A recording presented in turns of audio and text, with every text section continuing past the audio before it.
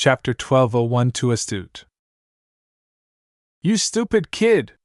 Do you have any idea what you've brought on this planet? This was the first time Ves saw Calabas losing control over her impeccable composure. He didn't have to puzzle or second-guess his judgment to determine that the woman was furious. What Ves found more alarming was that his mask of innocence failed to work on the astute spy. No matter how clueless he appeared, he couldn't do anything about the clues that Calabas pieced together. This was a fatal flaw that Ves hadn't fully considered. Ves tore away his mask, seeing as it didn't do him any good.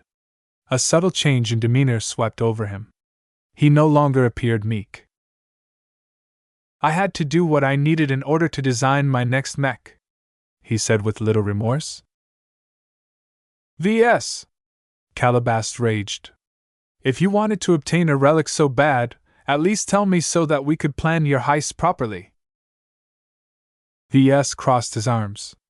I already asked you to get me a relic, but you rejected my request, remember? Since you weren't any help back then, I decided that I needed to take matters into my own hands. You reckless dimwit! I thought you only wanted to obtain a curiosity to understand Ilvanan culture better. I had no idea you were this desperate to obtain a treasured relic to the point of riling up the entire Ilvanan protectorate to get what you want. If I knew you were this serious, I would have backed you up all the way. Neither of the two understood each other's intentions. Both Ves and Calabas realized that their miscommunication led to a far more dangerous outcome than if they cooperated. On his end, Ves didn't communicate the desire to obtain a relic clearly enough. In his perspective, a relic connected to a great figure in the Ilvanan faith possessed real, practical value that he could definitely make use of in order to enrich his upcoming mech design. To Calabas, his request seemed very outlandish and frivolous. The spy didn't fully understand the specialty and capabilities of her partner. Her ignorance led her to believe that Ves wouldn't gain anything from a relic. Since the price of fulfilling his request was far too grave, she outright rejected it without understanding what it meant. What's done is done. Blame me all you want, but now that we've come this far, it's best to look ahead. Ves sighed. He grew uncomfortable as Calabas continued to stare at him like he was a kid who did something naughty. Even if he acted recklessly, it was her fault for failing to hear him out in the first place. You're right, but that doesn't mean I'll forget about your stunt. She gritted her teeth. It could have been much worse for the both of us if I hadn't acted as soon as I heard what happened at the Grand Cathedral. Do you think we would be free to meet with each other if I hadn't covered your tracks? What do you mean? Calabas threw up her hands in an exasperated fashion. You're lucky I'm smart enough to figure out who's responsible as soon as I first received the news. I worked quickly to publish a statement on the galactic net that the true believers have claimed responsibility for the theft. Not only that, but I've also hacked the security systems of the Grand Cathedral and wiped out as many logs and recordings as possible. While I haven't managed to erase everything, I've at least made it harder for the authorities to figure out what happened. Despite her disapproval, Calabas nonetheless backed him up when she figured out the truth. Ves appreciated her help. It seemed that she was very sincere about their partnership.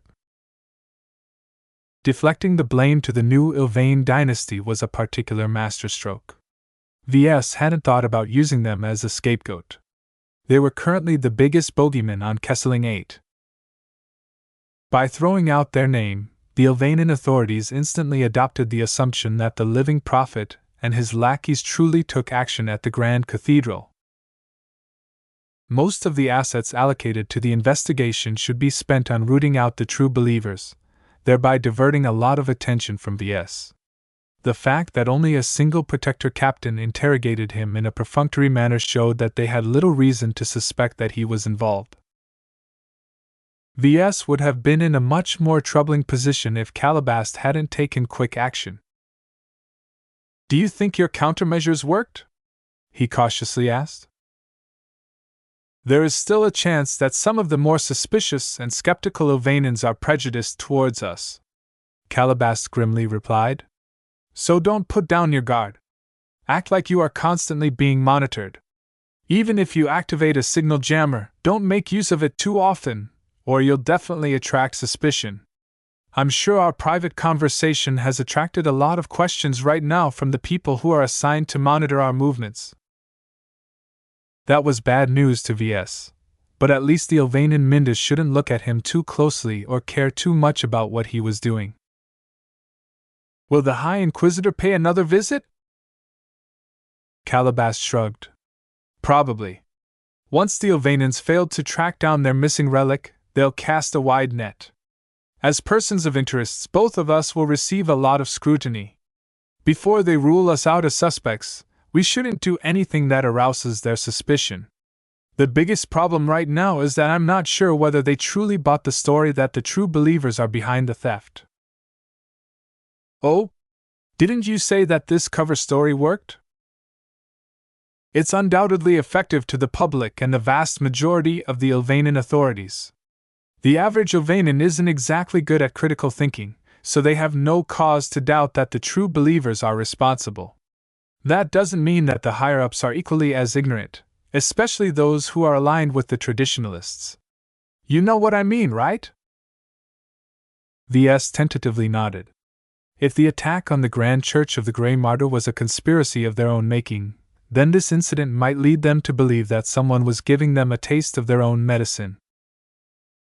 Throughout all of this, the actual new Ilvain dynasty were unjustly maligned. They must be puking blood when they heard that unknown people ascribed terrible events to their organization. Why would the true believers risk turning public opinion against their cult by slaughtering so many innocent Ilvanans? Why did the living prophet want to steal a discarded nutrient pack wrapper that used to belong to his first incarnation so badly? Such a historical relic was immensely valuable to every Ilvanan except for the purported reincarnation of Prophet Ilvain. The average Ilvanan citizen wouldn't think about these gaps in logic.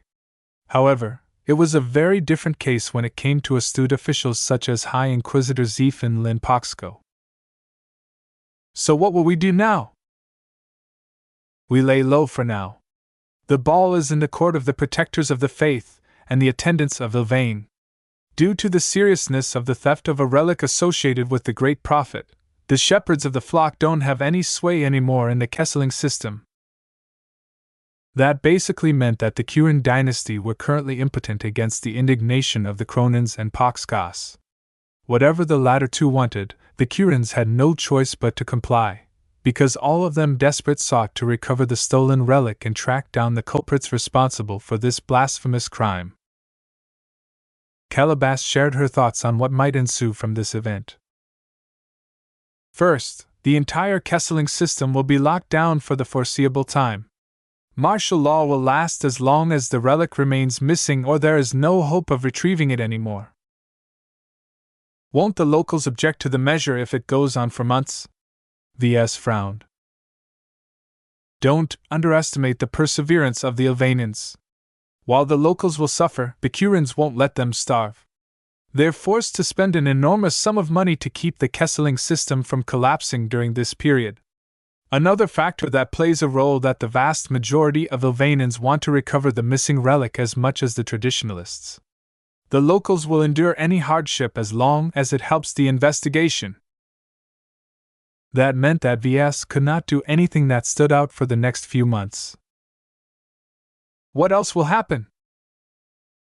The protectors of the faith and the attendants of Ilvain have already diverted a lot of forces to the Kesseling system, she said.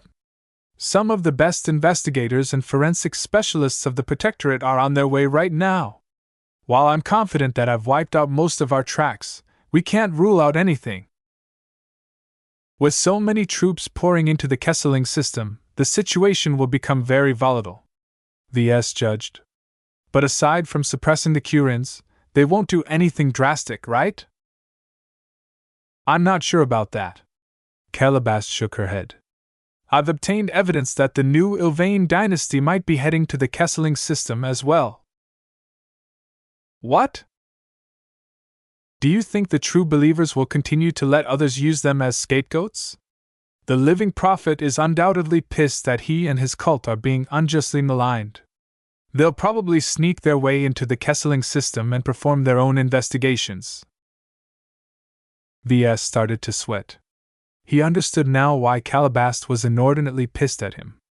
All of the forces converging on Kesseling 8 was too much for her and the Kurans to cope. If the true believers managed to smuggle in a considerable amount of mechs to the planet, then a dangerous confrontation might ensue. Ves and Calabast might get pulled into this vortex in the process, which neither of them wanted. He groaned. Is that everything, or is there anything else that I need to be concerned about? Unfortunately, that's not the end of it. Calabast shook her head. Do you remember the Star Faith Collective? They're probably gloating at the misfortunes afflicting the Ilvain Protectorate. It suits the Star Worshippers if their rival state is mired in factional warfare. You can bet they're attempting to sneak as many operatives as possible into the Kesseling system. These operatives will definitely take action to stir the pot and aggravate the internal division between the leading dynasties. Ves understood what she was talking about. It sounded exactly like something Flashlight would do against the Vesians. Shifty bastards like Leland and Calabast would probably be salivating if something as chaotic like this took place in an enemy state. These foreign elements posed the greatest threat to Ves and Calabast. Unlike the other Ilvanan factions, the Star Worshippers possessed no incentive to restrain themselves and minimize their impact on the locals. In fact, they would do everything they can to rile everybody up and inflict more damage. Calabast looked tired all of a sudden. I hope you realize what kind of storm you caused with your impulsive actions. What I want to know now is whether it is all worth it. Why are relics so important to you, Ves? Don't obfuscate me with nonsense. Since you're so desperate to obtain them, they must bring a concrete benefit to you. What's your secret? The question hit very close to Ves. With her deductive ability, Calabast definitely surmised that Ves was hiding something. She was too astute.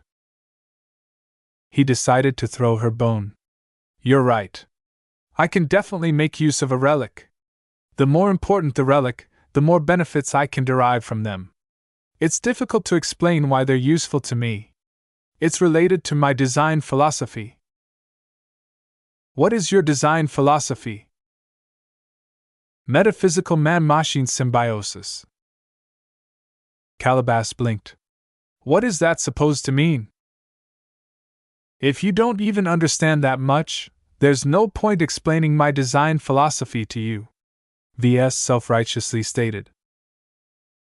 Calabast sent a piercing glare at him. Don't try to avoid my question. Your rhetorical tricks won't work on me. Tell it to me straight. What are you planning to do with the relic you stole? Ves really didn't want to answer this question, but it seemed that Calabast wouldn't let him go if he continued to deflect the matter. Instances like this was why he hated spies. They were too astute to fall for his usual tricks. Chapter 12026 Virtues. In the end, Calabast deactivated her privacy screen and her signal jammer and stormed out of the guest compound. Ves waved her goodbye with a brittle smile. When Calabast insisted on an explanation on what Ves was planning to do with a relic, he explained as vaguely as possible. As a mech designer, he could be as clear or as opaque with his explanations as possible. It was no trouble for him at all to resort to the most incomprehensible jargon imaginable to throw Calabast in confusion. As smart as she appeared to be, Ves was pretty sure that she wasn't a mech designer. However, Calabast wouldn't let him go without at least some satisfaction, so Ves gave her a small hint. Everything I've done is for the benefit of my upcoming mech design. There is much more to mechs than meets the eye. I'm sure you've heard about the remarkable nature of my Aurora Titan design. My next design will definitely result in a similar impact, if not greater. By then you'll see that all of this trouble was worth it in the end. Since the deed was already done, Calabast had little choice but to let Ves go through with his plan. It helped that she had already heard about the Aurora Titan and its remarkable nature. Thinking about what many observers said about the mech gave Calabast some clues what Ves was trying to accomplish. The notion was enough to arouse her curiosity. Whatever Calabast thought about his work, Ves was glad he finally got the woman off his back. "I only want to design a mech. Why am I constantly getting pulled into trouble?" he lamented. Calabast's visit aroused the attention of the protectors of the faith assigned to guard the guest compound. While neither of them aroused any suspicion so far, it was unusual for Madame Cecily to take the step to visit Ves instead of the other way around. Nonetheless, considering their business relationship, it was not entirely unthinkable for Madame Cecily to move with haste. Kesseling 8 entered a very dangerous period right now. Ves needed to be brought up to speed lest he did something that attracted everyone's attention. The protectors of the faith quickly turned their attention back to their guard duties. After the local authorities declared martial law, nobody was on the streets, but that didn't mean they could rule out an attack. Ves didn't have anything to do for the foreseeable time. He already fleshed out the ranged aspect of his hero mech. He only had to wait for Kedis to finish her own proposal. At this time, Lucky should have found a deep hole to hide in, so he couldn't process the relic either. He did find out something he could do in the meantime. He could make a start with constructing his images. Truthfully, Ves didn't want to do so yet without coming in touch with the relic and determining its spiritual qualities. It would be bad if his images were incompatible with the spiritual fragment he expected to refine from his spoils. Since he didn't have anything else to do, he changed and figured it wouldn't hurt to make some strides. He took stock and determined whether he should still stick to the triple division technique to enrich the X factor of his hero mech. The original intention for the triple division technique was to introduce more dimensions to the X factor of his designs. Ves took advantage of the ease in which he could superimpose multiple images together and create an amalgamation that inherited all of their traits. In almost all cases, increasing the complexity and adding more flavors to the X factor was very beneficial to his mech designs. Average mech pilots would be able to bond closer to their mechs and allow the X factor to influence their decisions in a way that subtly increased their performance. Yet was it in his interest to apply the same solution in this special case? Not exactly. Rather than aim for a mix of flavors, it's better for me to stick to a single flavor instead and make it as strong as possible. Each mech design had to fit the circumstances and the target audience. First, he considered his overarching goal. He was not designing a mech for the market. Only 6 copies would exist at most. While Ves still wanted to accommodate the needs of the elite Cronin mech pilots, the true purpose of his hero mech design was to impress the public. For this reason, Ves needed to pay more attention to how his mech would be perceived by the public. The look and feel of the mech had to be as majestic and attention-grabbing as possible. The X factor of his mech needed to be both strong and coherent. The purer the X factor, the stronger the aura. If Ves stuck to using a single image as opposed to employing the triple division technique, he would be able to improve the performance of his mech pilots at the cost of lessening its impact on the public. Ordinarily, it was always worthwhile for him to make this trade-off because his mechs were already sufficiently impressive. Catering to the public did not earn him as much money as encouraging mech buyers to purchase his mechs. Therefore, Ves decided to forego using multiple images in order to maximize the strength and purity of the X factor of his hero mech. There was a time and place for the triple division technique, but for this special commission he already made up his mind. Now that he thought about it, the triple division technique initially served as a way for him to strengthen his mech design in the absence of other solutions. He had come a long way since then. Not only had his spirituality grown stronger since his apprentice days, but he developed a complete spiritual toolbox. All of these developments opened up a lot more possibilities for him to tailor the X factor of his design to his tastes. As Ves thought about the nature of his current design project, another question popped up. Should I make all 6 copies uniform or should I make them a little distinct? This was an important question. The commission didn't specify this issue, giving Ves free rein to decide. It's easier to produce an identical set. Ves was short on time, so he couldn't spend too much time on individualizing all 6 mechs. If Ves merely stuck to a single design and produced 6 completely identical copies, then he'd be able to fulfill the commission faster. While Ves was slightly attracted to this convenience, he didn't feel much for it. An unknown urge in his mind wanted him to tackle this project in a more distinctive fashion. Rather than producing 6 completely identical copies of the same hero mech design, why not add some individual flares to each of them? Designing such a distinctive set of mechs strongly appealed to his artistic sensibilities. He never embarked on such a project before. While Ves didn't have the time to add a lot of individual touches to the exterior appearance of his mechs, it was enough to add some little variations. What Ves truly cared about was whether he could customize the X factor of an individual copy. His usual method was to apply the images he constructed to a single mech design. Each copy produced from one of his designs inherited this X factor without any significant deviations. Normally, Ves aimed to minimize deviations as much as possible. Now, he wanted to accomplish the opposite. How could he customize the X factor of each individual copy of a common design? A solution came to mind. For the shared design, he could implement a single, focused image based off the spiritual fragment he refined off Prophet Ilvain's holy relic. This pure image would serve as the design spirit of his finished hero mech design. Only when Ves had reached the stage of fabricating individual copies would he intervene once again. He planned to make the unprecedented move of manipulating the individual X factor of a copy by superimposing it with an individual image. Each of these images introduced a strong bias towards a distinct aspect of Prophet Ilvain's spiritual fragment. Considering the importance of faith to the Ilvainans, Ves decided to construct images based on 6 abstract values that complemented the individual mechs.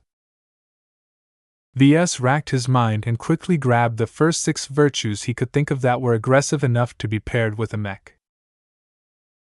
Courage, justice, perseverance, zeal, sacrifice, devotion. Although he randomly selected these words, saying them put Ves into a solemn mood. He vaguely suspected that if he truly managed to distinguish his mechs with these virtues, he'd be able to produce something incredibly amazing. This design project is growing more and more significant, he whispered to himself. If I don't restrain myself, I might end up biting off more than I can chew. The scope of his design project kept growing more and more out of control. While the choices he made would definitely improve the end product, he couldn't afford to lose sight of his overarching goals. Enough is enough. There is no benefit to adding another distinctive aspect to my design. He decided his design incorporated enough innovations. There was no need for him to jazz up his mech design any further. As Ves locked in his decisions, he let out a deep breath. I should check up on Kedis. I can't wait all day for her to finish her work.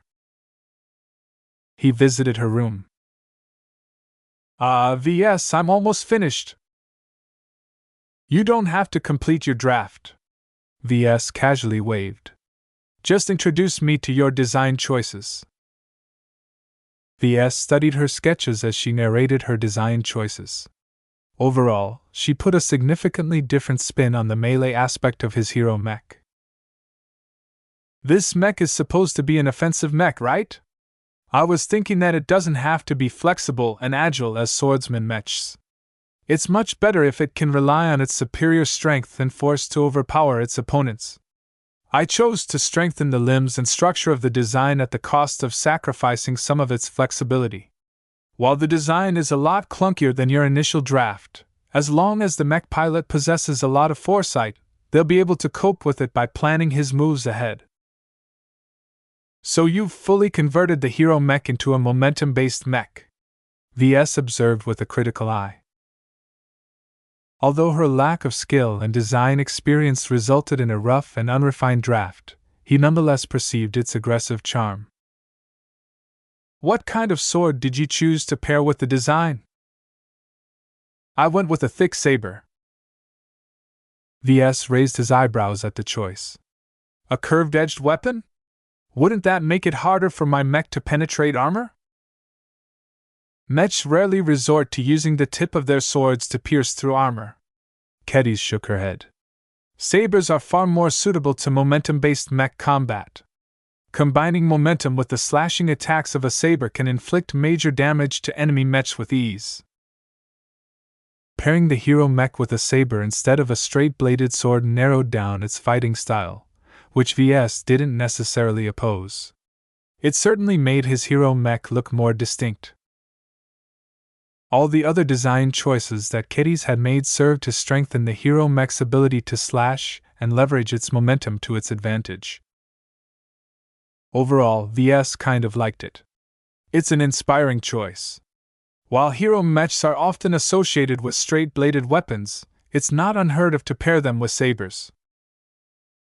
Considering the theme of the hero mech, Ves even contemplated whether he should opt for a blunt weapon instead.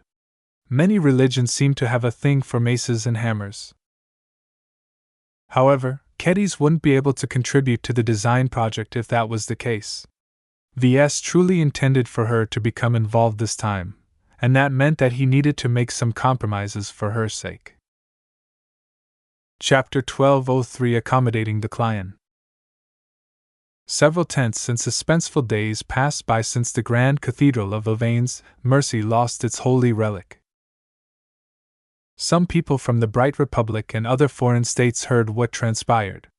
They laughed at how the Ylvainans grew distressed about the theft of a mere nutrient pack wrapper. To them, the nutrient pack wrapper was just a piece of trash. The only reason it was valuable was because Prophet Ylvain once tore it open and ate its contents. Aside from that, it was just an empty, mass-produced container. Only the Ylvainans took the loss of the nutrient pack wrapper seriously. Regardless of its unimpressive appearance, anything that had been touched by Prophet Ylvain was sacred in their eyes. The authorities intensified their search for the missing relic. Even as Kesseling 8 went under lockdown, the capital city of Krent became host to numerous mech and auxiliary regiments. There was hardly any street in Krent that was devoid of an armed presence. The extreme measures taken by the protectors of the faith suppressed the entire city, turning it into a lifeless and empty ghost city where all of its residents huddled in their homes. Not a single civilian exited their homes. If anyone was short on food or medicine, the Kurans sent out a bot that carried the needed supplies to their homes. No one was allowed to go out unless they received permission. Even so, none of the Ylvainans objected to the draconian measures. In fact, many of them wholeheartedly supported the authorities in retrieving what they considered to be their most important cultural heritage. Ves spent his time tweaking his draft design with Kedis while constructing an image of his hero mech. Considering that he planned to make use of a spiritual fragment that possessed an undeniable relation to Prophet Ylvain, he adopted the same great figure as the principal image for his mech. It was easy to obtain information about the Prophet. The Ylvainans were more than willing to pass on an entire library's worth of reading materials related to the man. The only issue was that most of the biographies and other books about the Prophet had been authored by the attendants of Ylvain. What they wrote about the Prophet conformed to their own agenda, and uncomfortable facts often took a back seat. As a brighter, Ves developed his own understanding of the Prophet before he visited the Ylvain Protectorate. The Bright Republic always painted Ylvain as a charlatan and a fraud. The only reason why he was able to build up a massive following was because he was very charismatic and persuasive when needed. He possessed a strong talent in coming off as sincere whenever he preached to an audience. In his private life, the prophet wasn't shy about enjoying his life. Not only did he start a harem of more than 100 wives, he also spent huge amounts of money on luxuries. He wanted to enjoy the most exclusive foods, the priciest jewelry, the biggest starships, and so on. The prophet preached many virtues, but humility and moderation weren't among them. Although the attendants of Ylvain scrubbed this aspect about the prophet from their biographies, there was undeniable proof that Ylvain openly lived a very extravagant life. Ves favored this interpretation of Prophet Ylvain over the more flattering portrayal that the revisionists had doctored. Yet when it came to constructing his image, he realized it would be completely inappropriate to confront the Ylvainians with such a negative opinion of their holy founder. My mech is designed to impress the Ylvainians and prove that foreigners are just as good in designing Ylvainian mechs as domestic mech designers. He would definitely fail in these goals if he wanted to impose his own interpretation of Prophet Ylvain to the local masses. It's not my job to force the Ylvainians to doubt their beliefs. Ves shook his head.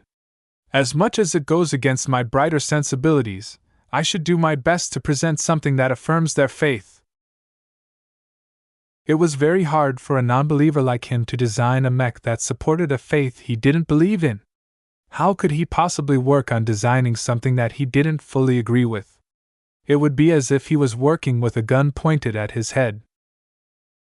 Ves began to think of a way to resolve this contradiction. Maybe I should don a mask. If he constructed an image of himself as a devout Ylvainian believer, he could hypnotize himself into designing his mech like a faithful Ylvainian. This solution strongly tempted him because it was the most convenient solution to this problem. However, will I want to design a mech while I'm not myself? His pride as a mech designer rejected this option. While mech designers needed to be adaptable to an extent, they also needed to stick to their core principles. If Ves resorted to donning a mask each time he wanted to design an eccentric mech, then he was basically relying on crutches to get what he wanted. It was better for him to avoid this bad habit and learn how to cope with this problem with his true self. I can't lie to myself. I can't fool my design philosophy. He began to approach the problem from a different perspective. He took a step back and considered the situation as a contract between a mech designer and a client. As long as the mech designer accepted the demands of a client, they have the duty to fulfill them to the best of their ability.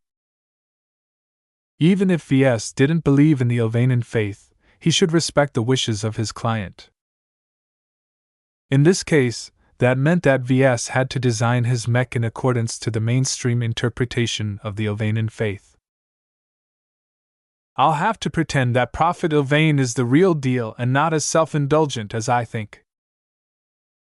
Could he design his mech with such a contradictory belief in mind? Maybe I can. Who knows what the real truth looks like? Even without donning a mask, it wasn't hard to adopt a different mindset about the prophet. While he wouldn't be able to bring himself to believing in the Ylvainian faith, to design his mech with the assumption that the prophet was sincere shouldn't be too difficult. It was a compromise position that didn't satisfy him very much. It was a rather awkward way of resolving this difficult dilemma. That's okay. I never intended to design a mech that completely imitates the Ylvainian style. He wanted to put his own spin on Ylvainian style mechs. It wasn't all that bad to retain some of his brighter sensibilities. The spiritual fragment he intended to refine should make up for his lack of piety to the Ylvainian faith. To that end, Ves continued to build up a strong but not too detailed image of Prophet Ylvain. Although he could have added a lot of depth to the image, He didn't want to make it too complex and incorporate too many lies and contradictory aspects. It's best for me to stick to the broad strokes of his life and emphasize the virtues ascribed to the prophet. Ves basically constructed an image of the prophet as a human myth. The depiction he painted in his mental canvas slowly turned into a pure and holy figure. He hadn't added a lot of color to the image, but that was okay. Once he completed the design and fabricated the individualized copies, he intended to introduce images based around the 6 virtues to the X factor to his mechs. Each mech will bear a different color. None of them will be the same. This was also an unintentional but very welcome form of copy protection of his hero mech. Even if someone managed to obtain the full design schematics of his hero mech, the best they could do was to reproduce a pale copy that didn't possess the definition of his unique and authentic copies. The 6 mechs based on 6 different virtues would forever be unique and irreplaceable. No matter how much the Ilvanans begged for another copy, Ves wouldn't accept the request. Hero mechs are meant to be limited in the first place. I won't dilute the worth of my design by producing it en masse. According to the contracts he signed when he accepted the commission, Ves retained ownership of the mech design once he finished it. The commission only called him to deliver 6 mechs that met Madame Cecily's demands. Naturally, without Madame Cecily's permission, Ves wasn't allowed to fabricate any copies. Only when they both agreed would more authentic copies be made. This point was moot because Ves would never agree to do so. Keeping the amount of copies limited conformed to his stance on hero mechs. Sometime later in the day, Ves perceived a disruptive field around him. He instantly paused his research on Prophet Ilvain and smiled. "Lucky! You're back!" His cat phased through the wall and gently floated into his lap. His teeth latched onto a bag which contained a very significant object. Ves immediately activated his privacy shield. "Are you okay?" "Meow." "Did you succeed?" "Meow." He was worried that something awful might have happened to Lucky, but even the best security measures of the Grand Cathedral never posed a challenge. His cat had practically turned into a master thief once Ves provided the miniaturized stealth generator to him. This object completely blinded the Ilvanan security guards and security systems from beginning to end. Ves took hold of the bag from a tired-looking Lucky and opened it up. With shaking hands, he retrieved a nutrient pack wrapper. It looked just like new. Nutrient pack wrappers were made of cheap, composite materials that ordinarily decomposed after someone opened them. The Ilvanans prevented this from happening by treating it with a special compound that kept it fresh. Touching the wrapper with his naked fingers was a sublime experience to him. Even before he opened the bag, he already sensed the wrapper's spiritual accumulation. It was strong. Seeing it in his spiritual vision practically blinded him. The nutrient pack wrapper accumulated so much faith that even an expert pilot would take it seriously if they could sense its quantity. Not only that, but it's also not as muddy as the spiritual accumulation of the other relics. The Ilvanans were much more devout and of one mind when faced with this holy relic. Hardly any Ilvanan would become distracted when faced with something that had been touched by Prophet Ilvain himself. Therefore, not only was the spiritual accumulation unimaginably strong, but it was also relatively pure. The higher the purity, the less waste that resulted from the refining process. Ves tried to estimate the overall strength of the spiritual fragment that might result. It would definitely be something that was comparable to an expert pilot in quality, but it would fall short of matching that of an ace pilot. Ace pilots are incredibly rare. It's not so easy for expert pilots to advance to that height. He sighed. The nutrient pack wrapper was just a disposable object to Prophet Ilvain. It didn't carry much original sentiment in the first place. Speaking of that, this is the first time I've come in touch with an actual remnant of the prophet. He grew curious about the prophet's original sentiment. Touching a remnant of someone's spirituality was like coming into touch with the essence of that individual. As far as he knew, spiritual fragments didn't lie about the true nature of their owners. Even if they wanted to deceive his senses, it was very hard to do so unless they were as strong as Kalankso. Besides, the original sentiment belongs to someone who's been dead for centuries. After so much time, it must have lost a lot of liveliness. It should hardly be able to summon up the energy to resist my inspections. Ves believed he would be able to find out the truth behind mythical figure with this probe. Was the prophet a charlatan or a believer? Chapter 12:04 Messenger. The first half of the Age of Conquest was a glorious time for the human race. The second half of the Age of Conquest was a time of despair for humanity. Unrestricted warfare between different human states, polities, and transgalactic enterprises led to the slaughter of trillions of people. Entire planets got blown up for the most whimsical reasons, and power-hungry admirals terrorized entire star sectors with their invincible war fleets. Every age encapsulated the best and worst sides of humanity. The Age of Stars exemplified humanity's insatiable curiosity for the stars. Yet they also found out the hard way that curiosity killed the cat. The Age of Conquest showcased humanity's cunning and ingenuity. Yet they grew so quickly that they began to run wild with power. Prophet Ylvain grew up in a time of uncertainty and degeneration. Higher-ups blatantly subjected their bodies to genetic modification that inserted superior alien genes in their genetic makeup. While these leaders and powerful people largely got what they asked, they neglected the side effects affecting their psyche. Human commoners throughout the galaxy lost faith in their leaders. Everyone who promoted upwards to a certain extent could not help but join the trend of incorporating the latest and most cutting-edge gene mod templates that they could afford. Ambitious individuals who rejected this trend would never be able to keep up with their superior colleagues. This led to a wide-scale pattern where the most cautious and sober people stagnated in their careers. Their superiors didn't appreciate cowardly baseline humans who performed poorly. Instead, those who willingly augmented their bodies with gene mod templates always climbed higher. Over time, this disparity led to a self-reinforcing pattern where reckless leaders promoted reckless subordinates. It was no wonder that the lower classes lost faith in the wisdom and judgment of the higher classes. Prophet Ylvain grew up during a time where the differences were incredibly stark.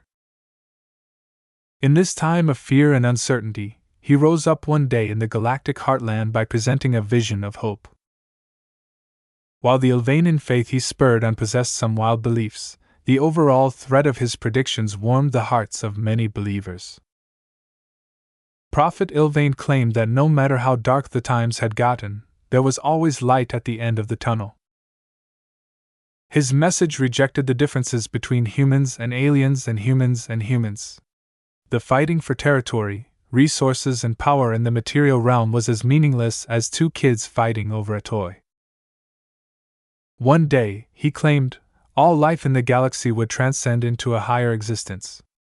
The wants and needs that everyone held back then were ultimately meaningless. Yet the prophet didn't practice what he preached. Rather than set an example by living in moderation, he indulged in many fancies and excesses. This contradictory behavior led many secularists to believe that the prophet was a swindler who managed to sucker billions of people into opening up their wallets to his cult. Ultimately, no one really knew what Ylvain really thought. The sources describing him were all biased. Perhaps Ves was the first person to come in touch with the true Ylvain. As Ves projected his spirituality and touched the original sentiment that Prophet Ylvain left behind on the nutrient-packed wrapper, he became swept by an inordinately strong emotion. Absolute faith. The original sentiment attached to the holy relic didn't carry the full range of Prophet Ilvain's personality. Instead, it only encompassed the strongest and most defined aspects of his spirit. What immediately became clear to Ves that the prophet strongly believed in his own message. He was a man on a holy mission to propagate the revelations he received. Every sentient being in the galaxy must know what is to come. There is no doubt in Prophet Ilvain's mind, Ves gasped. At the very least, his doubts were far too weak to be passed on to the original sentiment he left behind on the nutrient pack wrapper. There were other facets to the original sentiments. As Ves slowly worked his way around the prophet's blindingly strong faith, he noted a touch of weakness. Maybe weakness is the wrong word. Mortality? The prophet claimed that everyone would transcend to godhood one day, but that time had not yet come. Ilvain plainly admitted to himself and his worshippers that he was very much a fallible, mortal being who possessed the associated human wants and needs. Ilvain hated his mortal shackles. He hated his fragile human shell. He couldn't wait for the time of ascension to arrive so that he would be liberated from his body. Until then, he wasn't shy about indulging in his mortal desires. He never claimed to be a personification of a god. He was merely a man with a holy message, but still very much a man. Ves didn't know what to make of the prophet's original sentiment. The prophet's absolute faith paired with a resigned acceptance of his weakness led to a complex individual who was lucky enough to cultivate a receptive audience. The prophet's acceptance of his own flawed existence led to a distinct lack of desire to undergo genetic modification. Ves already became aware that the Ilvainans frowned upon the practice more than usual. To the Ilvainans, their mortal shell and minds were inconsequential. It didn't matter how bad or good they were when everyone transcended into something greater one day. There was another flavor interspersed with faith and weakness. Ambition. The massive growth of his cult inflated the prophet's certainty that his revelations could change the face of the galaxy. In the dark times when he was alive, Ilvain's message of hope and salvation converted many people to his faith.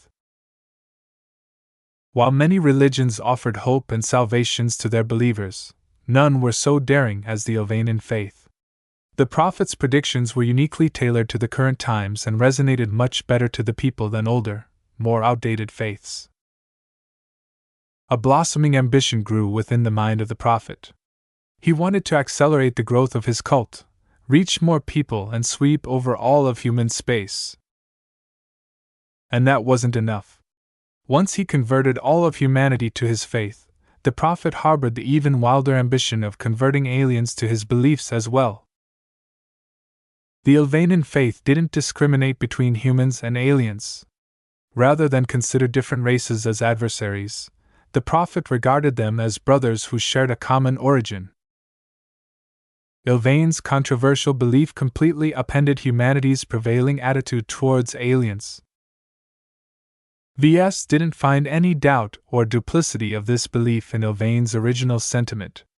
The prophet truly believed that a time would come where humans and aliens settled their differences with each other. How does he come up with these prophecies? Ves wondered. The man behind the revelations didn't know why he received them in the first place. Perhaps he received glimpses of the future. Perhaps some unfathomable existence gifted him with a blueprint of what was to come. No matter what, the prophet considered himself a messenger. This left Ves with an unanswered question. The prophet sincerely believed in the revelations he received, but didn't know where they originated. Perhaps a small part of himself didn't want to know the answer. Therefore, the question whether the prophet was a visionary or a charlatan remained in limbo. Ves couldn't determine from his inspection whether divine inspiration or psychosis was the source to Ilvain's revelations. It seemed that Ves wouldn't be able to crack the greatest mystery about the Ilvainan faith today. At the very least, the prophet is sincere. He sighed with relief. Ves wanted to design a mech that inspired sincere belief. It would have been bad if the prophet turned out to be an unabashed swindler who cynically took advantage of his gullible worshippers. How could Ves make use of a spiritual fragment of such a detestable man? Designing a mech that carried the aura of a scam artist and a profiteer would definitely incite the entire protectorate against him. He'd be dead before he left the planet. Therefore, Ves became relieved that the prophet's original sentiment possessed the sincerity he sought. He could use this quality to make his upcoming mech design affirm with the beliefs of the Ilvanans. As for whether this faith was built upon delusion or divine inspiration, Ves didn't dig any deeper. It wasn't necessary for him to look a gift horse in the mouth. Meow? Yes, Lucky. You haven't stolen this nutrient pack wrapper in vain. Ves smiled and petted Lucky on his head. You've done a very good job. I'll be sure to ship in your reward as soon as possible. Meow. After comforting Lucky, Ves turned his attention back to the holy relic with a heated stare. Its value didn't disappoint him at all. Of course, its value also turned it into an extremely hot potato. Once someone found out that he possessed the most valuable holy relic on Kesseling 8, he'd be dead in an instant.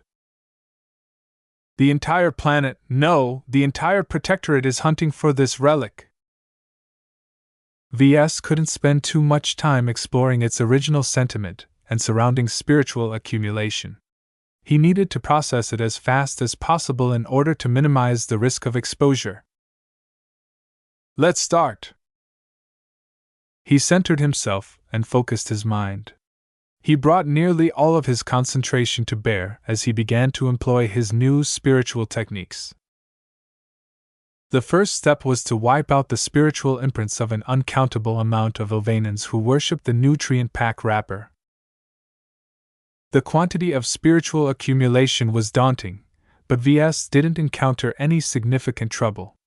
The spiritual accumulation looked strong on the outside, but was fragmented from within. The only concern that Ves faced was that he needed to cover a lot of ground. The sheer quantity of spiritual imprints caused him to spend 3 hours to clean out every spiritual imprint that didn't belong to the prophet. What an exhausting chore! Ves wiped some sweat off his brow. He exerted himself as hard as possible to complete this task quickly, but he was forced to take a pause immediately afterwards. After a short rest, began to take the next step. All of the spiritual accumulation the holy relic acquired turned into ownerless spiritual energy. If Ves didn't do something about it, the spiritual energy would eventually begin to drift away. This wasn't what he wanted, so he needed to take action quickly. To encourage Ilvain's spiritual imprint to take over the spiritual accumulation, Ves needed to feed it with thoughts and emotions that matched the original sentiment. Ves already constructed an image of Prophet Ilvain beforehand. While his depiction of the prophet differed a bit from what he perceived from the original sentiment, they still shared a lot in common. Ves carefully donned the mask of Prophet Ilvain. An entirely different personality swept into his mind and body. Ves hadn't injected any of his spiritual energy in it yet, so the mask didn't overpower his true personality. However, the strength and detail of this image surpassed any other mask he used before. He momentarily fell into confusion and doubt before he managed to reconcile himself a bit. The most important part now was to convince himself that he was an absolute believer of the Ilvanan faith. Only strong conviction would allow him to gain recognition from the original sentiment. He adjusted his mindset for at least 10 minutes before he became assured that he could proceed. As his strong but not entirely perfect beliefs swept over the original sentiment, its spiritual imprint became excited. Despite the many discrepancies, Ves succeeded in fooling the spiritual imprint. As the remnant of someone who died, the spiritual imprint had long lost its liveliness and wisdom. It instinctively sought to feed off the fake thoughts and emotions that Ves provided it without determining if they were authentic.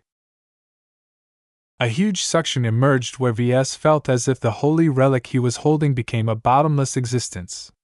The thoughts and emotions it absorbed exceeded his expectations. Damn it, it's sucking me dry! Chapter 1205 Spiritual Refining. The original sentiment of the holy relic hungered to take over the spiritual accumulation surrounding it. Now that Ves wiped out the latter's spiritual imprints, it became free for the taking, but only if the original sentiment possessed the fuel to sustain the conquest. After donning the mask of Prophet Ylvain, Ves continued to generate new thoughts and emotions that centered around the Ylvanian faith. Although a genuine Ylvanian worshipper would spot the many flaws and shortcomings of his understanding of faith, the dormant original sentiment wasn't as discerning. A moderate resemblance was enough for the original sentiment to strengthen and expand its spiritual imprint. While Ves was happy that he succeeded with this step, he quickly regretted it as the drain exceeded his expectations. He may not be giving away his spiritual energy, but he was giving up the resources that generated it. The loss was so huge that Ves forcibly ended the channeling before he turned into a human-shaped bot. Damn it! This relic is hungry! He immediately shed his mask and breathed deeply. The short contact heavily drained his mind. It might have dried up completely if the process continued for a dozen seconds. After Ves regained some of his composure, he carefully inspected the results. The prophet's spiritual imprint encompassed around 10% of the relic's spiritual accumulation. Right now, the spiritual imprint was in the process of filtering out the spiritual energy with incompatible attributes. Just 10%? He whined. He was both happy and disappointed at this level of progress. The fact that Ves accomplished so little meant that the resulting end product would certainly be formidable. The downside was that Ves would have to spend days to complete the refining process. He felt so drained right now that the only way for him to recover quickly was to take a couple of hours of sleep. Once he woke, he'll have to don his mask and divert a lot of thoughts and emotions to the hungry original sentiment again until he reached his limit. After that, he would have to take another nap. I'll have to repeat this cycle over and over until all of the spiritual accumulation is claimed or rejected. This would definitely take a while. Ves grew concerned that something awful might happen during this time. The longer he held the relic, the greater the risk of exposure. Fortunately, Ves wasn't the primary suspect of its theft. The Ylvanians should be focusing most of their attention elsewhere for the time being. In order to decrease the chances of getting caught, he paused the process and made some arrangements.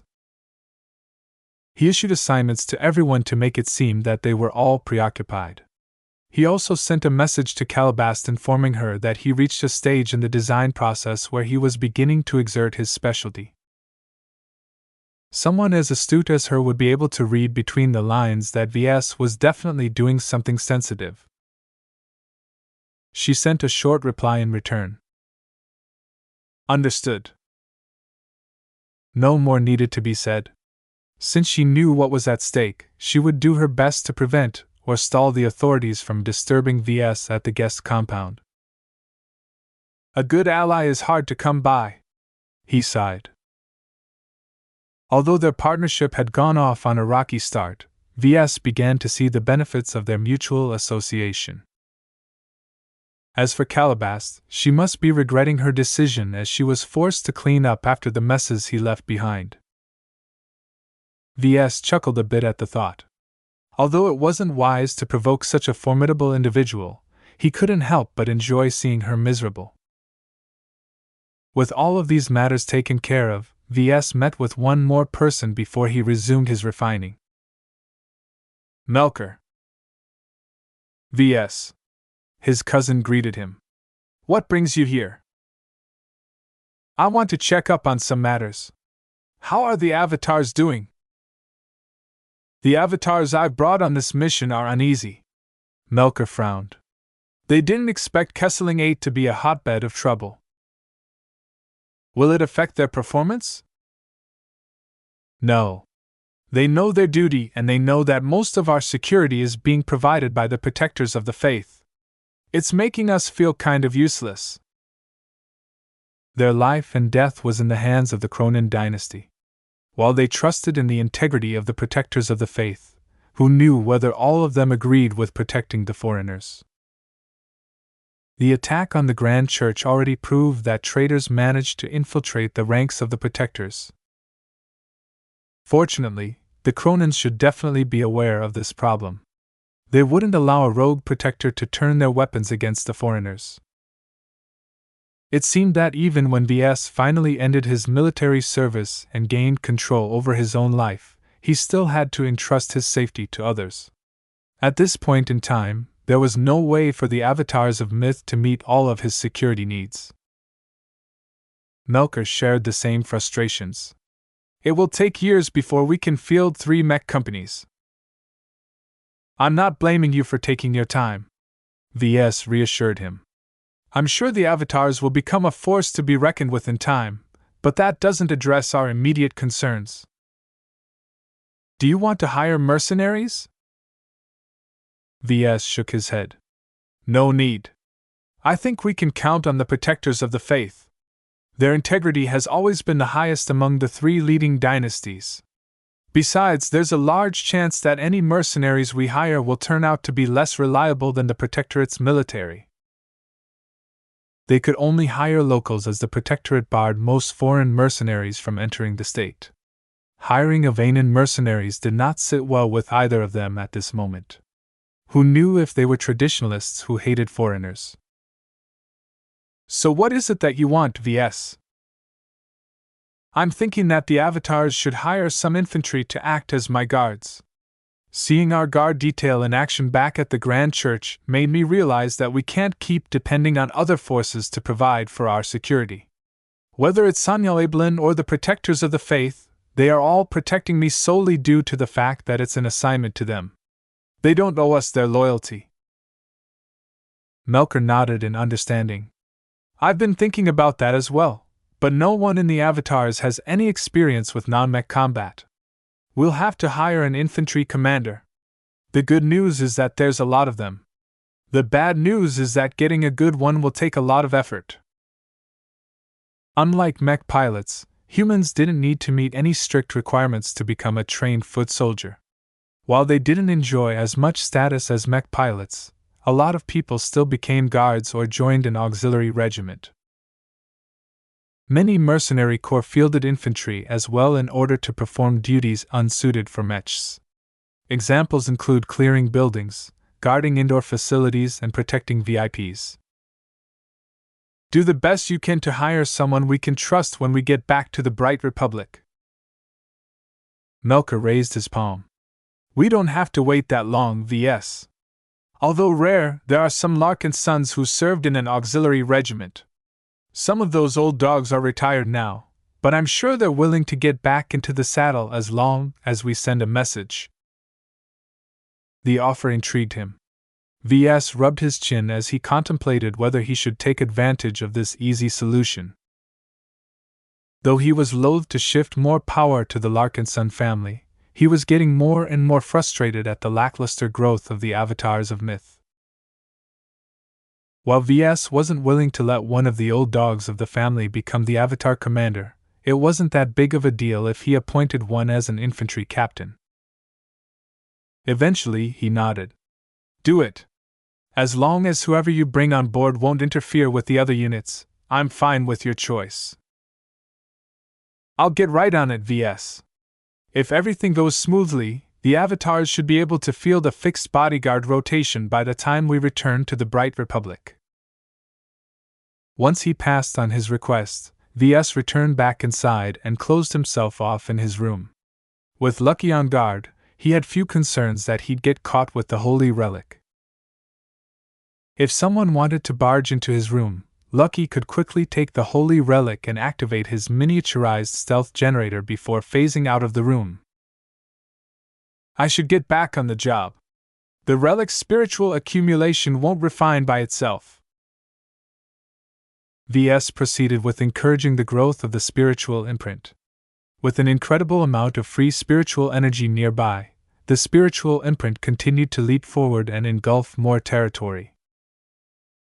While he felt very uneasy about wearing the mask of Prophet Ilvain, he didn't need to maintain his unusual mental state for long. Each session only lasted 5 minutes or less before he cut off the connection and went back to sleep. A few days passed by as Ves quietly immersed himself in sleep and donning Prophet Ilvain's mask.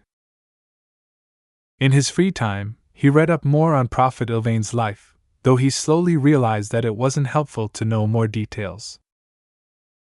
The X Factor isn't meant to resurrect someone who's dead. It's meant to empower the mech and mech pilot. The hero mech he planned to design centered largely around unquestioning faith. The details didn't matter all that much. As long as the mech inspired strong belief in the Ilvainian faith, it was okay if Ves left out some unwanted parts. This was why he hadn't tweaked the image of Prophet Ilvain in his mind any further. In its current state, it was already highly compatible with the remnant that the Prophet had left behind on the relic. The more Ves refined the spiritual accumulation, the more holy and inspiring it grew. At some point Ves even feared that some of its holy aura might penetrate past the walls and brush against the minds of the Ilvainians guarding the compound. However, Ves could hardly go anywhere else to finish the job. Even if the protectors of the faith feel something unusual, they shouldn't suspect anything without hard evidence. Ves still decided to hurry up. He ran himself ragged as he drained more and more of himself during each cycle. He wanted to squeeze as much thought and emotion out of him as possible in order to decrease the amount of cycles it took to refine the relic. After 3 long days, Ves finally managed to complete the conversion process. Ves felt as if the air was charged with spiritual energy. The nutrient pack wrapper had outputted a lot of unwanted spiritual energy these last few days because they possessed the wrong attributes. However, the original sentiment claimed around half of what remained. A very strong and holy aura encompassed the nutrient pack wrapper. It was truly holy now, and Prophet Ilvain's residual spirituality had grown to a formidable extent. If not for the rejected spiritual energy dampening the aura of the holy relic, the protectors of the faith would have forced their way into his room already. This won't last forever, though. The loose spiritual energy is slowly dissipating. Ves needed to move quickly before he lost this protective cover. Now that the original sentiment and spiritual accumulation had merged, he wanted to compress it into a spiritual fragment and coax it into his mind. He donned the mask of Prophet Ilvain one more time and began to project his spirituality around the relic's spiritual energy. He loosely touched it, arousing an intimate response, and began to apply force. Compress! Surprisingly, the cloud of spiritual energy didn't actively resist his measures. As far as it was concerned, Ves was Prophet Ilvain, and his will had to be obeyed without question. Chapter 1206. There was lie. Ves expected a fight. Instead, he was met with cooperation. The holy relic's refined spirituality continued to believe in his disguise. It's like interacting with an algorithm. It doesn't have the wisdom and smarts to recognize it's being toyed with, he muttered. One thing was for sure. Prophet Ilvain was dead. The residue he left behind had already lost support. Even if the new Ilvain dynasty resurrected the prophet by cloning him in the form of an embryo, their new prophet was fundamentally a different person. On a spiritual level, nothing tied the original prophet to the test tube prophets that the true believers brought into existence. It's too bad none of them will believe me. Their faith has blinded them to the truth. VS shook his head. He didn't know if the prophet transcended to a higher existence or reincarnated into a different life. His theories on spirituality didn't offer any answers in that regard. Right now, he was preoccupied with slowly compressing the loose cloud of spiritual energy in the holy relic into a solid, self-contained form. While the spiritual imprint mistakenly recognized him as the source of its existence, the sheer quantity of spiritual energy made it very tough to work with. The more he compressed the cloud of spiritual energy, the more force he needed to exert. VS grew concerned that his strength wasn't enough to finish the process. What if the resistance exceeded the amount of force he exerted? Will I be forced to discard some of the spiritual energy? That would weaken the resulting spiritual fragment and waste a lot of valuable spiritual energy. VS did not want to see some of his hard work go to waste.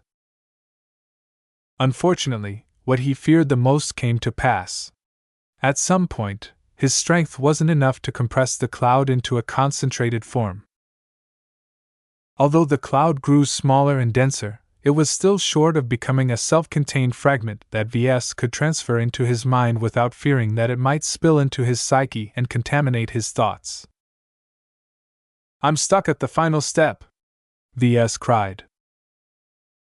He felt awful that a setback occurred just as he was about to create the end product. He put so much effort into refining the spiritual accumulation to amplify the influence that Prophet Ilvain left behind. He didn't want to discard any of it in order to obtain a spiritual fragment. What should I do? Whenever VS tried something new, he always braved the unknown. Failure could occur at any time.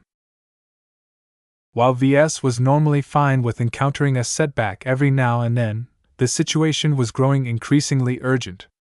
If he couldn't solve this problem quickly, he might get caught red-handed with the missing holy relic.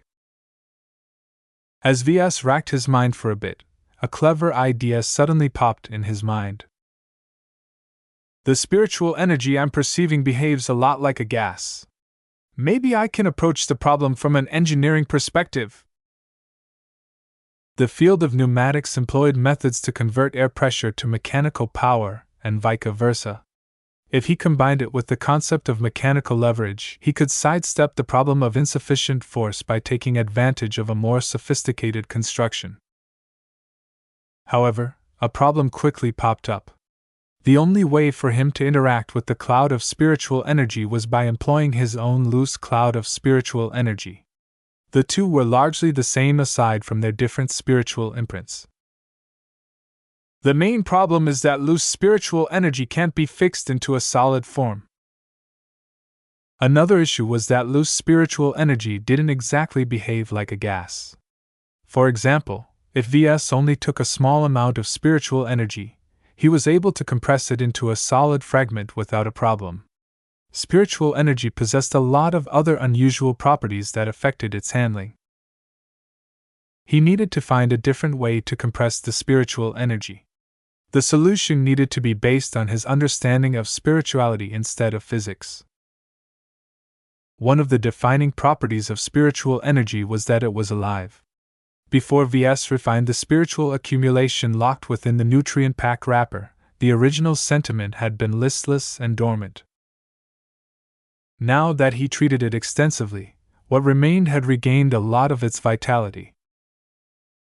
Maybe I should just ask? When VS carefully communicated his intention to the cloud of spiritual energy, it accepted his command. The cloud was compressing by itself without any intervention from VS. It actually worked. He spoke too soon.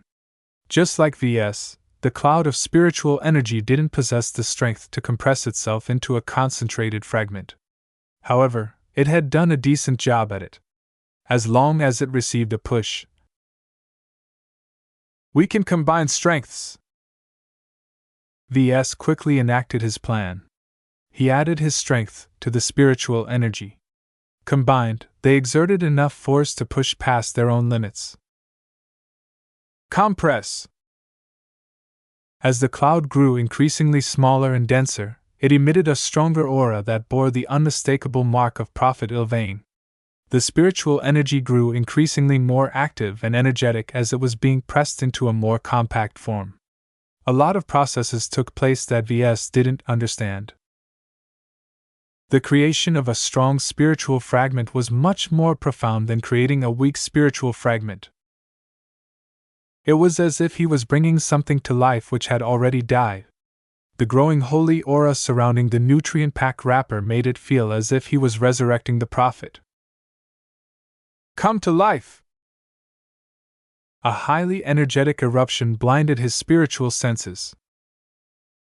A wave of pure holiness swept through his body. Even Lucky became affected as he arched his back and hissed. Damn! Whatever happened must have proliferated throughout the entire compound and the surrounding street. Ves didn't know if anyone was spiritually sensitive enough to recognize where it came from, but he needed to move fast if he wanted to avoid getting caught. As his senses started to recover, Ves quickly observed the nutrient pack wrapper and found that he succeeded in compressing it into a solid fragment. This was what he wanted from the start.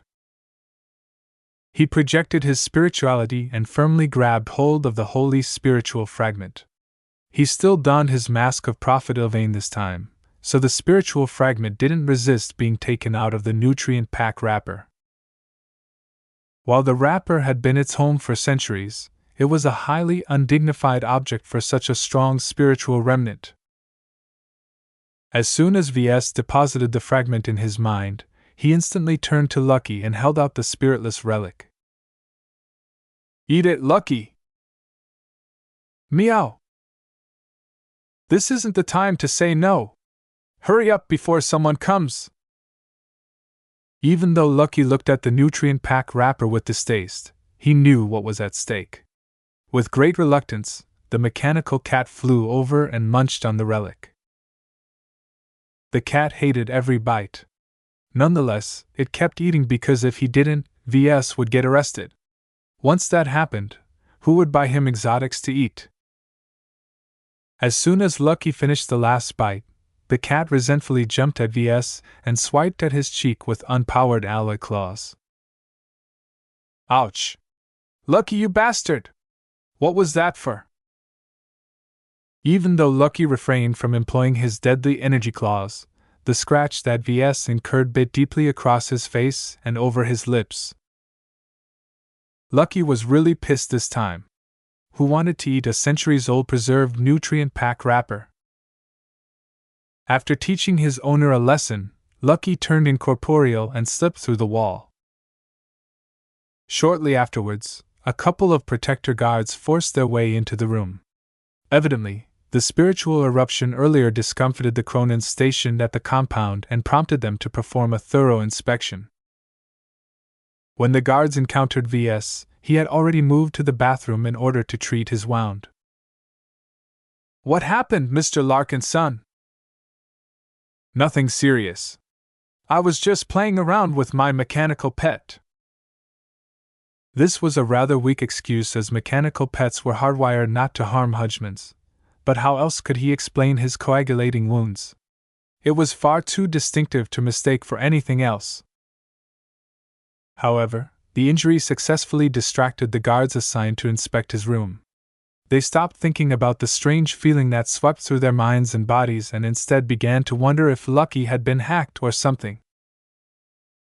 There's nothing wrong with my pet. It's way more sophisticated than you think. It took a lot of arguing for the protectors to lay their hands off Lucky. While his pet could easily run away if he was targeted, that might expose some capabilities that Ves really didn't want anyone else to know. After almost an entire hour of searching, the protector guards loosened their vigilance, though they remained on high alert.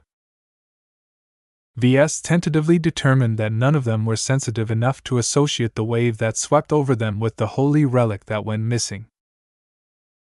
It was very hard to tie the theft to Ves in the first place, so the Cronin guards didn't take any drastic action. As the alert level among the protectors went back to normal, Ves became increasingly giddy. He succeeded in making off with the spoils. Incurring a scratch from Lucky was a small price to pay now that the holy relic was unquestionably gone. Prophet Ilvain's spiritual fragment rested peacefully in the corner of his mind space. Well, peacefully was a relative term. It showed very obvious discomfort in its new surroundings once it realized that it had entered the mind of a non-believer. The spiritual fragment seemed to realize that it had been hoodwinked. For now, the fragment didn't resist its new surroundings too much. It had only been recently created and was very weak and unaccustomed to its new strength. Ves also managed to soothe the hurt feelings of the fragment by wrapping the image of Prophet Ilvain around it like a comfy blanket that smelled a lot like its source. The two were already starting to merge. Due to the huge disparity in strength, the spiritual fragment was slowly absorbing the traits that Ves cultivated in the image. Most of the elements that Ves passed on served to complement the absolute belief contained within the spiritual fragment. Added details about Prophet Ilvain's life and experiences also blended into the fragment, which helped define its beliefs and make them more distinctive. Overall, the merger process would take some time before it finished. Until then, Ves needed to figure out how he could keep it under control. I feel like I've implanted a bomb into my mind. If Ves didn't address the matter soon, he might end up dying due to his own ingenuity. I should have put a lot more thought about this before I embarked on this experiment. He regretted not experimenting this step beforehand, but it was already too late. Right now, he needed to come up with a solution on the fly. The Ilvain's spiritual fragment was not as alive as Kalankso's spiritual fragment. In the first place, Ves didn't even know if Prophet Ilvain developed any significant spirituality during his lifetime. It might explain why he converted so many people. Yet if Ilvain had always been an average in this aspect, then the spiritual fragment he refined was far stronger than its source had ever been. The child is stronger than the parent. Another relevant factor was that the strengthened spiritual fragment did not encompass the full range of Ilvain's personality. It only started off as minuscule smudges of his strongest thoughts, beliefs, and sentiments. Even after being amplified by 1,000 times or more, this still hadn't changed. While merging with the image that Ves constructed added more complexity to the spiritual fragment, it still possessed a one-track mind. The only thing the spiritual fragment cared about was maintaining absolute faith. Nothing else was more important than holding on to the beliefs that Prophet Ilvain held during his lifetime. Perhaps the key to handling the spiritual fragment was to negotiate with it. Ves and the spiritual fragment didn't necessarily have to be enemies. They could both get what they wanted out of each other. It's worth a try. Chapter 1207 End of Life Management. Everything was negotiable. While the amplified remnant of Prophet Ilvain's spirituality strongly disliked residing in the mind of a non-believer, it nonetheless possessed its own wants and needs. Taking advantage of its limited wisdom, Ves showed the spiritual fragment an image of the mech he planned to design and intimated that it would reside in the mechs he planned to make. The negotiation proceeded largely along the lines he expected. He felt like a parent urging a child to wait before a cake finished baking. As long as the spiritual fragment waited for a time, he'd be able to reside in a much better home than his mind or Ilvain's old nutrient pack wrapper. Although Ves hadn't beautified its external appearance yet, his draft design already looked 1,000 times more impressive than anything the spiritual fragment had ever seen. It took little effort to coax the spiritual fragment to stay put and remain patient. The successful negotiation lifted a weight off his shoulder. If the spiritual fragment really wanted to, it could have resisted its stay in his mind. With the sheer amount of spiritual accumulation it assimilated, Ves didn't know if he could win such a confrontation. Nonetheless, for all of its power, the spiritual fragment was as smart as a bot. It didn't possess the complex mind of a complete human. Ves also managed to read the fragment's emotions and impulses like an open book. He was glad that he managed to convince Ylvain's spiritual fragment to wait for it to reside in his upcoming mech design. He could tell that the spiritual fragment underwent a huge transformation ever since he compressed it. While the quantity of spiritual energy remained the same, the quality of it constantly increased due to some unknown interactions. There was a marked difference between a loose cloud and a solid fragment of spiritual energy. Ves never researched the differences in depth before, so he took note of what happened. He already catalogued one change. The spiritual fragment's aura became significantly stronger but also more controllable. If the fragment didn't choose to restrain its aura, Ves would have turned into a beacon of holiness. This was really bad because the Ylvanian authorities were still crazily searching for their missing holy relic. It was a shame it no longer existed. Once it entered Lucky's tummy, there was no way the relic could be restored. Even if the Ylvanians could have fabricated an exact copy of the nutrient pack wrapper, it simply wouldn't hold the same significance as the old one. He made a conscious decision to destroy the holy relic rather than to return it to the Ylvanians. Returning it might placate the Ylvanians, but not all of them. The attendants of Ylvain, the hardliners and the traditionalists would probably scratch their heads for a second before continuing their vigorous hunt for the culprits. Giving back the nutrient pack wrapper might also give the authorities some clues on who was responsible. While he trusted Lucky not to leave any traces on the wrapper, who knew what kind of advanced technology the Ylvanians deployed to figure out who touched the wrapper? Both Ves and Lucky physically touched the holy relic. Even if Ves left a tiny skin flake on the nutrient pack wrapper, the Ylvanians would certainly be able to dig it out and record its attributes. After that, it was a very simple procedure to subject everyone in the Kesseling system to a matching test. Ves simply couldn't take the risk of returning the relic. Perhaps Calabast would have disagreed and come up with some solutions, but he couldn't afford to wait that long to coordinate with her. Getting rid of the evidence was the simplest, fastest way to cut off the trail.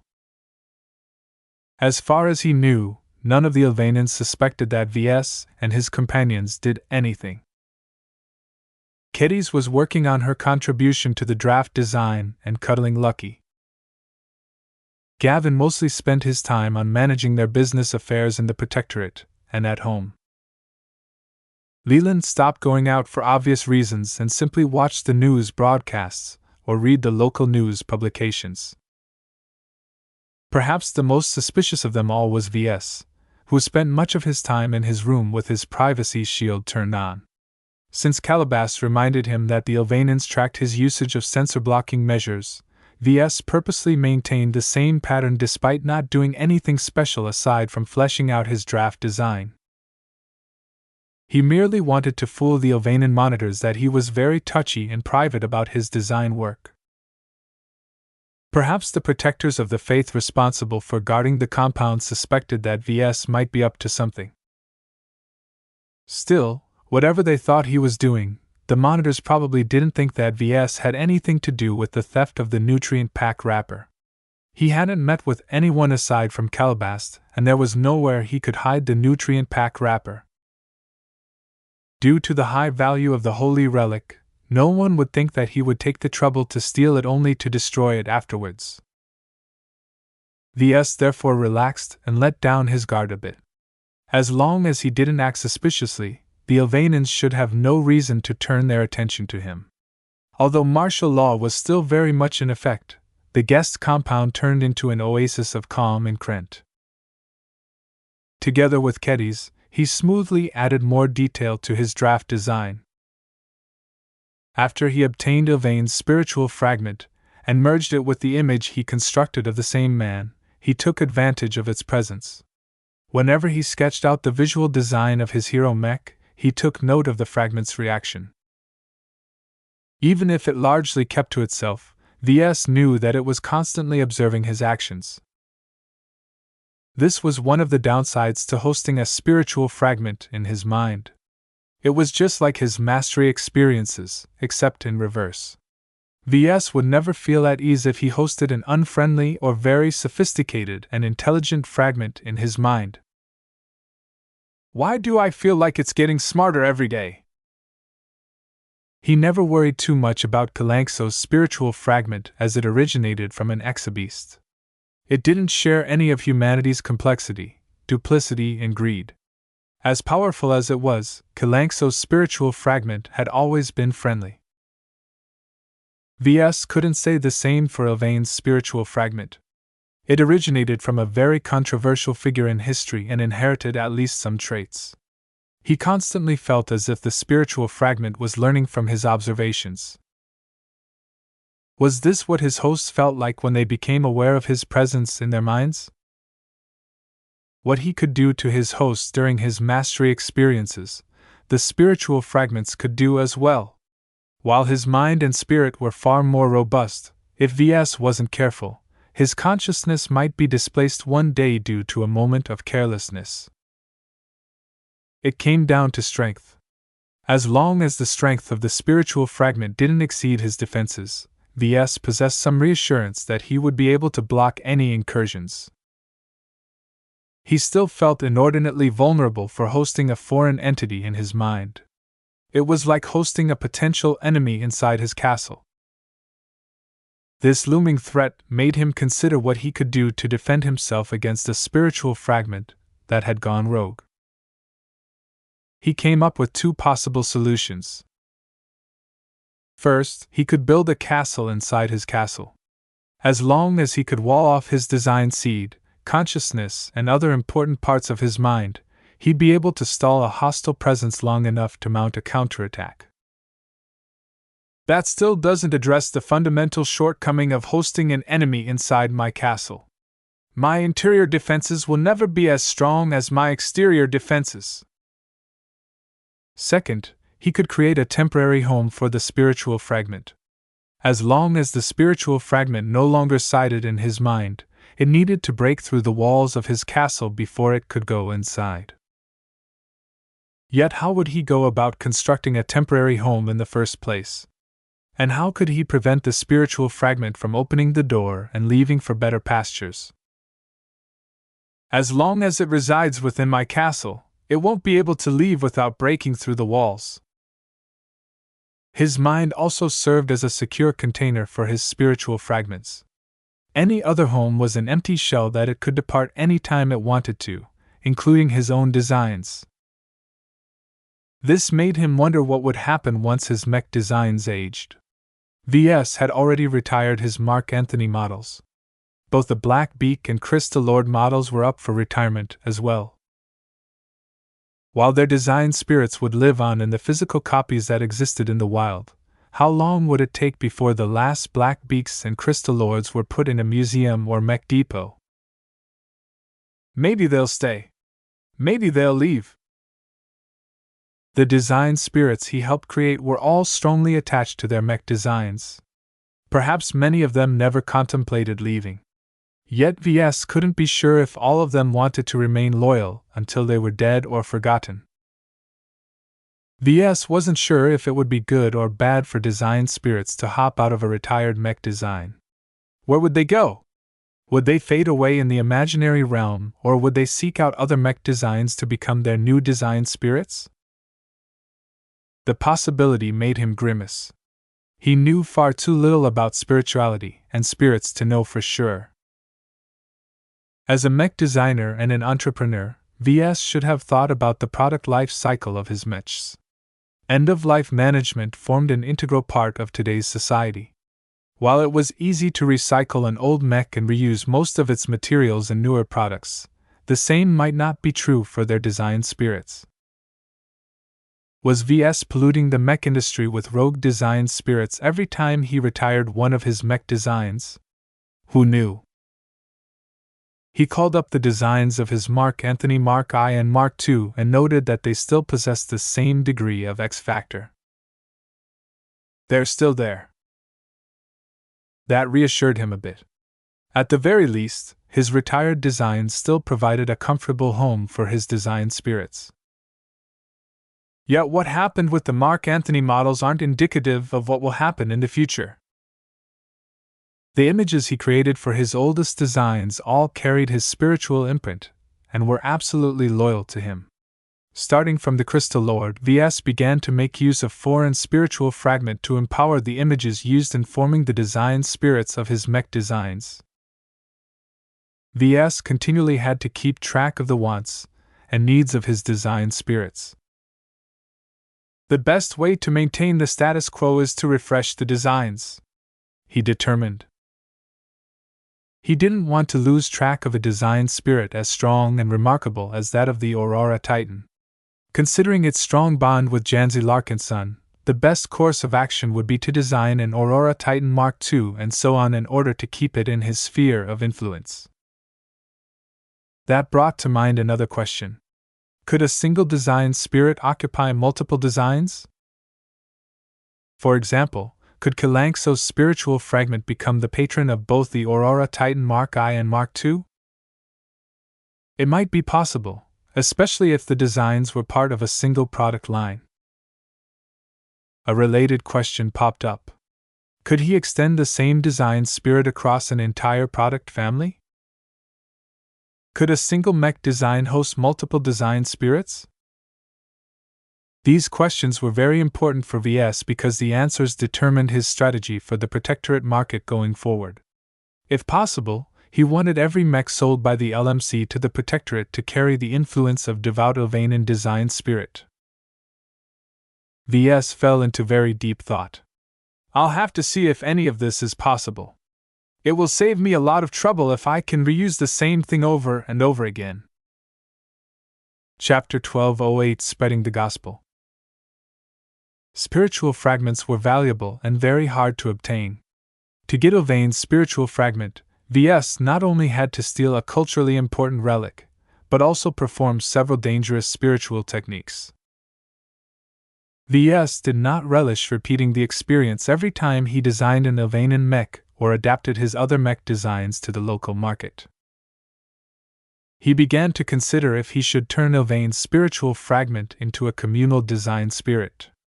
It would be great if it could encompass every mech his company sold in the Protectorate's mech market. While his understanding of spirituality was too shallow to know the answer, he seriously entertained the notion. The convenience of sharing a single design spirit over multiple designs was too great for him to ignore. Naturally, this didn't mean he decided to become lazy and reuse his old design spirits all the time. He merely wanted to apply this solution in cases where the costs outweighed the gains. Cases where the LMC adapted his future mech designs to the Protectorate's mech market definitely applied in this case. If he couldn't arrange a solution like this, what else could he do? He doubted it was easy to steal another relic, especially if it used to belong to Prophet Ilvain. One theft already alarmed the Protectorate. Another theft would probably make the Ilvanans go berserk. "It's just a nutrient pack wrapper," he muttered. "What's the big deal?" A wave of disapproval emanated from Ilvain's spiritual fragment. Pfef. Ever since the fragment settled in his mind and underwent an evolution, it started to take note of what Ves was doing. Each time he did something that maligned the Ilvanans or their faith, the fragment emanated a pulse of disapproval. "It's like living with a priest in my mind." Actually, it was worse than that. Hosting a remnant of the founder of the Ilvanan faith was probably a dream for most Ilvanans, but Ves hated the experience. More than one time, Ves contemplated whether he should fabricate a miniature mech or something in order to temporarily house the fragment. However, if he did something like that, then the object was at risk of getting stolen. Perhaps his Ilvanan guards might confiscate the miniature because they perceived its holiness somehow. At the very least, hosting the fragment in his mind allowed him to shield most of its aura and keep it within reach if it ever wanted to escape. "You're not going anywhere." Another reason prompted him to retain the fragment in his mind. He hoped to develop a bond with the fragment through their constant interactions. While they held very different beliefs and outlooks on life, Ves hoped that he could earn its respect. As long as the spiritual fragment appreciated Ves, it was much more likely to pay along with what he had in store for it in the future. This was because Ves wanted to reuse it in other mechs and designs tailored to the Ilvanans. He originally intended to use it for his upcoming hero mech design, but why should he limit its usage? The fragment was very strong but also very versatile. Ves hadn't specifically limited it to a single mech type or mech design. Its strongest component was its purity and absolute faith. The fragment didn't offer much else besides that.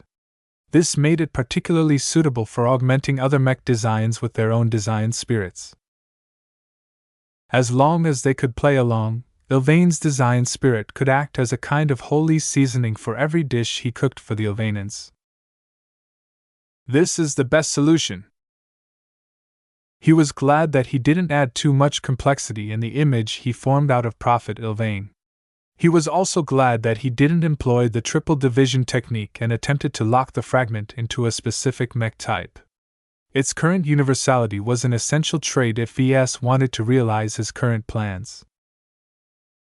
When Ves carefully proposed his ideas to the spiritual fragment, it answered with confusion and befuddlement.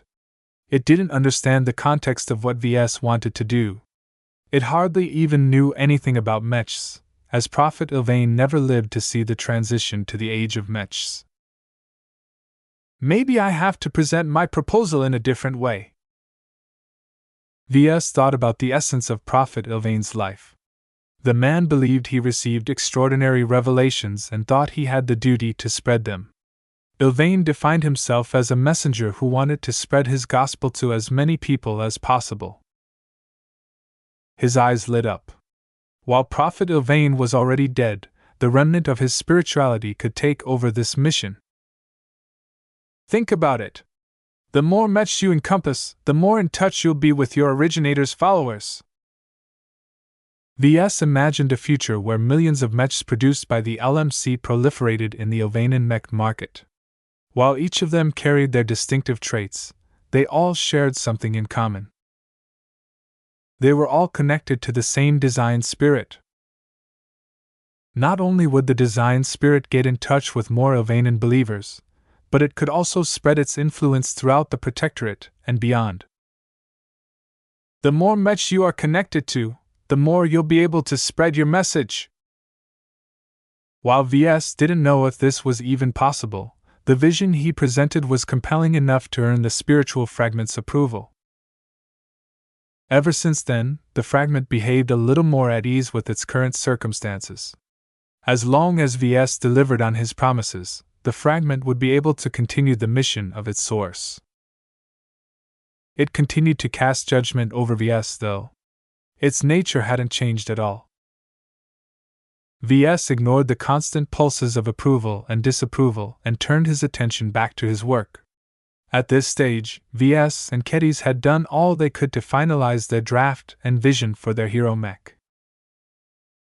They were ready to proceed to the next step in the design process and pick out the parts that best complemented their vision. We should proceed to the mech workshop that Madame Cecily has reserved for us, he said. Although it's rather risky to travel back and forth, it's much better to develop a mech design over there than at home. Kedis nodded. Before we go, isn't it about time we named the design? I'm tired of calling it our hero mech design or our Ilvanan mech design. You're right. It's about time it gets a name. That put them both to thought. The name of the mech was especially important to Ves because it helped prime his audience's perspectives. His hero mech design was meant to be a groundbreaking work that opened up the LMC's access to the Protectorate mech market. Ves intended to prove that even a non-believer could design and produce a fantastic Ilvanan mech. Refining Ilvain's spiritual fragment was the most essential step to his plan, and completing it meant he was well on his way to seeing it come into fruition. A good name complemented the effect he wanted to achieve. The overall theme of the mech is centered around the prophet the Ilvanans revere, Ves stated. Not only its X factor, but also its visual design reflected the mech's dedication to Prophet Ilvain. We should pick a name that refers to him but not in a vulgar and disrespectful manner. Considering that the 6 hero mechs he intended to make would be centered around the 6 virtues he selected, Ves wanted to name the design that reflected this set. Out of all the inspirations that Ves could draw upon, he never expected Ilvain's spiritual fragment to provide him with a suggestion. Fortunately, the spiritual fragment possessed at least some sensibility in its suggestion. The prophet named a lot of things over his lifetime. Let's call it the Transcendent Messenger. Sounds decent, Ketty said.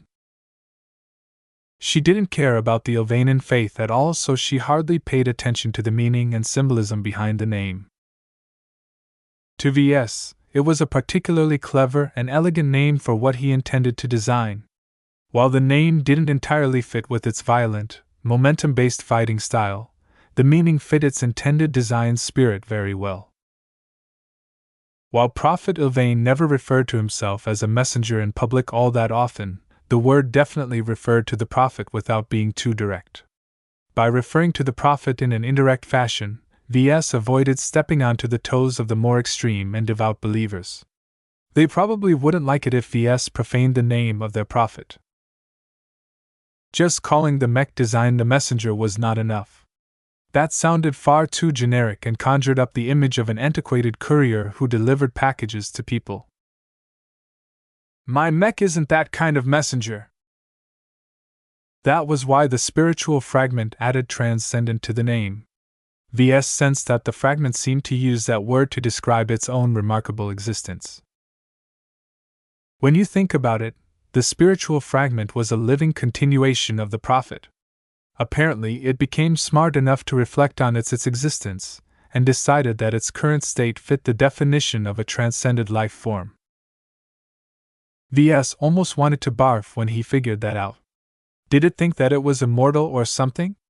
It was just a spiritual remnant with delusions of godhood. He shook his head. Sure enough, Ilvain was just as delusional alive and dead. Even a remnant of the prophet believed his prophecies came true. Now that they fixed a name for their mech, they proceeded to go out on the streets for the first time in weeks.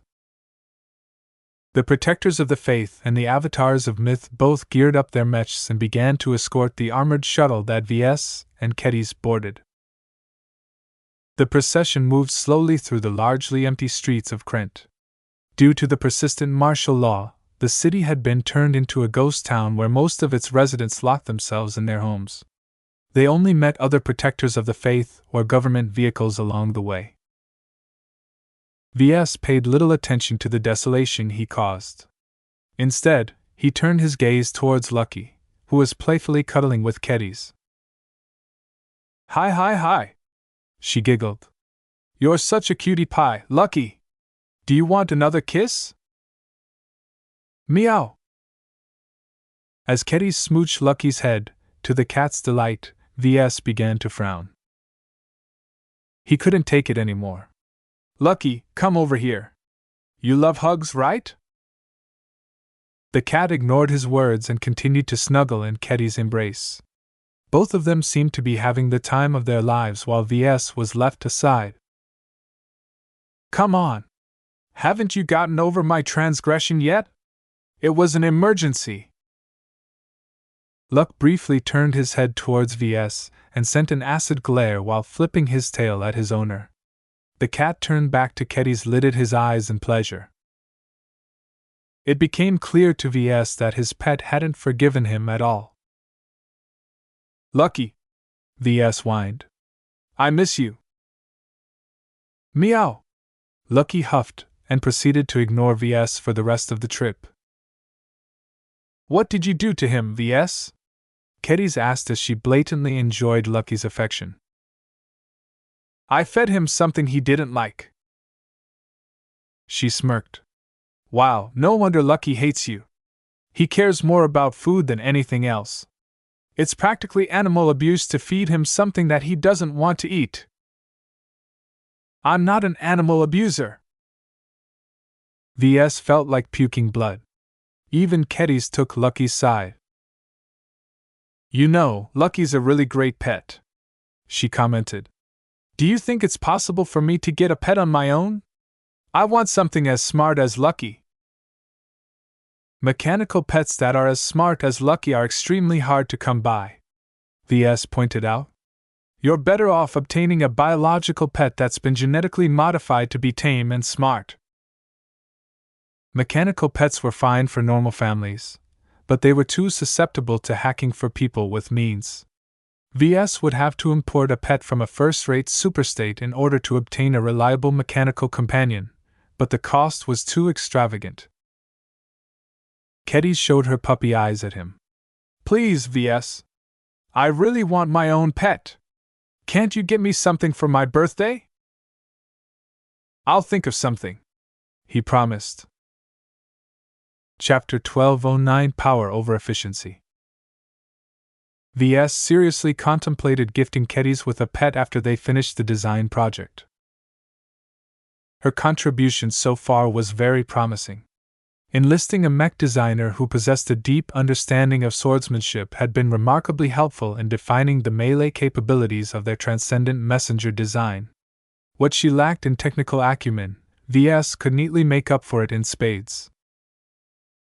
Therefore, rewarding her with a pet would convey his appreciation for her efforts. He invested a lot in taking her under his wing and bringing her up to this level. That he had reached the point of harvesting the fruit, he needed to make sure he kept watering the tree to keep it pleased. Adding another pet to their company would also give Ves something else to hug if he pissed off Lucky for whatever reason. Meow. Lucky affectionately rubbed his cheek against Keddy's while excitingly swinging his tail. His cat had turned into a total kitten in her embrace. He never acted so cutely in his grasp. Lucky was deliberately taunting Ves. Ves decided that he should get a biological pet. They weren't as vulnerable to hacking as mechanical pets, and they added some much-needed variety in their company. The Komodo Star sector hosted a large cottage industry of pet designers. Geneticists obtained live specimens of extraordinary exobeasts captured from a wild planet in the star sector or in the frontier and tweaked their genes to turn them into the perfect pets. Pet designers even had their own association that certified the genetically modified exobeasts they sold as premium designer pets. These safeguards minimized the chance that pet designers sneakily inserted biological programming in their pets that went against the interests of their buyers. As Ves studied Keddies for a moment, he decided to obtain a pet adapted from a species in the frontier. A ferocious-looking beast would remind her of her roots, and hopefully keep her company often enough that Lucky would spend more time with him instead. Lucky is mine, he jealously declared. Unfortunately, the cat didn't seem to think so, because he continued to cling on Keddy's shoulders by the time the armored shuttle arrived at the mech workshop. We're here. The pair stepped out of the shuttle alongside their guards. The workshop was situated in the outskirts of Krent. The place appeared to be an independent workshop and design studio suited for a small mech company. It reminded him of his first workshop when he just started out. The biggest difference was that the current site offered a lot more space for hosting mechs and storage containers. All of this room was being put to good use as the protectors of the faith and the avatars of myth settled in. The protectors already upgraded its security systems beforehand. As Ves, Keddies, and Lucky walked out of the landing zone of the complex and neared the entrace, they looked up at the recently installed sign. Living Mech of Ain Corporation. This place belongs to that joint venture you're talking about, right? She asked. Yup. Doesn't seem like much. The place was completely empty and desolate. Aside from automated bots that cleaned and maintained the complex, not a single living being could be found that didn't belong to the protectors. Ves smiled. This is just the start. The LMYC will certainly become a household name in the Protectorate. We'll have to work very hard these next couple of months in order to make that happen. The foreign entity residing his mind radiated a strong pulse of approval, projecting unflinching hope and confidence in the face of difficult circumstances strongly aligned with its values. Lately, Ves felt as if he was a dog being trained by Ylvain's spiritual fragment. Through expressing its approval and disapproval, it continually tried to steer Ves towards a different pattern of behavior. Most of the time, he ignored the opinions of the spiritual fragment. He wasn't an Ylvainan and had no desire to convert to the faith. However, Ves didn't relish racking up a constant stream of disapproval from the rigid spiritual fragment either. The constant irritation of being told he was doing something wrong irked him so much that he basically threw up his hands and altered his behavior to stop the nagging. "Geez! You're not my mother," he quietly muttered. Ves intended to step up the pace. Not only was he in a hurry to meet his self-imposed deadline, he also wanted to get rid of Ylvain's spiritual fragment as fast as possible. "Let's enter." They entered the empty workshop and settled in. Both designers took the time to explore the facilities and inspect and familiarize themselves with the workshop and lab equipment. Meanwhile, Lucky wandered by himself to see if there was any minerals for him to munch. Ves shook his head. "You don't have to scavenge for something to eat, Lucky. Remember my promise? I'll let you order all the minerals I've promised. It will take some time to ship them all to the workshop, though." Meow! Lucky temporarily forgave him when Ves activated a terminal and began to browse a virtual marketplace that offered a huge variety of raw materials to mech designers. Together, they ordered a large mix of low and medium-grade exotics worth roughly 1 billion bright credits. As soon as Ves finalized the order and transferred the credits out of his personal bank account, the cat immediately ditched his lap and sought out Keddy's company. Ves felt sick. "Lucky! You traitor! Am I just a food dispenser to you?" Lucky flippantly swung his tail at Ves before he ran out of sight. Even Ylvain's spiritual fragment radiated its disapproval at Ves.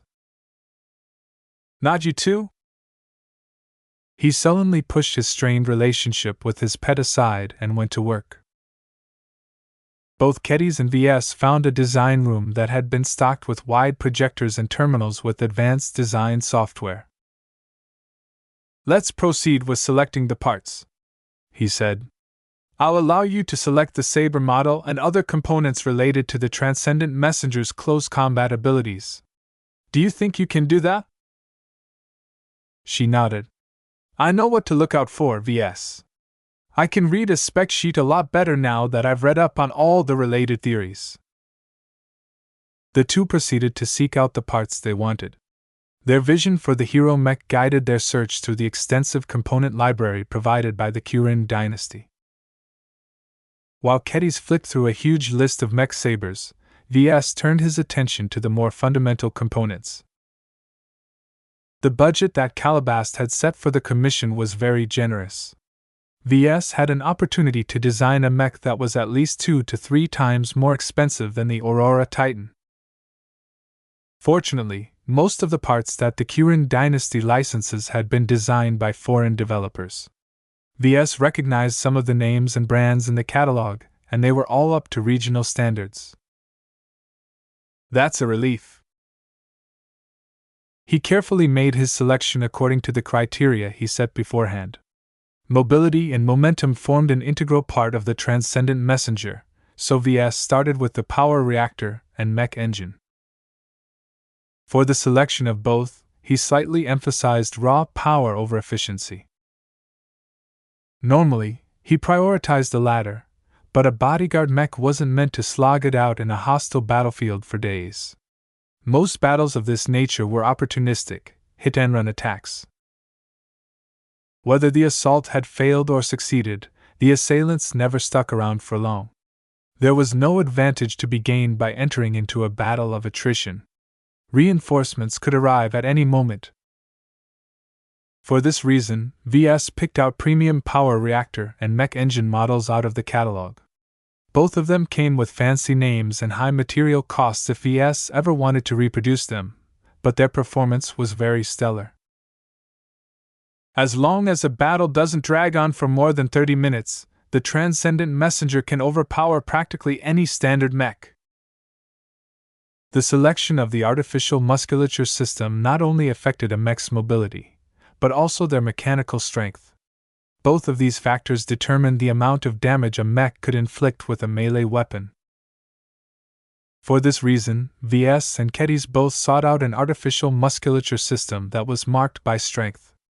However, this strength came at the cost of flexibility, agility, and reaction speed. "It's fine," VS told Kedis. "A hero mech simply can't wield its weapon in the same way a swordsman mech does. They split their power between their melee weapon and ranged weapon and employ them both in combination. If everything else was equal, a hero mech could never match a rifleman mech in marksmanship and a swordsman mech in swordsmanship. They were never designed to fight on their opponent's terms.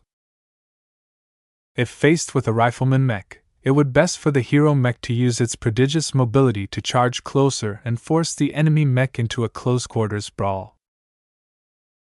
If faced with a swordsman mech, the hero mech should instead maintain distance and kite the other mech while peppering it with a constant barrage of premium explosive shells. In practice, VS didn't envision this scenario happening all the time. Sometimes, the sheer difference in quality was more than make up for the hero mech's shortcomings. VS still reserved most of his budget towards the armor system. The Transcendent Messenger was supposed to be a high-mobility, high-impact mech. On the surface, both priorities contradicted each other. A high-mobility mech was best paired with a lighter armor system. They should be as thin as weight efficient as possible to minimize their impact on a mech's speed, acceleration, and agility. A high-impact mech, on the other hand, was best served with heavier and more robust armor systems. As long as the mech had the time and space to build up a charge, the heavier armor would serve the mech well in absorbing and negating the damage it incurred upon impact. Heavier armor also meant that any collisions that ensued would have a higher chance of destabilizing the opponent's mech instead of the hero mech. Think about it. How ridiculous would it be if a light skirmisher attempted to collide against a heavy knight? The smaller mech would bounce right off the larger and heavier mech's shield. Due to the high performance of the mech engine he selected, VS opted to go for a heavier armor system. After a bit of searching, he eventually settled on an armor system designed for medium striker mechs. Striker mechs were regarded as close combat ranged mechs. They were meant to counter quick and agile light mechs with wide area weapons such as shotguns and flamethrowers. Their armor was fairly heavy, but not to the point of matching that of a defensive medium knight. From all the parts they selected so far, VS estimated that the Transcendent Messenger's total mass should be equivalent to that of the Blackbeak. This was in line with his criteria, as both of them bore some resemblance in their mech concepts. At least when it came to their melee capabilities, they were both designed to close into the enemy and use their frightening momentum to deliver a powerful impact upon arrival. VS didn't face any difficult choices after he made this selection. While the cockpit, sensors, energy cells, and other components were just as important to the hero mech, any decent model would do the job. On her part, Kedis had already settled for the Saber model and various internal auxiliary components meant to strengthen the mech's ability to exert force. Once they completed their shopping list, VS nodded in satisfaction. "That's it for our selection. Now we have to piece them all together in a coherent design." Kedis and petted Lucky's head. "I can't wait to turn this mech into a saber maniac." They had a long couple of months ahead of them. VS hoped that the inherent complexity of hero mechs wouldn't pose too much of a hindrance. Chapter 1210 Internal Auto Designer. A lot of time went by as Ves and Kedis fell into a quiet routine. Each day, they commuted to the mech workshop and worked on the design. If Ves had to estimate their relative contribution to the mech design, then he was responsible for about 90% of the design, while Kedis took care of just 10%. Kedis didn't bear that much responsibility. She mainly spent her efforts on assisting in the design of the heavy saber, weapon arm, and artificial musculature. She also helped design the overall body shape of the hero mech in order to make sure it could leverage as much mechanical power as possible to assist in its melee attacks. Due to her inexperience and relative lack of knowledge, she worked a lot slower than Ves. Still, the large amount of practical insight she lent to the design project owing to her in-depth mastery of swordsmanship was enough to elevate her to the status of contributing designer. Just because Ves was a journeyman didn't mean that a novice like Kedis played no role. Any mech designer could offer valuable contributions as long as their specialty covered an area in which he hadn't paid too much attention. At her current stage, Kedis couldn't express her design philosophy in an extraordinary fashion. What little influence she imprinted onto the transcendent messenger design was so minuscule that Ves would have to use a spiritual microscope to sense. "That will probably change in the future," he muttered. His collaboration with Professor Ventag already showed him the potential of working together with stronger mech designers. As long as their design philosophies didn't clash or occupy the same ground, they could complement, or in some cases even synergize with each other. This especially seemed to be the case with a design philosophy that encompassed a single aspect of an entire mech. Mech designers like Ves possessed a rare advantage in that he could collaborate with nearly every other mech designer. The only instance where he couldn't do so is if he encountered a mech designer who also specialized in X-factor and spirituality. Of course, those were concerns for the future. Right now, Ves took responsibility for the bulk of the design work on the Transcendent Messenger. Working on a hero mech is a whole new dimension. While he already possessed prior design experience with hero mechs, the Ouroboros was a very different beast compared to the Transcendent Messenger. Not only did he design the Ouroboros in a day with the help of an auto designer system, but he also made ample use of Terran high technology. Any first-class mech could still defeat hundreds of Transcendent Messenger without breaking a sweat. Ves felt as if he had fallen from heaven after having a taste of Terran design principles. The premium, third-class mech parts he selected may enjoy a lot of regard in the Bright Republic and Ilvain Protectorate, but they were worse than trash in a first-rate superstate. Each part was at least 3 times bigger but performed at least 10 or 100 times worse. The vast discrepancy in power and capability rudely dragged Ves into the realities of third-class mech design.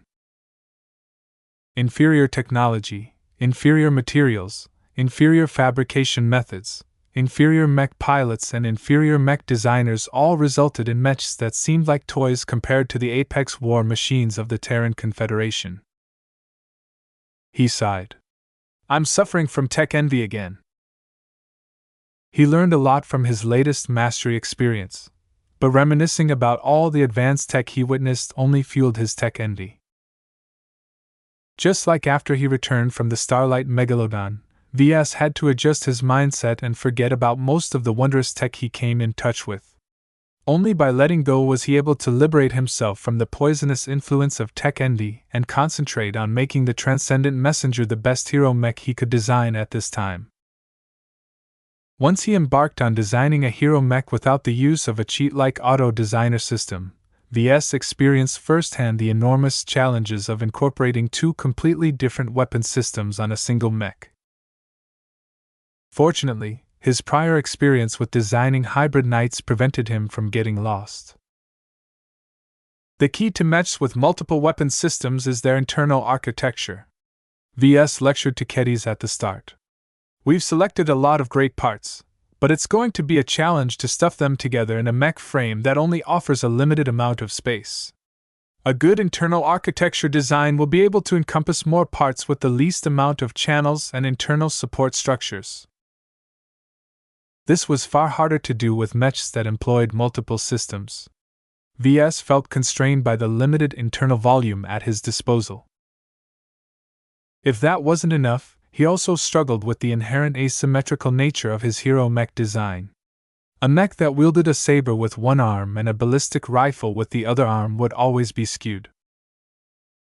This problem needed to be addressed in a comprehensive fashion when he designed the internal architecture of his mech. The simplest way to describe his solution would be to say that he fought asymmetry with asymmetry. Was there too much mass slanted towards the saber side of the mech? Then Ves would just place more heavy structures towards the rifle side of the mech. Although this sounded simple, the actual solutions were extremely complex because Ves seemingly juggled more than 100 parameters at the same time. If Ves was still an apprentice, then he doubted that he could do a good job by himself. The amount of calculations he needed to perform and the intricate, interconnected trade-offs he needed to make were too much for any mortal to bear. It's a good thing I'm no longer constrained by human limitations. His superhuman mental attributes and his optimized genes already helped him bear the burden he placed on his shoulders. However, what was new was the influence of his design seed. Ves already knew that its presence holistically boosted his mech design capabilities. Yet only until he worked without an auto-designer did he realize its potential. His design seed acted like an internal auto-designer in some ways. It accelerated his calculations, provided frequent heuristic shortcuts, and strengthened his intuition for mech design. While his design seed wasn't as capable as an auto-designer, it didn't feel like an external aid. The design seed originally came from Ves, and it always possessed a strong connection to his mind. Perhaps the best way to regard the design seed was that it carved out a significant portion of his spirituality and specialized it towards mech design. While the effects hadn't reached the potency of the auto-designer he used, its reach was incredibly wide. It enhanced a lot more processes, some of which were very vague and esoteric. No matter how closely he observed the workings of his design seed, Ves never believed he uncovered all of its depths. Ves scratched his chin. It's more than an internal auto-designer. Perhaps his upcoming visit to the MTA's sector headquarters might shed some light on this area. Ves doubted that the MTA was ignorant to the existence of the design seed, even if they could only observe its workings indirectly. No matter what exactly is going on here, there's no question that it's beneficial towards my manual design work. It was hard to estimate how much help it provided, but Ves roughly determined that his effective productivity practically doubled. He got twice as much work done than before he advanced.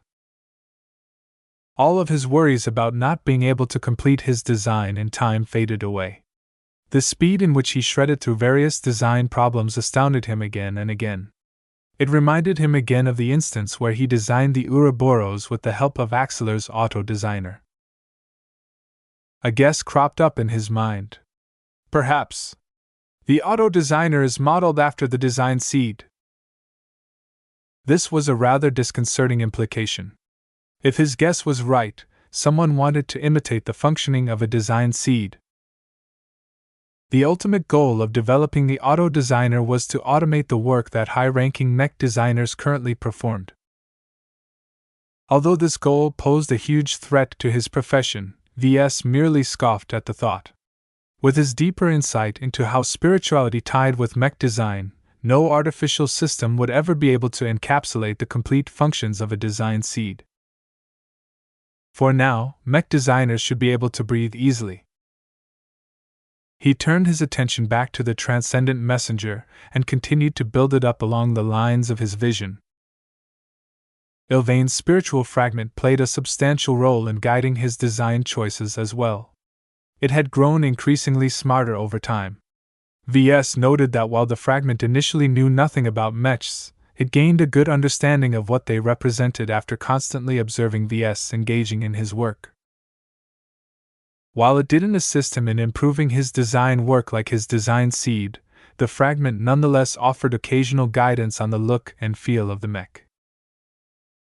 The fragment played an especially substantial role when Ves completed the basic layout of exterior of his hero mech and began to add Ilvanan touches to its appearance.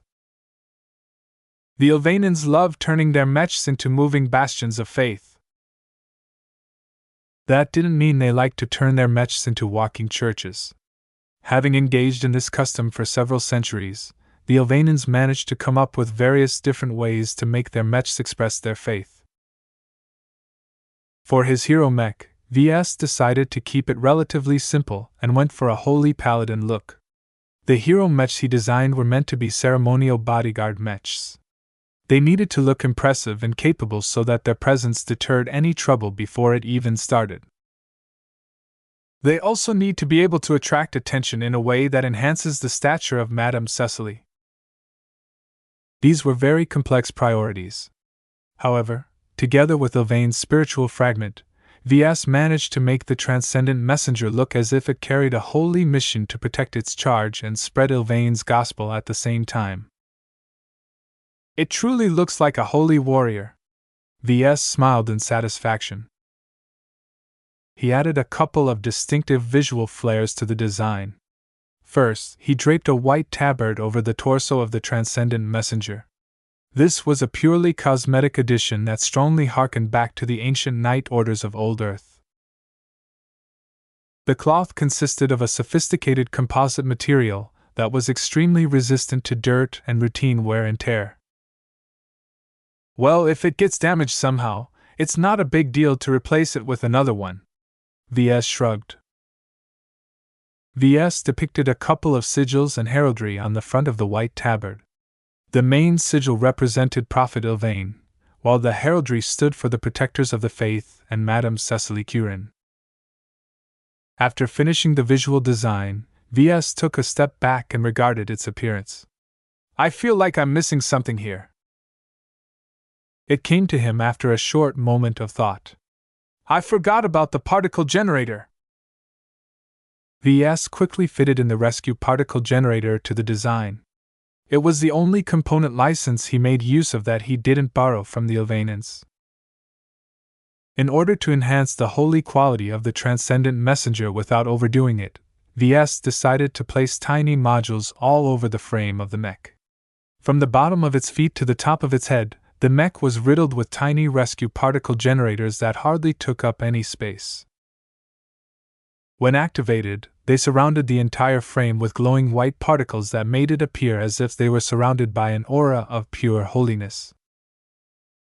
Together with the other aspects of its visual design, the transcendent messenger looked more resplendent in its expression of faith than the vast majority of Ilvanan mech designs in the market. It's practically a work of art. Chapter 12:11 Quiet Tension. With the help of his design seed, Ves managed to complete the first iteration of the transcendent messenger design in less than 3 months. Ordinarily, Ves considered 3 months of design work to be a rush job. The Aurora Titan design required twice as much time. Yet now that he advanced to journeyman, he worked roughly twice as fast as before without any negative impact. While the transcendent messenger still needed to go through a couple of rounds of prototyping before Ves was ready to finalize the design, he at least had something to show after all of these months. Both Ves and Kedis took a step back and admired the full-scale projection of their work.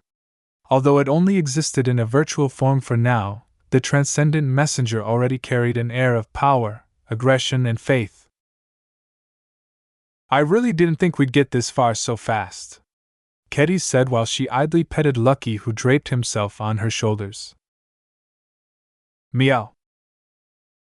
While Lucky's hard feelings towards Ves subsided a bit over the last couple of months, the cat still preferred to cuddle with Kedis. The only times when Lucky drifted over to Ves was when he fed his pet exotics as snacks. Outside of that, the cat taunted Ves with a swish of his tail and drifted elsewhere. VS shook his head and ignored his traitorous pet. It still lacks a lot of optimization, though. Getting the internal architecture to work the way I wanted to took a lot more effort than I thought. Designing a hero mech was never a simple task. VS spent a lot of thought on how to balance the design. It needed to engage in both melee and ranged combat at the same time without unduly compromising them both. He admittedly drew some inspiration from Lord Javier's loquacious Raphael. As a custom high-quality hero mech, it bore the most resemblance to his transcendent messenger. Although VS looked down on blindly copying from someone else's design, he couldn't avoid getting inspired every now and then. VS made sure to fully understand and put his own spin on anything he adopted from other influences. Kiddies continued to admire the form of their design. You really have a thing for appearances, VS. You're the only mech designer I know who invests so much in making your mechs look pretty. It's warranted this time, VS retorted. As a ceremonial bodyguard mech, appearances matter. The Ilvanans already have a fetish for turning their mechs into expressions of faith. Their customs are actually a lot more amenable to me than the functional style that is prevalent in other states. To most mech designers, all of the extra cosmetic additions added to the maintenance burden of the mech without providing any concrete performance improvements. Many mech designers didn't possess that much artistic ability anyway. Rather than invest so much time only to make their mechs look kitschy and the work of an amateur, they would rather stick to clean and functional forms. It was different in states like the Ilvane Protectorate. Every competent mech designer needed to invest in the visual design of their mechs in order to sell more mechs. Driven by profit and cultural norms, the Ilvanan mech industry became very developed in this area. Ordinarily, this meant that VS needed to meet very high standards to gain the approval of the local Ilvanans. This stumbling block may have tripped many other foreign mech designers before, but VS was a clear exception. He was not only accustomed to spending a lot of effort on the visual design of his mechs, but he also had the benefit of hosting an amplified remnant of Ilvane's spirituality in his mind. The spiritual fragment heavily influenced the artistic direction of the transcendent messenger.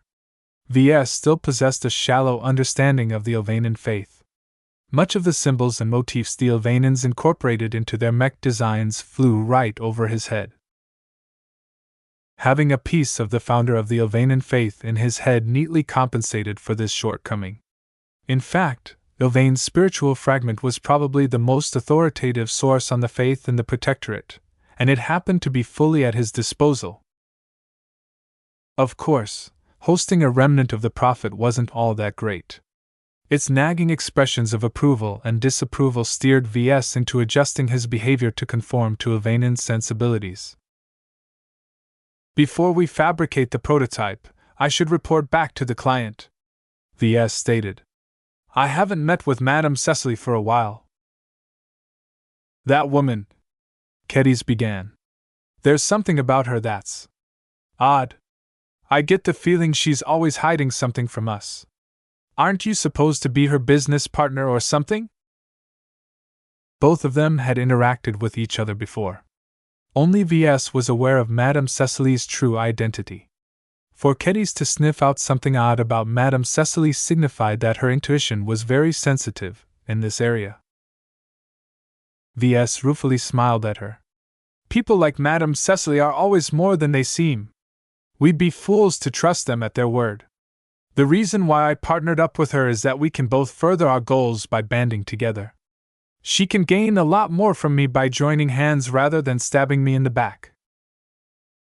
That doesn't sound like a very stable partnership.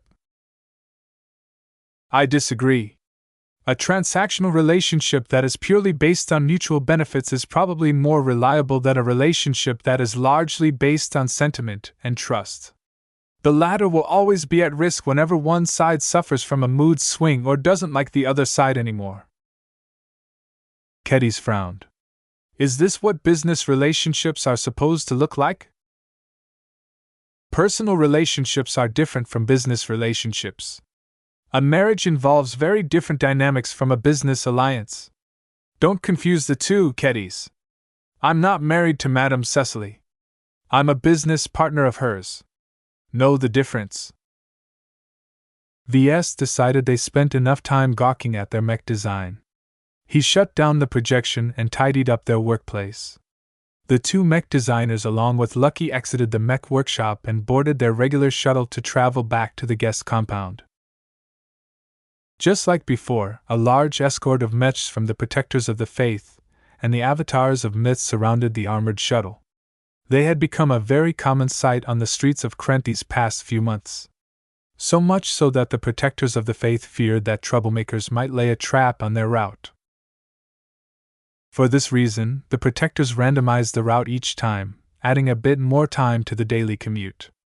All of the detours lengthened their daily commute, but Ves bore with the necessity. Keddies was less patient, however. How much longer will martial law last? The Ilvanans still haven't found their stupid nutrient pack wrapper. The thief probably sneaked out of the Kesseling system months ago. There's no point to locking down this place any further. No Ilvanan wants to be the first person to propose a return to normality. Ves sighed. The holy relic might not look like much, but it represents the great prophet of their faith.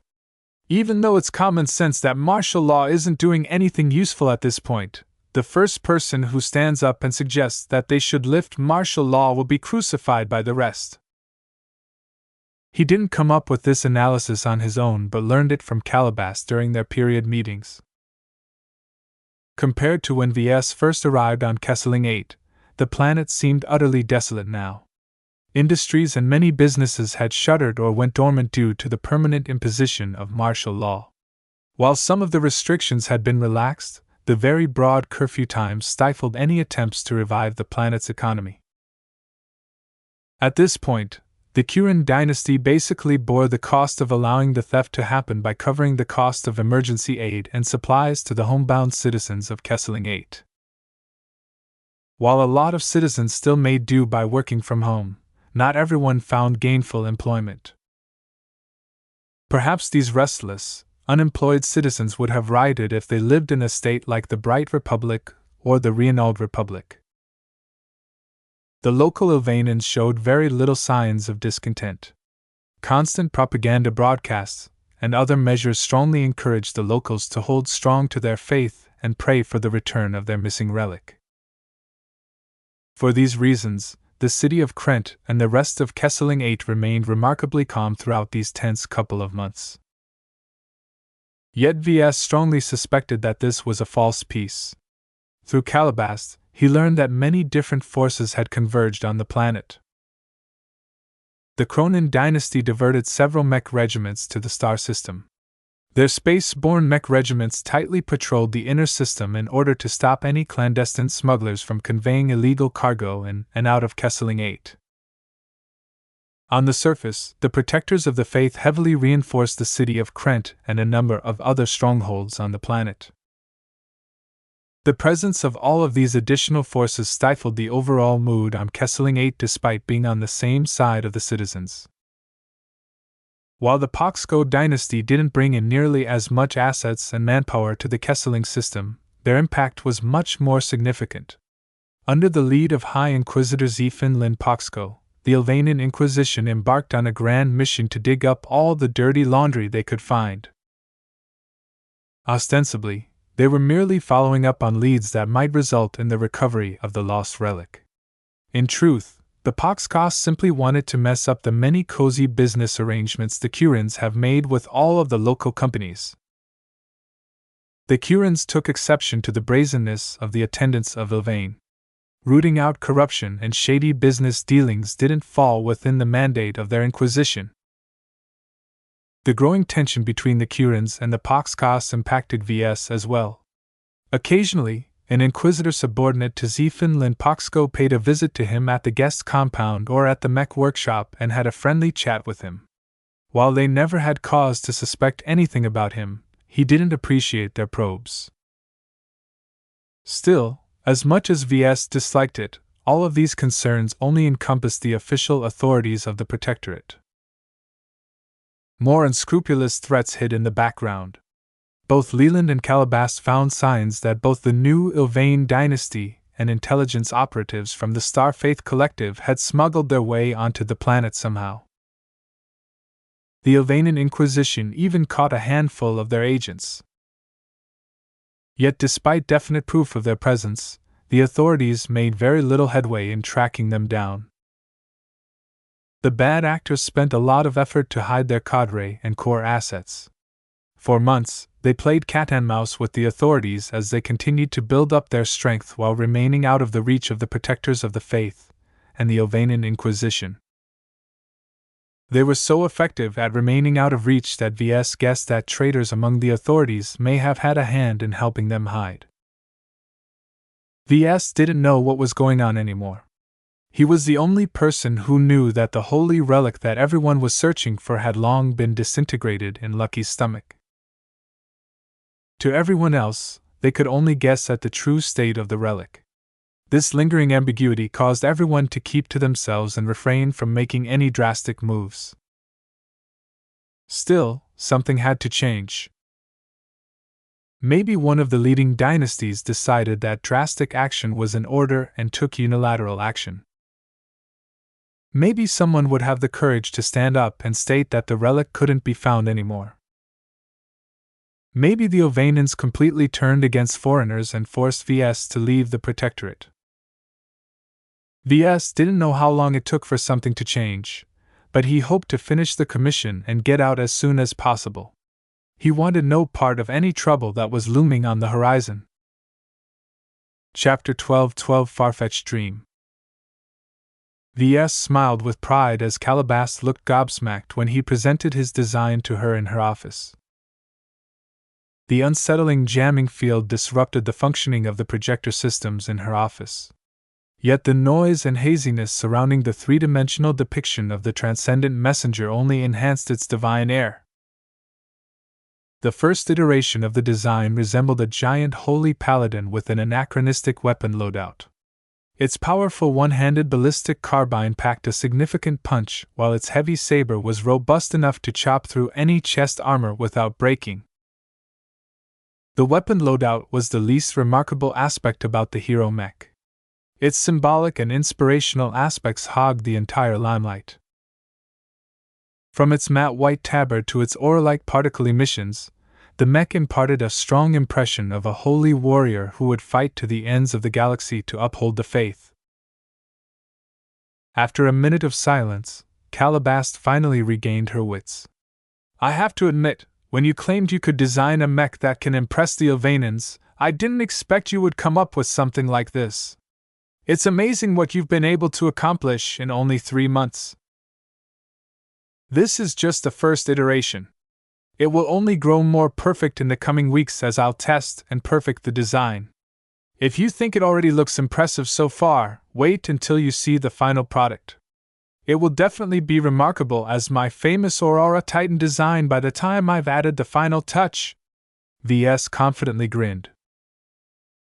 While Ves invested much of his attention to his current design project, Gavin made sure to keep him up to speed with what was happening back at home.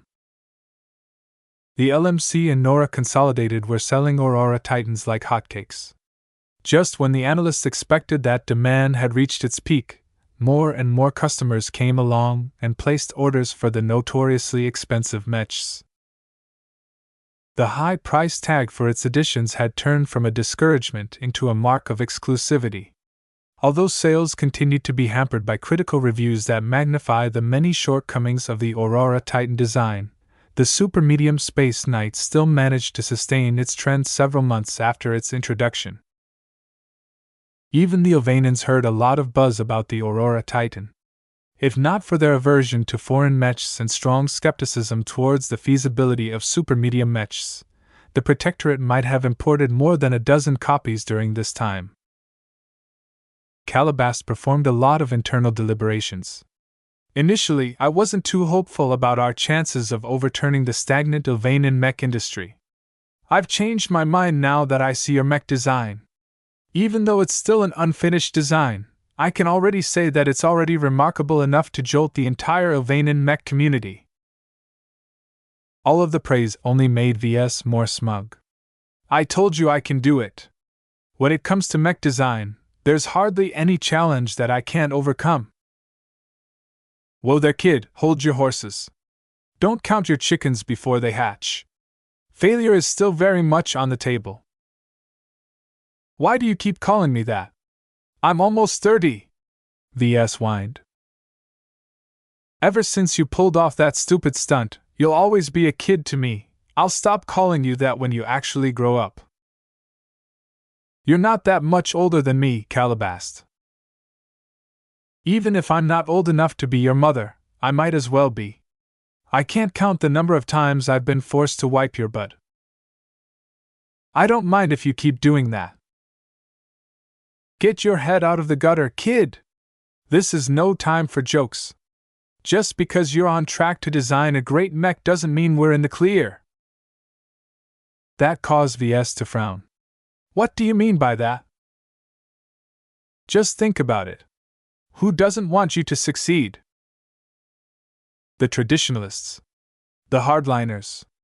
The conservatives. The poxcos. Calabas nodded. There is a lot of overlap between those groups you've mentioned. However, they are all united by their xenophobia and their dislike of foreign elements entering their sphere of influence. Now think of what we are doing. We are planning on opening up the Ilvanan mech market by showing that a foreigner like you can design a great Ilvanan mech. With how good your transcendent messenger design appears, our chances of success has risen considerably. Do you think the groups you've mentioned will let us go about our business? VS realized. Can they do anything, though? You're the director of strategic mech management. You've got the backing of the highest elders of the Kurin dynasty. There's nothing they can do to stop me from completing the commission. Calabas chuckled. You're too naive, kid. With how much is at stake, do you truly believe the traditionalists can refrain themselves from playing dirty? This isn't the Bright Republic, VS. While the mech designers of your state are accustomed to fair competition, the Ilvain Protectorate is not as stellar in that regard. While VS always took this possibility into account, the months of inaction lulled him into complacency. Now that VS came close to completing his design, the traditionalists probably wouldn't dismiss the threat of a foreigner who might very well be capable of out-Ilvaning the Ilvanan mech designers. It depends on whether the traditionalists and extremists are informed of how remarkable your design has become, Calabas stated with a frown. With how many protectors of the faith are surrounding you every day, you can bet the traditionalists have definitely been warned. I've been working hard to keep the security systems of your mech workshop secure, but it's hard to hide the quality of your design once you fabricate your prototypes. To Calabas, it was easier for her to hide the design when it merely existed as virtual collection of files and documents. It was a different story when it came to physical mechs. They were so large and imposing that it was nearly impossible to keep them out of sight from any snooping eyes. VS frowned.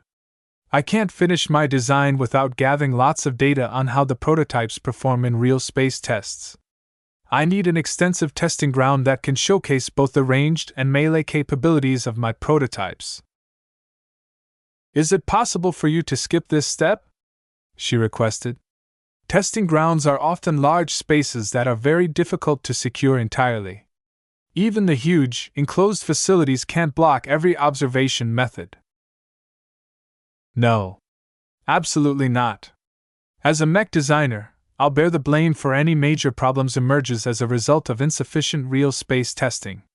I've already performed quite a bit of simulations, but they will never be able to model the transcendent messenger accurately.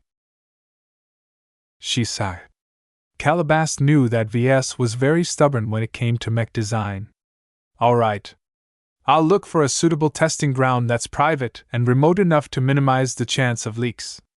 However, you'll have to take into account that any testing ground that meets my criteria will likely be far away from Krent.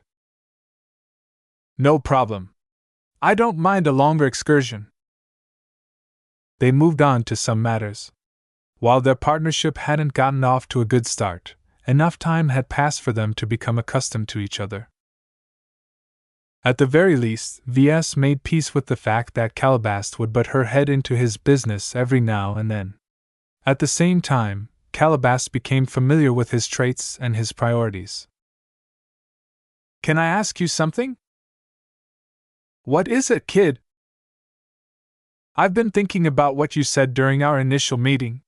When I asked you what you want out of our partnership, you said you wanted to achieve greatness." "That's right." She nodded. "That hasn't changed. There are many ways for someone to achieve greatness. They can become the ultimate authority of a state. They can promote to an admiral in the CFA. They can advance until they become a god pilot or star designer.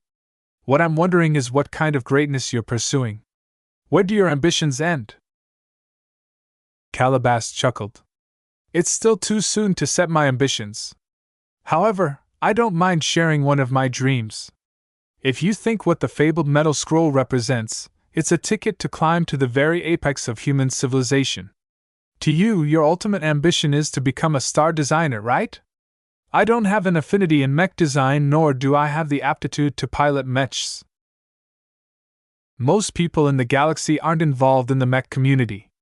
Just because you don't work with mechs doesn't mean you're invisible." "True. My dream is therefore a lot more fanciful than you think. With how large and all-encompassing human civilization has grown, I don't dare set this dream as my ambition. It's simply too difficult to fulfill even if I'm riding a holy sun to the top." "Don't tease me, Calabast. Can you tell me your dream?" The spy crossed her arms and smirked. "Do you really want to hear it? Very well. My dream is to become the Galactic Empress." "What?" "You heard that right. I want to become the ultimate ruler of the galaxy. I want to be the head of a sweeping empire that encompasses the entire known galaxy. Hundreds of thousands of light years all fall within my rule. Even the first-rate superstates and the big two have to bow their heads to me. The aliens that have surrendered to me will also submit to my rule."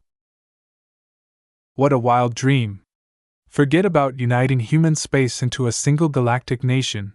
Calabast wasn't content with that, and wanted to subjugate every alien civilization as well.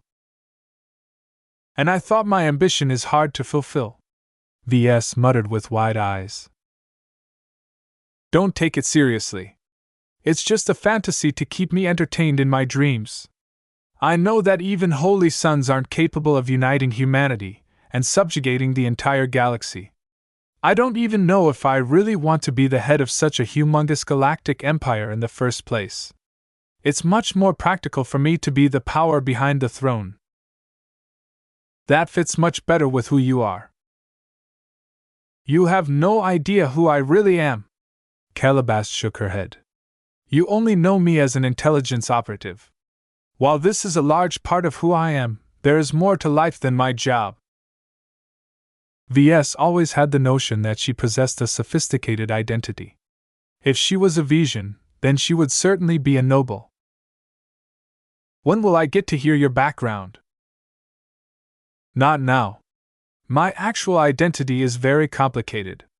It doesn't really matter anyway. For now, my cover identity as Madame Cecily Curran is my new life.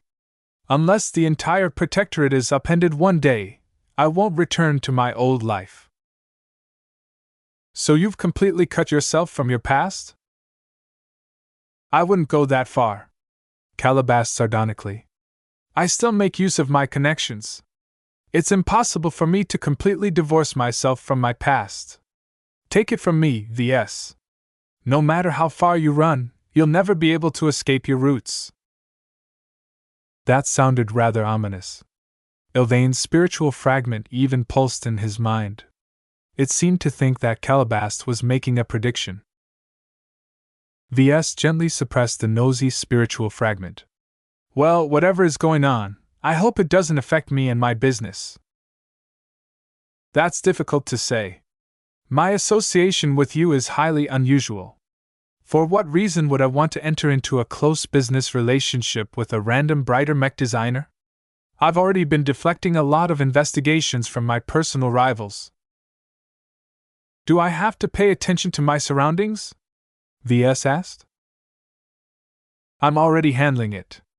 You should probably pay more attention to threats closer to home and on this planet. The Ilvanian traditionalists will definitely make a move at some point. That was Rue. VS began to frown as he thought of what the traditionalists might do in response to the threat he posed to their political agenda. Chapter 12-13 Remarkable Observations. VS stepped out of the shuttle in a massive underground parking hall. He looked around and saw a considerable amount of mechs from protectors of the faith moving to secure the entire site. A specialized mech transport had already arrived at the parking hall. The cargo hatch opened up, allowing a very distinctive mech to be lifted out of the vessel. Almost every staff member or protector paused for a bit. This was the first time they saw the prototype of the Transcendent Messenger. Although the mech hadn't donned its tabard or activate rescue particle generator modules integrated in its frame, the mech already looked unusual. Even when VS hadn't infused his design with a design spirit yet, just the fact that he poured months of work into it already imparted it with a primitive spiritual quality. This phenomenon signified that even if mech designers didn't employ the same methods as VS, they could still infuse their designs with their spiritual energy. He found out that he didn't even need to focus too much on his work for this process to happen, because the design seed was already single-mindedly focused on mech design. He made a very important conclusion after he observed this phenomenon. Journeymen were able to alter the performance of their designs unconsciously with their design seeds. It was an automatic process that did not require a mech designer's awareness or control to take place. When VS recalled all the mech designs he witnessed and all the lessons he learned so far, he made another guess. The improvements the design seed made to his mech design didn't necessarily have to do anything with the X factor. While his own design seed seemed to channel all of its efforts into improving the X factor of his mechs, that was only because of his design philosophy. If Kedis ever advanced to journeyman, it was likely that her design seed would expend all of its effort on improving the sharpness of the weapons carried by her mechs. VS already observed that the Aurora Titan's internal architecture contained a lot of abstruse parts that didn't entirely conform to reality. As a senior, Professor Ventag's design seed was definitely stronger than that of a journeyman, so its effects were significantly stronger. This meant that as a mech designer advanced, the phenomenon became stronger. VS suspected that this was one of the key functions of design seeds. He already theorized that high-ranking mech designers imparted their mechs with extraordinary qualities. Now, he personally experienced this phenomenon in his own work, proving that mechs designed by high-ranking mech designers were simply better if everything else was equal. No wonder mechs designed by high-ranking mech designers captured the bulk of market share in every mech market. The only advantage that mechs designed by apprentices and lower brought was that they were more affordable. What this meant right now was that even if VS hadn't done anything special to the prototype, the mech already possessed a weak X factor by itself. What made the mech more remarkable was that while VS provided the bulk of its spiritual quality, a small portion happened to carry the spiritual imprint of Ilvain's spiritual fragment. VS designed the Transcendent Messenger in full view of the fragment. On its part, the fragment learned that the design would be its first home. How could it not be emotionally invested in the design? For this reason, the design already carried a hint of what VS had in store. This was reflected in the prototype, which already possessed a faint shadow of absolute faith. This effect fell flat on VS. He didn't believe in the Ilvanian faith. He also hosted a spiritual fragment of the Prophet in his mind all the time, so he was already numb to its sacred aura. Yet to the Ilvanians around him, the prototype seemingly touched their hearts in an indescribable manner. The early iteration of the Transcendent Messenger was like a beacon that glowed in the dark. No other mech aside from the prototype ever came close to the perfect mech in their thoughts. Ves grimaced a bit as the Ilvanans kept staring at the mech as heavy-duty lifters slowly brought it deeper into the underground facility. "Why so glum, Ves?" Kitty said as she stood next to him, while idly petting Lucky's back. "You wanted the Ilvanans to gawk at our mech, right? Looks like we did a good job." "I'm not sad about that," Ves replied. "I'm just concerned of what might happen by revealing our prototype to so many Ilvanans. I really don't want the details of our mech to be leaked ahead of time. Even if Calabas promised that the protectors of the faith are all loyal and that this subterranean testing ground is one of the most secure places on the planet, I'm still afraid that some traditionalist sympathizer will spill the beans." He wanted the Transcendent Messenger to debut on his terms. The longer its design remained confidential, the lower the chance that some nefarious organization decided that it was time to do something drastic.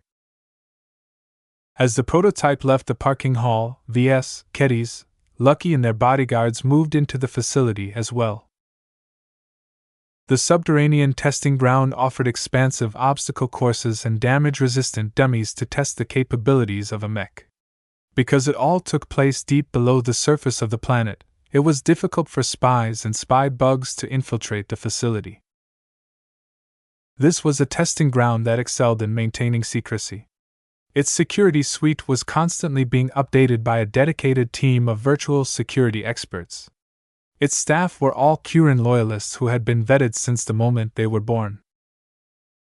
For Calabas to recommend that Ves test his prototype in this facility said much about its ability to keep a secret. Ves met with the director of the testing ground and had a perfunctory chat with the fellow. He expected a cold response due to his foreign roots, but the director was very enthusiastic about the prototype. "I can already tell your mech will perform admirably, Mr. Larkinson. This is a mech that will spark a revolution in the Protectorate." "Thank you for the compliment, but the Transcendent Messenger design is nowhere near completion. Let us not be too hasty in our judgment," Ves responded with a strained smile. Even before the prototype showed off its capabilities, it already managed to charm some of the Ilvanans. The design touched their faith in a way that no other Ilvanan mech had accomplished before. After some technicians performed a cursory inspection of the prototype, it was ready to be activated for the first time.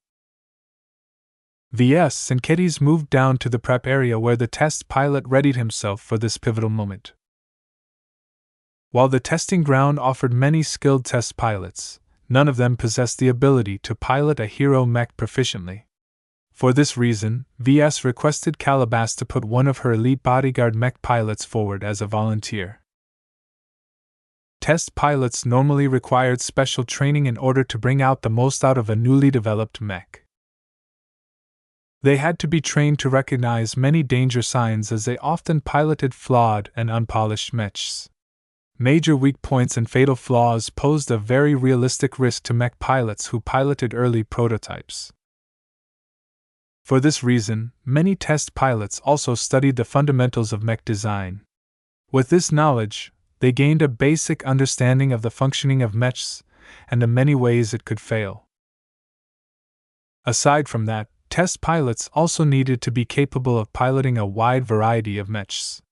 Even if a test pilot only piloted night mechs, this type came in so many different shapes and sizes that normal mech pilots wouldn't be able to adapt to them as fast. Because the live tests needed to be performed quickly, test pilots didn't have the time to familiarize themselves with the prototypes. As a result, they developed the ability to become proficient with any new mech they came in touch with. No matter how steep the learning curve of a new mech, as long as it wasn't completely unreasonable, test pilots always managed to perform decently during the tests. Yet for all of their adaptability, a hero mech was a very different beast. Only the elites among mech pilots had a chance of piloting this mech type proficiently. All lesser mech pilots could forget about making a hero mech soar. Ves called as he stepped close to the young, bald mech pilot sighed. Are you prepared to pilot the prototype? Ton Mellon solemnly nodded. I did my homework. I've studied the documentation you passed me and memorized the essentials. To be honest, I didn't think you'd be able to design an Ovanan mech. We've heard great things about your Aurora Titan model, but none of us believe a non-believer like you can understand our faith, but now. The Cronin mech pilot fell silent.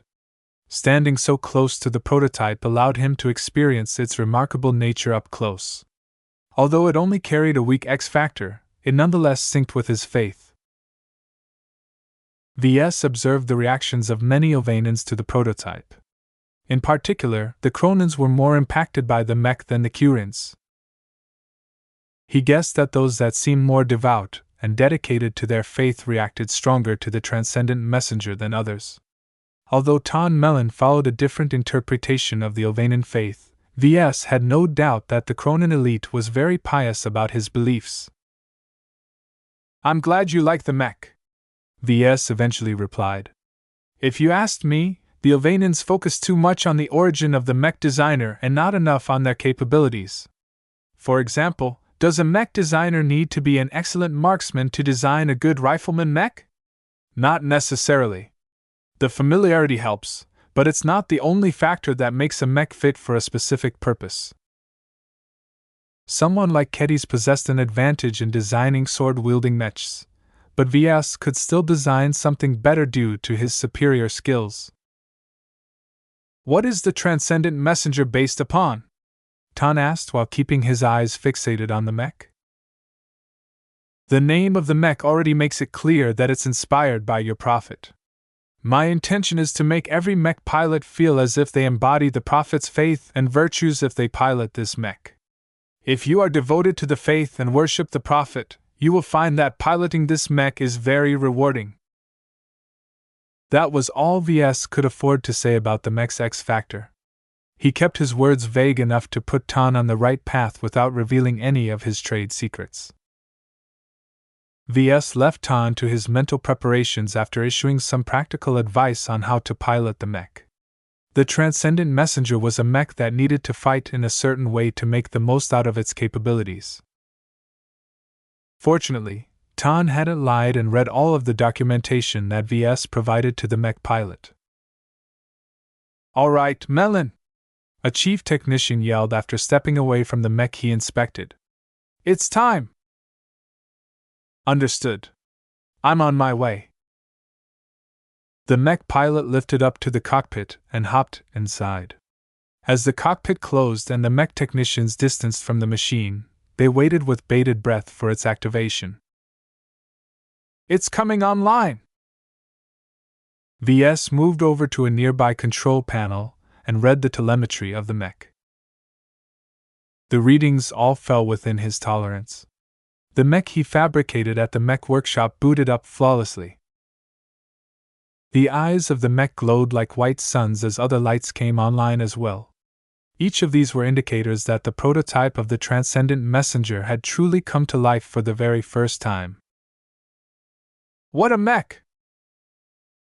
Every Ovanan in the prep area couldn't help but be impressed by the mech yet again. Even though it only just came online, its aura of absolute faith had already grown sharper. Chapter 12-14 Knife and Fork. The difference was rather subtle, but the aura of the prototype definitely shifted when Ton Mellon interfaced with it for the first time. According to his theories on the X factor, Ves believed this was because of a strong compatibility between the mech and mech pilot.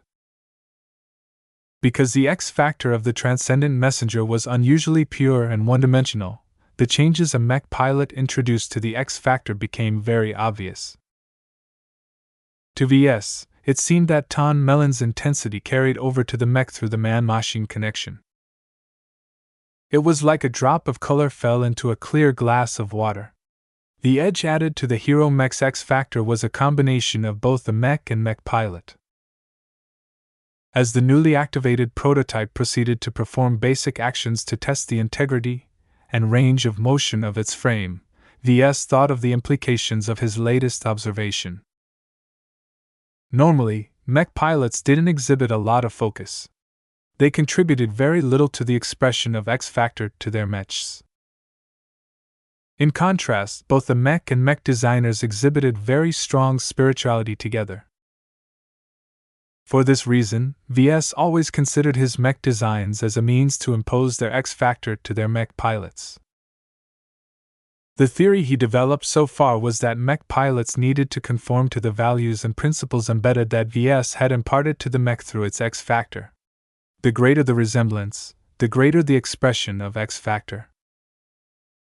A calm and methodical mech pilot wouldn't gain much benefit out of a mech with an aggressive and impulsive X factor. The differences were so great that the opposite of synergy might happen. The mech and mech pilot might fight against each other, thereby impacting the machine's effective performance. If the mech and mech pilot were completely in sync, then the best result would happen. At least, that was what Ves always believed. Now, he wasn't so sure anymore. As Ves discreetly activated his spiritual vision and observed the changes in the X factor of the prototype, he became fascinated by the possibilities it opened up in his mind. Ton Mellon's influence on the X factor of the prototype was minuscule due to his dull and negligible spirituality. Yet what if the mech pilot was stronger? What if he was an expert candidate or expert pilot? With greater spiritual strength, the mech pilot earned a right to have a say in the expression of X factor. This realization meant that Ves was able to achieve different effects with his mech designs as long as they are piloted by higher-ranking mech pilots. Each X factor would mutate and take on a different emphasis depending on the traits of the individual mech pilot. As a result, each individual mech diverged from the template of their design and became something novel and unique. Total compatibility isn't the only solution, Ves whispered to himself. He long believed that the X factor would only be able to reach its full potential if there was 100% sync between a mech pilot, and mech designer. The complete resonance he witnessed beforehand in Eloise Pelican's mind strengthened his belief in this theory. If Ves could design a mech that managed to achieve unity between man and machine, then he would feel an unprecedented amount of satisfaction. Yet what if there wasn't a perfect sync? What if the beliefs and principles of the mech pilot, and mech designer differed a little bit? A different form of resonance might occur, one based on synergy rather than unity. Ves came up with a very bold speculation. If the mech pilot, and mech designer all amplified each other's strengths, something even more powerful than complete resonance might occur. Yet even if synergistic resonance, or whatever he decided to call it, didn't exist, just the changes the mech pilots brought to the X factor opened plenty of new doors to Ves. Now that he knew that an effect like this existed, he could experiment with it, and see what benefits it brought when he designed an expert mech in the future. Overall, the main lesson he learned today was that there were multiple roads to greatness. The next couple of days hit this lesson home to Ves. The prototype tackled the tests while radiating an aura that blended absolute faith with a quality that Ves best described as zeal. Ton Mellon was a mech pilot that not only exhibited strong faith, but also became very enthusiastic at the prospect of spreading it through his piloting. Looks like he's a close fit to the virtue of zeal. For his current design project, Ves didn't plan to delve into this matter any further. Once Sylvain's spiritual fragment became the design spirit of the transcendent messenger, the spirituality of the mech would definitely minimize the influence the elite Cronin mech pilots exerted on the X factor. In the face of such a wide disparity of spiritual strength, the differences didn't matter. It was best for Ves to aim for compatibility rather than synergy. The transcendent messenger is designed to embody the different aspects of Prophet Sylvain's faith. The mech pilot plays the role of a willing vessel in this dynamic. Right now, Ton became more and more accustomed to the nuances of the prototype. His hesitation lessened and his decisiveness grew stronger. He piloted the mech with confidence through various tests. From shooting projected dummy targets with its ballistic carbine to sparring against a practice mech with its heavy saber, the transcendent messenger fought with zeal and enthusiasm under Tan's control. What an inspiring mech! The director of the testing ground sighed. I've seen a lot of Ilvanan mechs over the years. Some have come close to looking as impressive as your mech, but it truly surprises me that a foreigner is able to accomplish this much. What's the secret? Ves smiled politely as he kept an eye on the telemetry readings of the mech. It's simple. I'm simply good at designing mechs that leave a powerful impression on people. This is one of the reasons why Madame Cecily Curran commissioned me to design her ceremonial bodyguard mechs. Yet you are not a worshipper of the Ilvanan faith. How can you possibly design a mech that appears to be more devout than our homegrown mech designers? While I'm not a believer, I've taken the time to learn about your faith. I have dived into the scriptures of your faith and familiarized myself with its central beliefs. I have gained a strong respect for your faith and carried that over in my work. The director frowned at the hidden implication in that response. It is rather odd that your respect is stronger than our earnest belief in our faith. I don't mean to belittle the devoutness of your Ilvanan mech designers. Besides, according to the tenets of your faith, everyone is an Ilvanan, right? No matter if someone is an atheist or an adherent to another faith, we are all destined to be reunited as brothers and sisters during the time of ascension. The citizens of the Protectorate seem to be obsessed with drawing a line between themselves and foreigners, but is this truly Ilvain's will? What Ves just said put the director and any eavesdropping Ilvanan into an introspective mood. In the Bright Republic, Ves grew up in a culture that believed in the ideals of the state but also opened their doors to others as long as they weren't Vesians.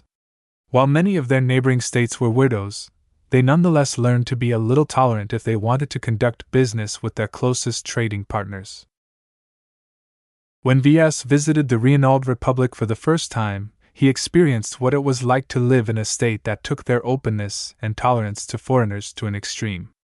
The Reinaldans gleefully attracted as many tourists and visitors as possible in order to milk them of their money. In contrast to those states who fully integrated into the galactic community, the Ilvain Protectorate maintained the opposite. They closed their borders and restricted the movement of trade goods and people. They had a good reason to do so, at first. At the founding of the state, the Ilvanans were defeated refugees who suffered enormously at the hands of non-believers. They needed some time to recover and heal their wounds.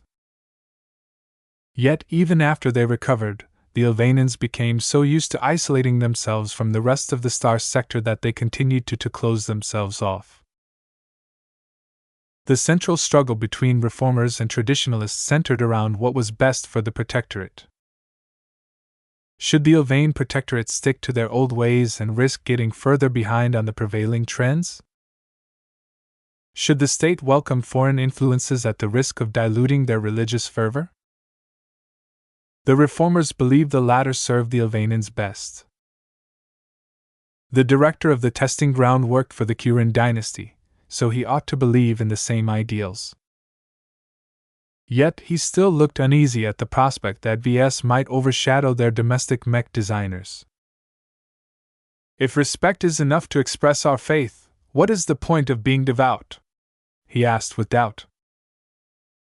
I think Prophet Ilvain once stated that faith is not a competition. Ves spoke, referring to one of his sayings recorded into scripture. We are all connected regardless of our beliefs. The rewards of being devout are not immediate, and will only be given later. The spiritual fragment in his mind pulsed in approval. The prophet had been rather tolerant of other faiths early on. Though he made sure to claim that they all fell under his own in the end, he never compelled someone to convert to his faith. That the Ilvanans grew more intolerant to non-believers was an inevitable development that resulted from the faith's explosive growth. There is still value in belief. Perhaps this isn't necessary reflected to mechs.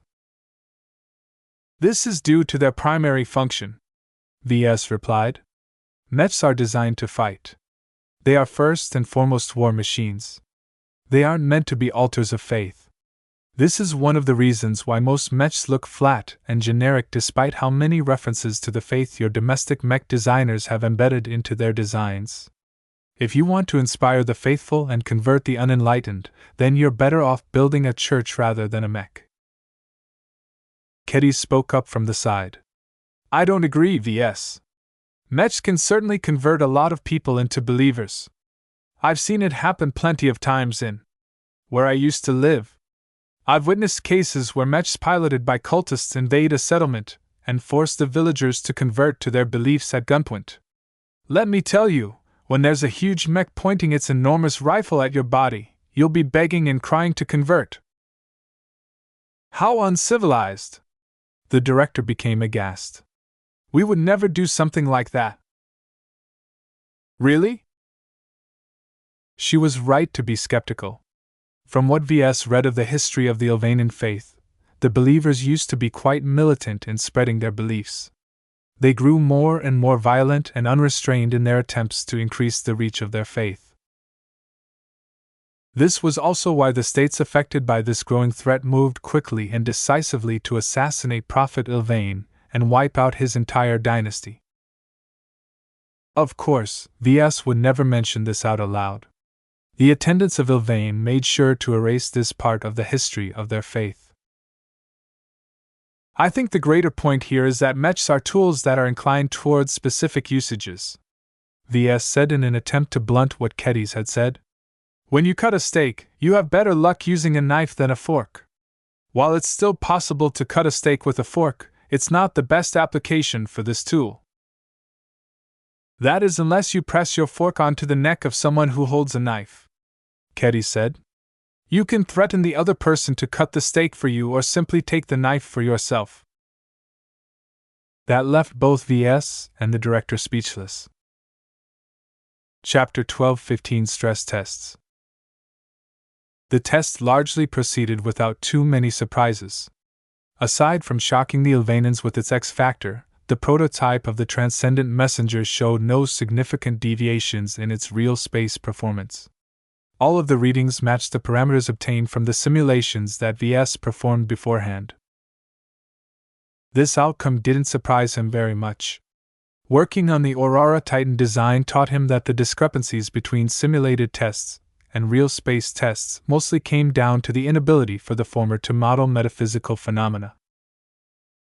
Even if Professor Ventags developed his own mathematical models to take his specialty into account, the actual influence of his design philosophy couldn't entirely be quantified.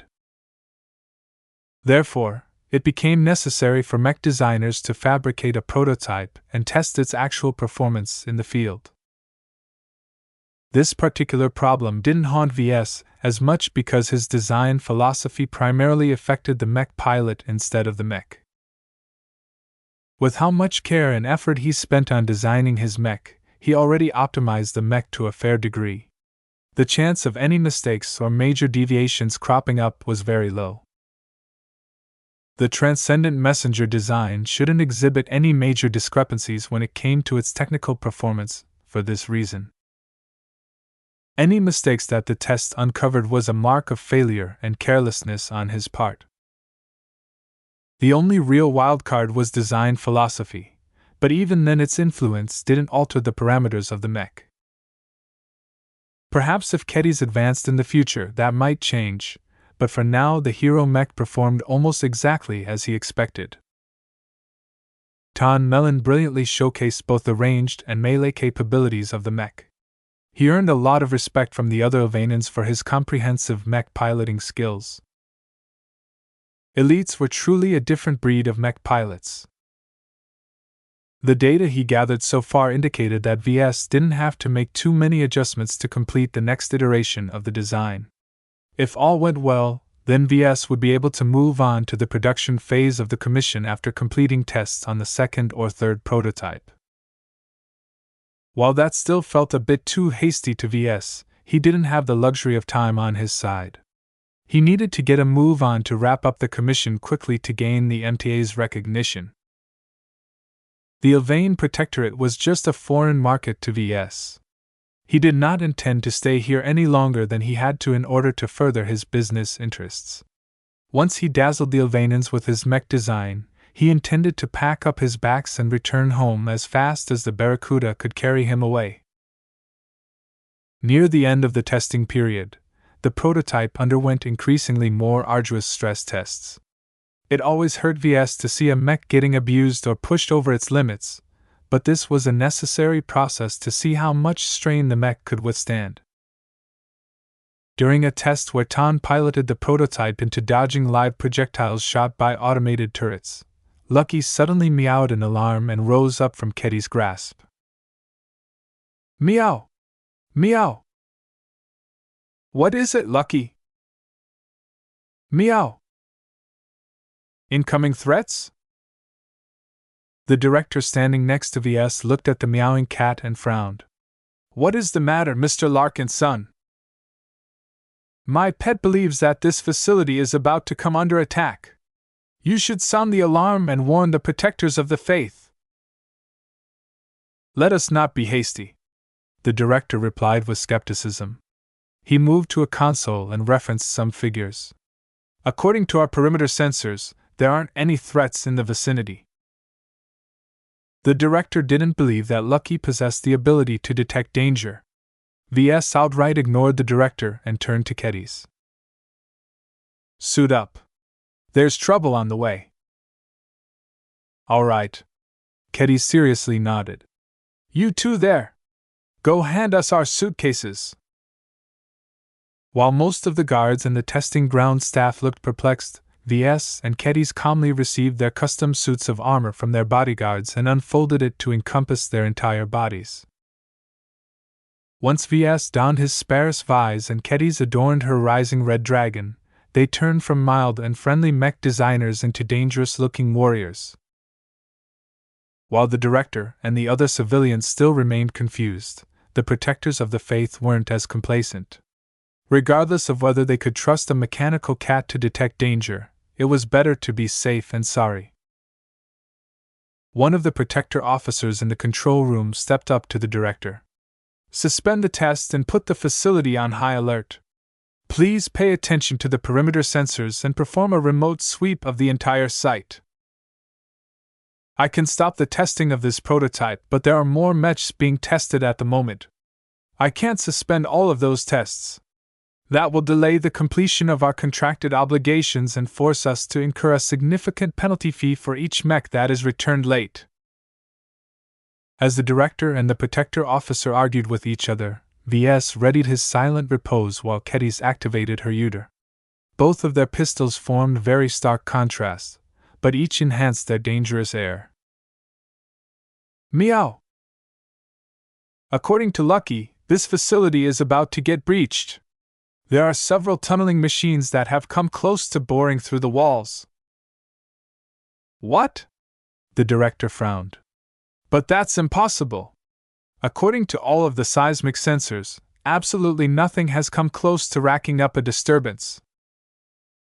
Check if those sensors are reliable. They might have been compromised. Although the director still didn't look convinced, he ordered some specialists to double-check the seismic sensor system. After a minute of digging, one of the specialists noticed something fishy. Director! The output of the seismic sensors doesn't make any sense. Their readings are slightly off compared to how they should be after their latest calibrations. What does that mean? It means the readings from our seismic sensors are fake. This isn't supposed to happen.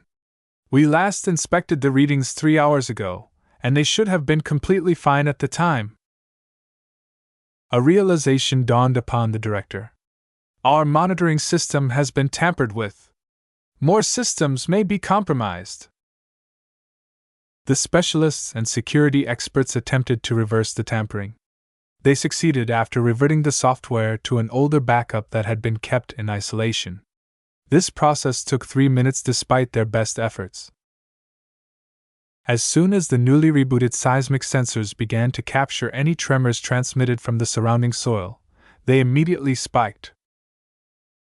The seismic sensors have detected 6 distinct tunneling machines within range. All of them are very close and close to breaching the walls. The director widened his eyes in fright. Sound the alarm!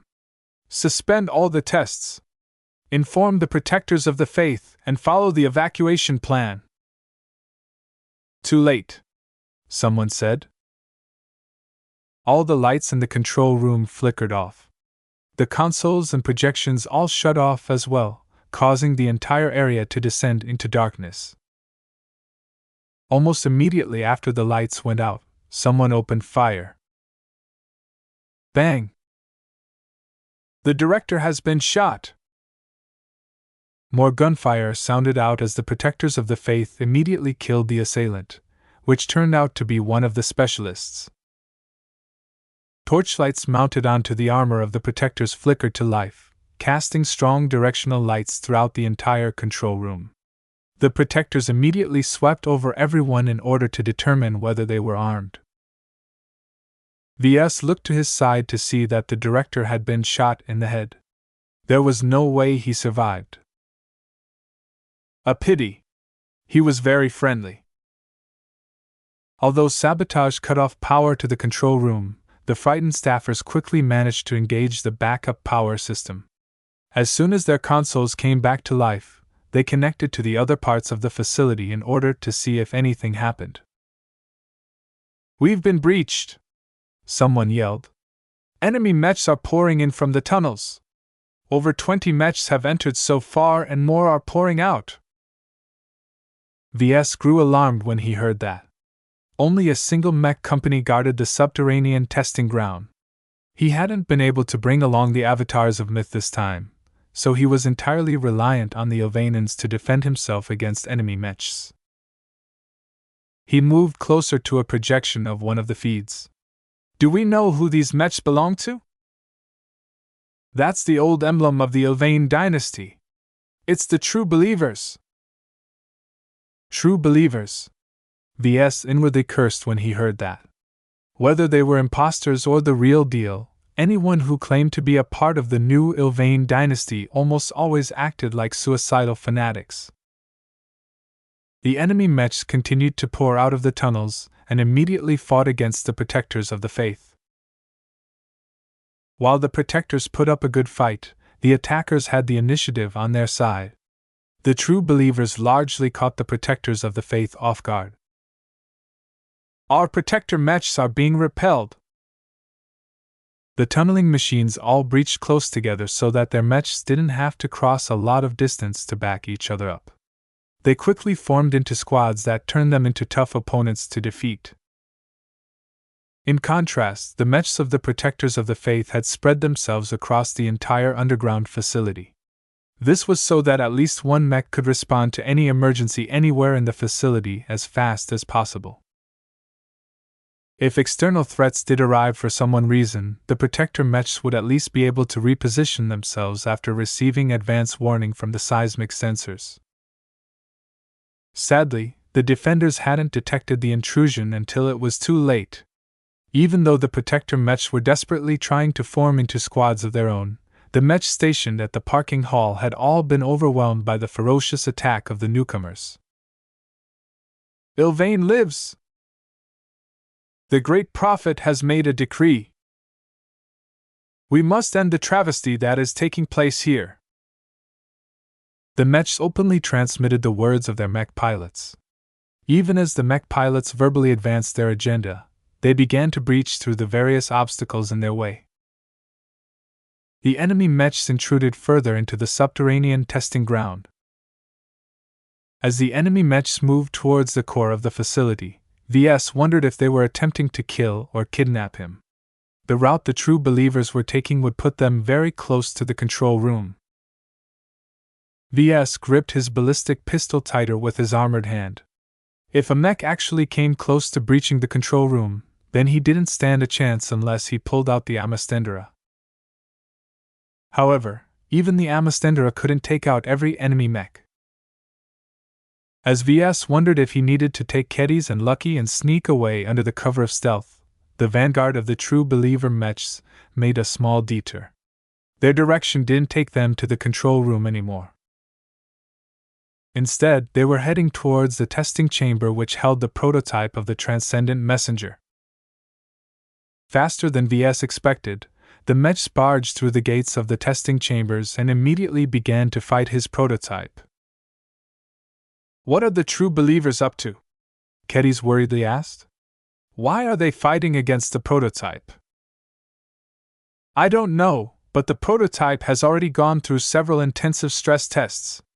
Its armor coverage is damaged and compromised, and its energy reserves are almost empty," Ves stated with alarm. The enemy mech seemed to know that and tried to corral and pressure the prototype. Despite Tan's best effort, the elite mech pilot couldn't do anything when he was being mobbed by the 20 mechs that had poured into the testing chamber in quick succession. Even before its energy cells ran out of juice, the true believer mechs managed to mob and tear away the weapons wielded by the prototype. The mech had been completely neutralized. What happened next astounded Ves even further. Once the true believers pinned the prototype down, they forced Tan exit the mech. Even though the armor of the prototype was very tough, it wouldn't last very long against the focused attacks of more than a dozen mechs. As soon as Tan evacuated from his mech, the true believers no longer bothered with him and instead lifted the prototype and brought it out of the testing chamber. It was only at this point that Ves, the staff, and the protectors of the faith realized what the true believers were after. "They're stealing our prototype," Kedis gasped. "How dare they?" Chapter 12:16 Perplexing Motives. "The true believers sacrificed 23 mechs and 2 tunneling machines just to capture my prototype," Ves asked with disbelief. The protector officer assigned to question him nodded from his open-faced helmet. "We managed to capture some of the mech pilots alive. We're interrogating them right at this instant, and we will know more at the end of the day." This had been an awful day for Ves. Just when the prototype nearly completed all of the tests, the new Ilvain dynasty launched a sudden, perplexing attack on the subterranean testing ground. Wasn't this facility supposed to be secure? Hadn't all the personnel been vetted all the time? How could the protectors of the faith allow the true believer to take over his prototype and successfully make off with their spoils? "It's clear that the operation is premeditated and targeted," the protector explained. "Their only goal was to obtain your mech prototype for reasons that isn't clear to us. When they initially tunneled into this facility, we assumed they were targeting you. We deployed our mechs and other defenses around the control room you were in and bunkered down to meet the oncoming intruders. And then the true believers suddenly turned to the testing chambers and absconded with my prototype." Ves summed up what happened next. "Our forces harried their rear as they attempted to make off with your prototype, but they prioritized its retrieval above everything else. Their rearguard constantly entangled our pursuit force and fought without regard for their lives in an attempt to stall us as much as possible. While we managed to defeat a lot of mechs and disable 2 strategically important tunneling machines, we failed to overcome their determination to extract with your mech." Neither of them knew why the true believers engaged in this awful trade. The value of a single beaten-up prototype of an unfinished mech design could never match up to the mechs and tunneling machines they lost. No sane person would make this trade-off unless they valued the prototype as much as an expert mech. However, in the Ilvain Protectorate, perhaps no one was more insane than the new Ilvain dynasty. Ves tiredly rubbed his face. "I really have no idea what they are after. While my transcendent messenger is a great design, it's extremely hard to pilot and not that much of a terror on the battlefield. It's not worth losing 17 mid-range mechs." He was convinced the actual true believers were responsible this time. Only people with no common sense would be willing to lose so many assets to obtain a single mech. During the attack, he got a good glimpse of the mechs employed by the attackers. Unlike the cheap, bargain bin mechs deployed to attack the Church of the Grand Martyr, the mechs this time all cost around 400 million Elvanin dollars or 32 million bright credits. The tunneling machines cost even more as they were designed to be difficult to detect and fast. The true believers must definitely be hurting to lose two of these expensive and extremely useful assets. Their loss directly affected their future operations on this planet. Do you think they want to take credit for our mech design? Kitty suddenly asked from the side. If they published the mech under the names of one of their mech designers, then all of our work would be for nothing. That's not possible. Ves shook his head. I've maintained extensive logs of the design process, and any knowledgeable mech designer will realize that the transcendent messenger completely conforms to my design style. No plagiarist will succeed in taking credit for our work. Incidents like this happened every now and then. Sometimes, the plagiarists got away with it, but most of the time the truth eventually came out. Each mech designer possessed a very distinct design style, which was like a fingerprint. Kitty's frowned while she idly scratched Lucky's chin. Maybe the living prophet predicted the future and saw that we were developing a great mech. Maybe he wanted to obtain a copy himself and saw that this was the best opportunity for him to obtain a transcendent messenger. This sounded so ridiculous that both Ves and the protector officer scoffed. Stealing the transcendent messenger just to make use of it is antithetical to their extremist standpoints, Ves pointed out. As far as I know, they've always been strong believers of Elvanin supremacy. They're even more radical than the traditionalists in this regard. How could they possibly be seen piloting a mech designed by a foreigner? A sardonic smile appeared on her face. You don't know how duplicitous these cultists can get. I've seen plenty of cults selectively break their own rules whenever it's convenient for them. Who knows what the living prophet was smoking when he decided he wanted to steal our prototype? Did the living prophet himself order his subordinates to steal the prototype? That sounded very unlikely. What would he do with a hero mech? Is the living prophet a mech pilot? Ves asked suspiciously. No. The protector officer shook his head. According to our files, he doesn't possess the right genetic aptitude. He has never been seen piloting a mech in his life. Then what were the true believers doing with the prototype? No one knew, and that made Ves more unsettled. He guessed that the fanatics definitely intended to put the prototype to use for their own purposes. Depending on what they did with his mech, their actions could be very damaging for his business prospects in the Protectorate.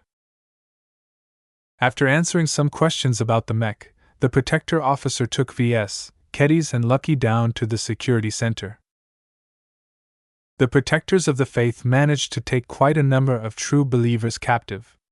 Not only did they capture the mech pilots of the mechs they disabled, but they also captured the crews of the tunneling machines. Right now, the Protectors were desperately interrogating them en masse before the Elvanin Inquisition and other factions took them away. The Protector officer requested a status update. After receiving a quick rundown of the progress the interrogators made so far, the man shook his head. None of our men have succeeded in prying open the mouths of the captives. I'll let you see for yourself. They moved over to an observation chamber that monitored all of the ongoing interrogations. All of the screens and projections showed true believers ranting madly at their interrogators. What is the purpose behind stealing Mr. Larkinson's prototype mech? One of the interrogators asked. The deranged fanatic mech pilot. Ha ha ha ha ha! The Elvain dynasty will rise again. The second calamity will soon be upon us, and its tides will sweep over the entire star sector. Answer the question. What is the reason for stealing the prototype? The prophet is reborn. The true Elvain dynasty will sweep the rot that has festered in the Protectorate. The Elvanin faith must stand strong and stay true. The Protector officer cut the feed. Every captive true believer is like this. None of them are coherent enough to answer our questions because they are all hooked on a cocktail of stimulants. Any true serums we inject will either result in no effect or push them over the edge. It will take weeks or months of specialized treatment to detoxify their bodies sufficiently to interrogate them while they are coherent. That meant VS likely wouldn't be able to obtain the answers to his questions anytime soon.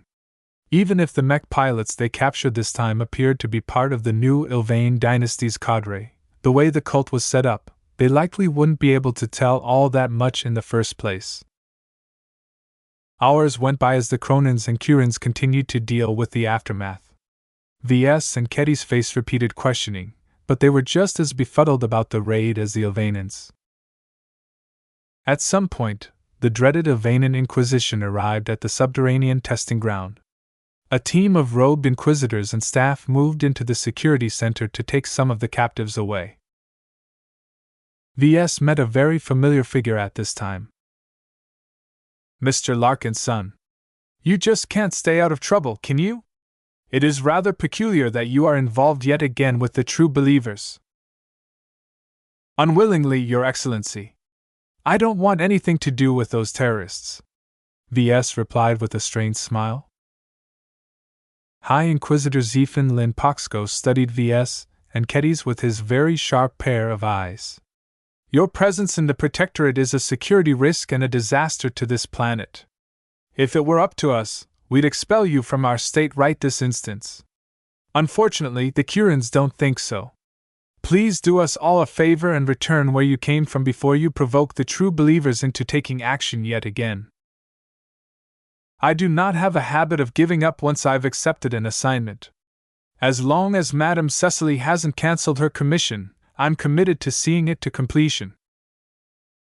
After a bit of chit-chat, the High Inquisitor marched off in order to supervise his men.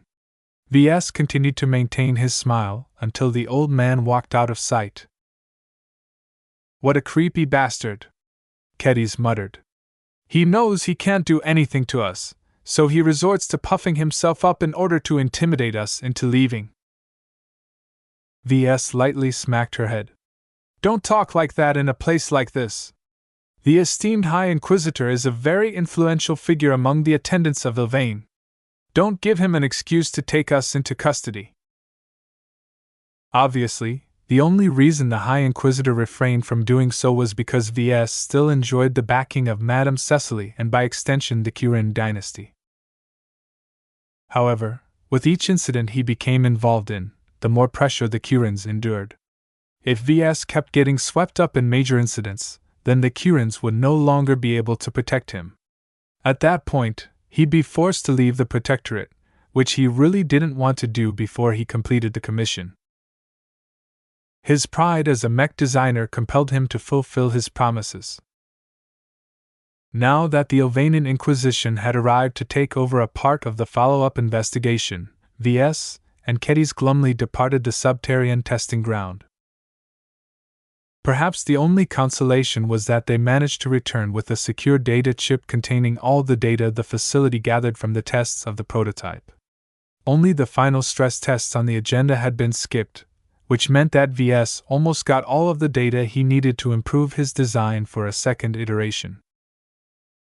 After a long shuttle ride back to the guest compound at Krent, Ketty's and Lucky went off to cuddle and play in private. Meanwhile, VS met with Leland and explained what happened after the latter activated his signal jammer. It's a shame that the ongoing curfew makes it difficult for me to get in touch with my informers, Leland sighed. While I'm aware that the true believers have built up a strong presence on this planet, I never heard any indications that they were aiming to obtain one of your prototypes. Can you think of any reasons what the true believers plan to do with my mech? He shrugged. I can't say for certain. Perhaps they wish to discredit you somehow by employing your mech in outrageous acts such as attacking the Grand Cathedral or laying waste to a school. It would be the crudest and most direct method to turn the Ilvainans against you. After all, the attacks wouldn't happen if you weren't designing such a deadly mech. This reasoning sounded crazy, yet as long as it advanced their agenda, VS could see the true believers doing it. As long as the media aligned with the traditionalists exaggerated the role of the stolen prototype in any violent acts it perpetrated, then VS would definitely receive a lot of blame. However, as crazy as the true believers appeared to be, VS wasn't entirely convinced of this possibility. Chapter 12-17 Charming Meeting. VS took a few days off to get to terms with the latest setback. He felt devastated about the theft of his prototype. The thought of those fanatics taking the prototype back to one of their hidden bases in order to repair and pervert the mech galled him to no end. If the true believers subsequently employed the prototype in one of their terrorist attacks, then everything that Leland described would definitely come to pass. VS would suffer the blame for arming the true believers with such a prominent mech. The fact that he was the victim here and wasn't responsible for the misdeeds the extremists performed didn't matter. The traditionalists would rile up the Ilvanans until everyone wanted him gone. To be honest, VS didn't feel very indignant about this possibility.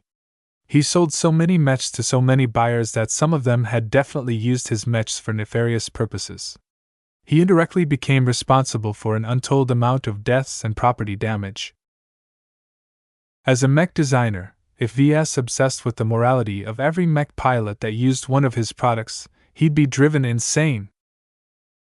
Therefore, from a moral standpoint, VS didn't find it all that repugnant that a bunch of religious extremists planned to make use of one of his mechs. When Keddies checked up on VS revealed the true reason why the theft left him indignant. "The prototype is an unfinished version of my design," he yelled. "These true believers have no respect for the design process. Even though it's already a fantastic mech, that still doesn't change the fact that it's the first iteration of my design. There are so many flaws and imperfections that impact its performance that it's shameful if the true believers plan to make use of the prototype in its current form." Keddies widened her eyes. You're pissed at the true believers because they stole a copy of an incomplete design?" "Yes. The prototype is never meant for actual use. If they wanted to steal one of my mechs, I'd rather they wait until I complete my design and fabricate the final copies. The mechs I produce at that time will definitely be able to showcase the full potential of our transcendent messenger design." How could he tolerate such a travesty? VS wanted to wring the neck of the living prophet himself for daring to make use of his prototype. The mech they obtained didn't represent his actual work. While VS wanted to rage, Keddies had already gotten over the theft. It was just a mech, so what? They at least received most of the test data they set out to gather. After the prototype finished its stress testing, it was destined to be dismantled and recycled. At least now the prototype gained a new life. Her nonchalant attitude towards the theft reflected her background as a pirate. VS knew that everyone engaged in robbery if they could get away with it. The side with the strongest fist had the most say. Victims who lost their valuables only had themselves to blame for being so weak. Still, that didn't mean that Keddies forgave the true believers for their act. While she didn't possess the same level of pride in her profession as VS, she disliked being taken advantage of. If she was still in the frontier, then she would definitely retaliate somehow. Unfortunately, the rules were different in civilized space. Not only that, but they were guests of the Kurin dynasty in the Protectorate, so they were heavily restricted in their actions. However, just because she couldn't go out on her own didn't mean she could do nothing. She suddenly grinned and gazed down to Lucky, who was enjoying her continued ministrations. "Maybe you can help, Lucky." "Meow? You can sneak out of the compound, right, buddy?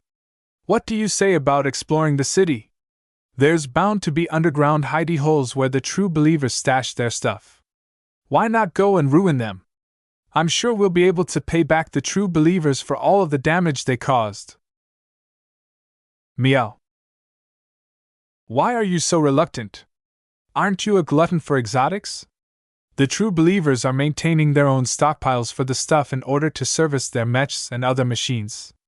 That's free food for you as long as you can sneak inside without getting detected. Meow. Lucky seriously contemplated the suggestion. With the new toy he received, his ability to sneak in and out of highly guarded places improved considerably. Yet just because he can, didn't mean he should.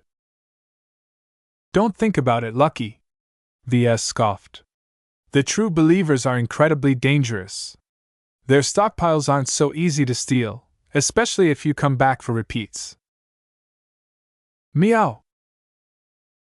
While Lucky didn't entirely agree with Ves, the cat eventually thought better of it.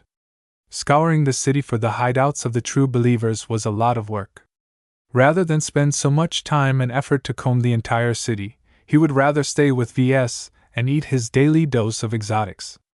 He still hadn't consumed the enormous reward he gained for stealing the holy relic from the Grand Cathedral. Keep an eye on Lucky, Keddies. Don't allow him to run off. I'll try, she promised. Because of the recent incident, Kesseling 8 entered into a state of heightened alert yet again. After months of fruitless searching, the Ilvanan authorities were pretty desperate to root the true believers from the planet. Now that the fanatics finally made a move, the protectors of the faith and the Ilvanan Inquisition tried their best to follow the trails before they grew cold. A lot of mechs and vehicles moved around the city for the next few days. The authorities tightened the curfew and barred all non-essential traffic. They showed a lot of determination to ruining the plans of the new Ilvain dynasty. Ves didn't have much hope that they could stop the true believers. The true believers had spies and informers everywhere. The sympathizers would definitely tip off the extremists if the authorities were close to uncovering one of their cells. He spent his time analyzing some of the raw data the testing ground recorded in his room. While he would have been able to process the data much faster at the mech workshop, for now he had no choice but to work from his temporary home. The tests revealed many different issues that needed to be addressed. Ves continually optimized the design on the basis of his analysis of the test data. None of the problems posed much of a challenge to him at his current ability. As Ves made a lot of progress in optimizing his design, he was forced to halt his work when a special visitor arrived at his guest's compound. He walked down to the foyer to an unusual sight. Charmed to meet you, Leland. Calabash gently shook the man's hand. Leland responded with a gentle smile. Likewise, Director Cecily. We appreciate everything you have done to accommodate our stay in the Protectorate. Without your help, we would have never been able to resist the demands of the Ilvanan Inquisition. Mr. Larkinson is an admirably young and dynamic mech designer. The Bright Republic is lucky to have him. He's exactly what the Protectorate needs in order to revitalize our stagnant mech market. Although the theft of your prototype is regrettable, the fact that the true believers desire the mech in the first place speaks volumes about the quality of its design. We aim to please, madam. This setback hasn't affected our ability to fulfill your commission. Your mechs will definitely be ready and delivered on schedule. As the two amiable spies chatted with each other, Ves tried his best to keep his composure. Although both of them belonged to the same kind, Ves had a feeling that Leland was completely clueless who he was dealing with. Calabash had already revealed she knew that Leland was working for Flashlight. Yet during this polite conversation, Calabash maintained her role as an influential member of the Kirin dynasty to perfection. Her gentle and aristocratic demeanor exposed no flaws at all. As observant as Leland could be, he probably had no idea of the monster he currently faced. Madam Cecily, Ves greeted her as he approached the two. You can speak with my staffer later, but let's discuss some business first. The woman smiled coyly at Ves. Very well. The two headed up to his room at the top floor of the compound. Once they left their bodyguards behind the door, Calabash activated her jamming devices before she dropped her mild facade. Leland is an interesting fellow. He's quite good in his spy craft for his age. If he grew up in a more advanced state, then he might be able to give me a run for my money. Please don't string him along. If anything happens to Leland, I'm on the hook. Ves sighed in exasperation. Do you know why Flashlight assigned him to accompany you? No, and as long as it doesn't interfere with my goals, I don't care. Calabash nodded in approval. That's a prudent mindset to take. While I'm aware that Leland is engaged in a number of activities on this planet, he's merely furthering the interests of his state. He's relatively harmless, all considered. I'm glad you think so. He had to admit that ever since Ves struck his deal with Calabash, he was worried that she would butt heads with Leland. Both of them were spies who posed a threat to each other if they managed to sniff out their secrets. That didn't happen, to V's relief. Calabash was so superior to Leland that she could keep him blind and deaf as much as she wanted without the latter growing any wiser. It depressed Ves a bit that someone as sneaky as Leland stood no chance against Calabash. He couldn't rely on Leland and Flashlight to constrain Calabash if she ever acted unreasonably. The power balance in their partnership was heavily skewed towards Calabash. Ves couldn't get rid of her no matter what, but Calabash could easily cut ties and stab him in the back if she ever decided that she didn't need him anymore.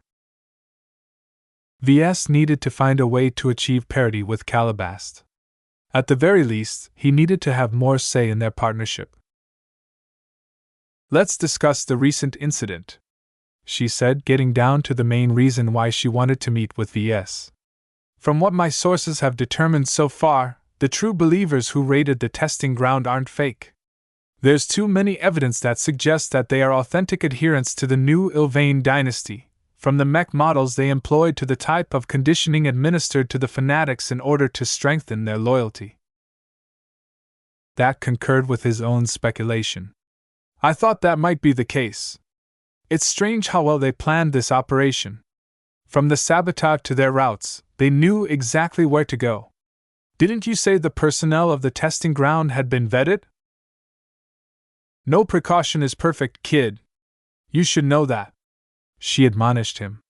Just because I expressed confidence in the security of the testing ground doesn't mean I can guarantee that nothing is amiss.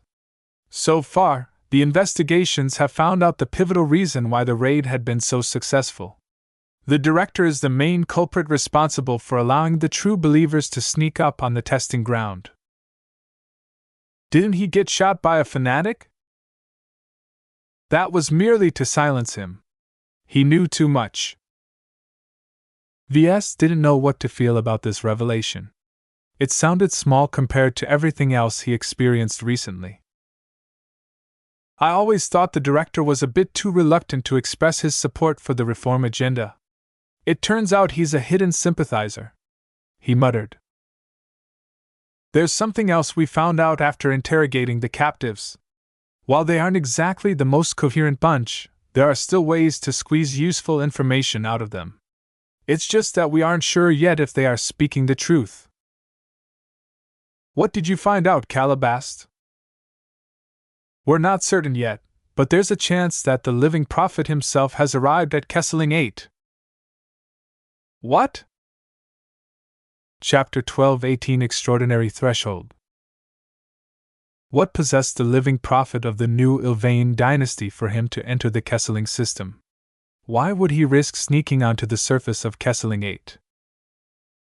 There was nothing on the planet that should have merited the attention of the leader of a vast terrorist organization.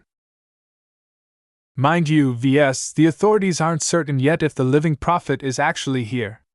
This intel hasn't been corroborated yet. For all we know, these are merely the mad ramblings of stimulant-addled fanatics, Calabash cautioned. The sources were far too unreliable. No one should take their words seriously. However, Ves didn't necessarily think so. For Calabash to relay this intel despite its dubious origins meant she might know something more. Do you think it might be true? There is a chance the madmen haven't been lying. The only problem is that the living prophet is taking an immense risk by sneaking onto this planet. This doesn't match his elusive and risk-averse nature. He usually spends his time on a hidden vessel floating in deep space issuing orders to the various cells of his organizations. For him to abandon his caution means that there is something important going on here that warrants his presence. Is he after my prototype? That doesn't make much sense. The living prophet isn't a mech pilot. Even if he was, he has plenty of sympathizers in the mech industry to draw upon if he requires a personal mech. If the living prophet wanted to obtain the prototype, he could have issued some orders and let his subordinates take care of the rest. It didn't warrant a personal visit to the planet. For what reason did the living prophet himself descend on Kesseling 8? Don't rack your head over it, kid, Calabash said and shook her head. For now, leave these matters to me and the Ilvanans. You should get back to work and complete your design as fast as possible. Aside from losing your prototype, it's running along quite well, right? She was right. There was no use for him to puzzle over this matter. These events went largely over his head. He much preferred to turn his attention back to his work. The transcendent messenger is almost finished, but it will still take some time for me to optimize the design to a point where I'm satisfied with declaring it finished. Is there any way you can accelerate your work? At this point, it's better if you complete the commission as fast as possible.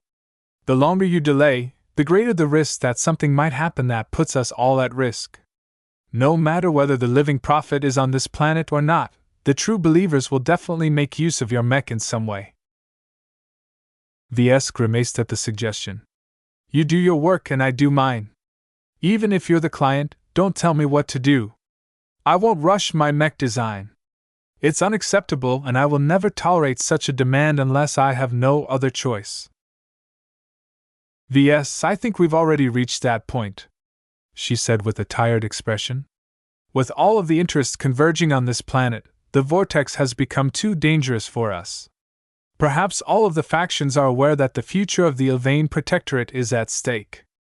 There are many extremists who are willing to do something drastic if that means securing the future they want. For all of her prowess, Calabash was only a single woman. She could no longer exert any control over the events happening on Kesseling 8. The Curans, Poxgas, and True Believers had all converged on this unremarkable planet in significant numbers. Gathering so many forces together was like stuffing a keg with powder. At some point, a single spark was enough to blow it all up. Still, Ves stuck to his principles. I am not willing to compromise on my stance. Every mech I've designed must represent my best efforts.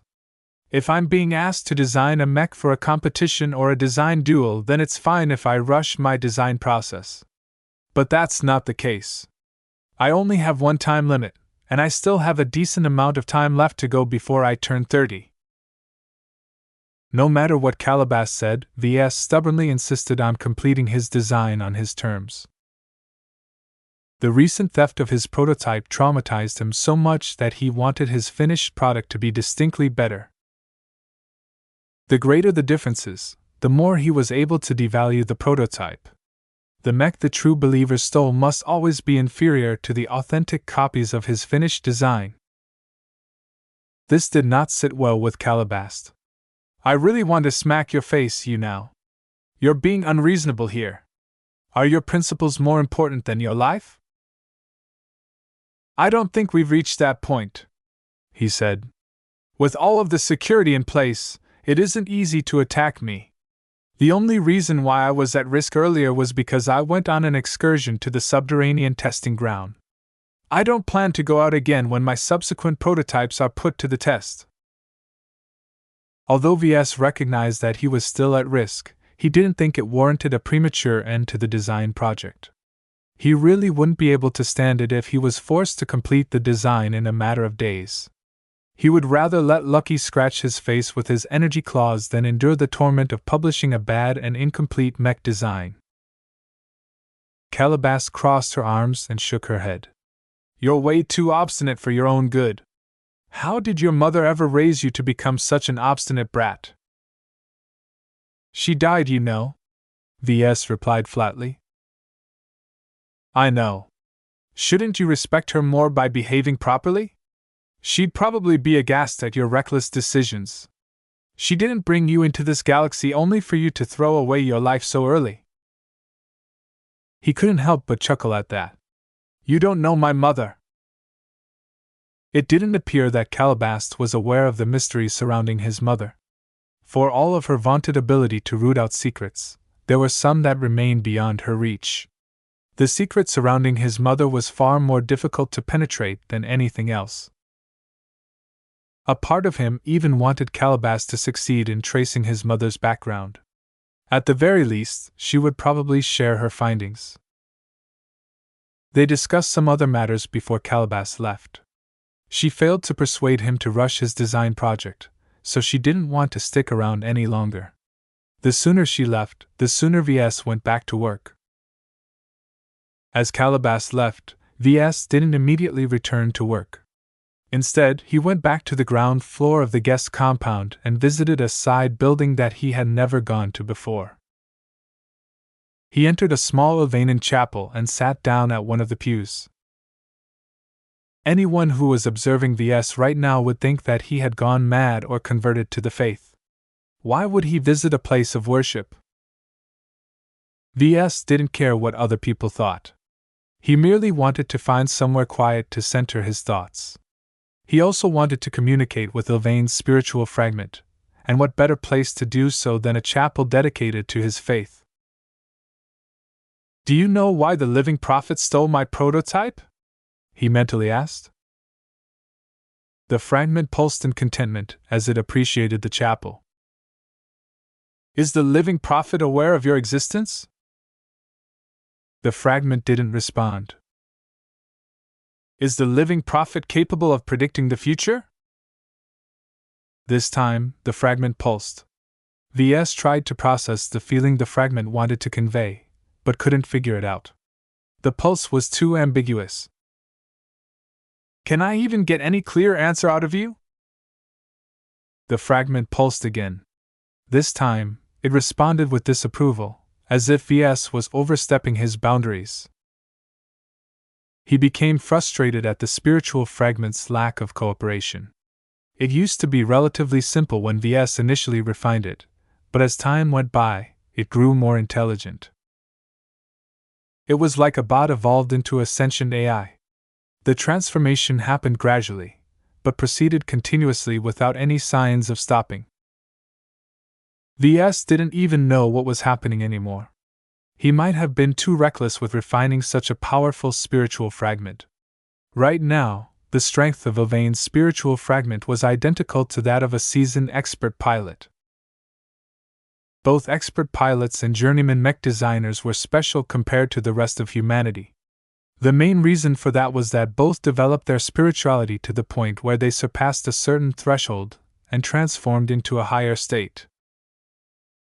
There was something remarkable about this higher state of spirituality. Whether it was expert pilots, journeyman mech designers, or spiritual fragments, each entity with spirituality that exceeded this threshold had become something extraordinary. Ves thought that Kalankso's spiritual fragment was smart because its strength vastly exceeded anything he witnessed before. He assumed that Ilvain's spiritual fragment wouldn't be able to grow this smart because it originally consisted of a tiny remnant of Ilvain's spirituality.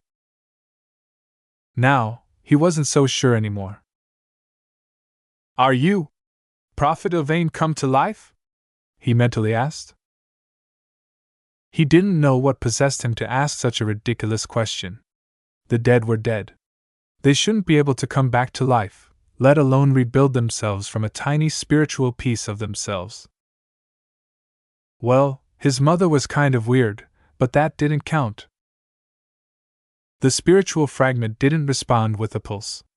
Instead, it emanated an aura that was several times stronger than its last exertion. The aura radiated a strong and unflinching faith in its beliefs.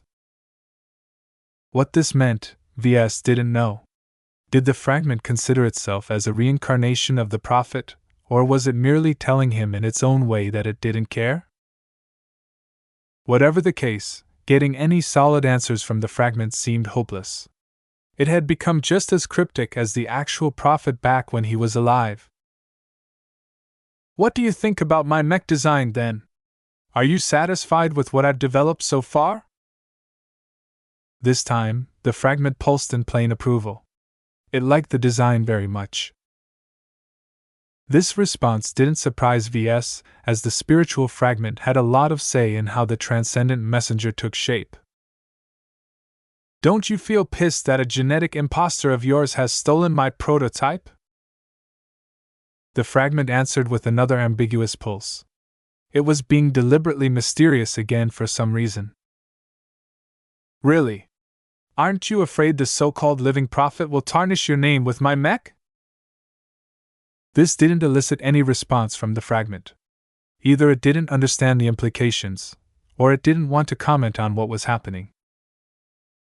Ves was already familiar with the silent treatment. The system almost never answered his inquiries. He understood why the system kept its mouth shut. There was no reason for it to entertain Ves and satisfy his curiosity. As long as Ves furthered the system's agenda, it could sit back and relax. What disturbed Ves a bit was that Yvain's spiritual fragment had grown sophisticated enough to adopt the reasoning. The fragment turned from a passive spiritual entity into something smart enough to develop its own agenda. Ves regretted hosting the spiritual fragment in his mind. He should have fabricated a miniature mech or some other totem to serve as its temporary home. At least then it wouldn't snoop so much in his mind and learn some of his traits. He knew very well that someone with his personality was very hard to deal with. Just like him, the spiritual fragment was probably looking out for itself. Don't learn from me, he belatedly told the fragment. I'm not a believer. You should stick to your own values. He didn't know whether his words had any effect or not. Hopefully, he would soon be able to complete his design, whereby he could finally get rid of the spiritual fragment from his mind. Soon, you won't be my problem anymore. Chapter 12-19 Sound Judgment. Life went on. Although the loss of the prototype impacted his mood considerably, Ves knew he shouldn't dwell on it too much. The most important task right now is to finish the design, he whispered to himself. He cast away as much distractions as possible and let go of his concerns about his volatile surroundings. The contradiction between the reformers and traditionalists still raged on, but his role was set in stone. Completing the design of the transcendent messenger mattered more than anything else. His plans and Calabast's plans hinged on its success. When Ves and Kedis finally returned to the workshop, they went back to work. Ves already analyzed a good amount of test data, but the processors at the guest compound were too weak for his purposes. The Mech Workshop offered much more capable processor banks that specialized in performing mass calculations typical to engineering projects. When the design process has reached this stage, the time for second-guessing and major revisions has passed. Ves explained to Kedis as he showed her the preliminary changes he made to the design. All of our design choices are set. The changes we can afford to make at this stage should not impact any of them negatively. Our goal is to work away the flaws while perfecting what is already good about the design. Kedis nodded. I know. If we go back on our design choices at this point, we'd be designing a variant instead of the base model. Mech designers needed to be decisive in their judgment during the earlier stages of the design process. If their hesitation on some of the choices grew more serious by the time they received the test results of their first prototype, then they didn't do a good enough job. This is important, Kedis. A lot of mech designers get hung up over what-ifs or magnify the negative aspects of their comprised solutions. They'll go back to their design and shift the very nature of their mech into something else. That's not good. You need to have the confidence that you can make your mech great from the decisions you've already made. Look forward instead of gazing back at the past. While VS already learned this at school, Kedis never entered one. These kinds of suboptimal traits afflicted many mech designers despite receiving plenty of warnings.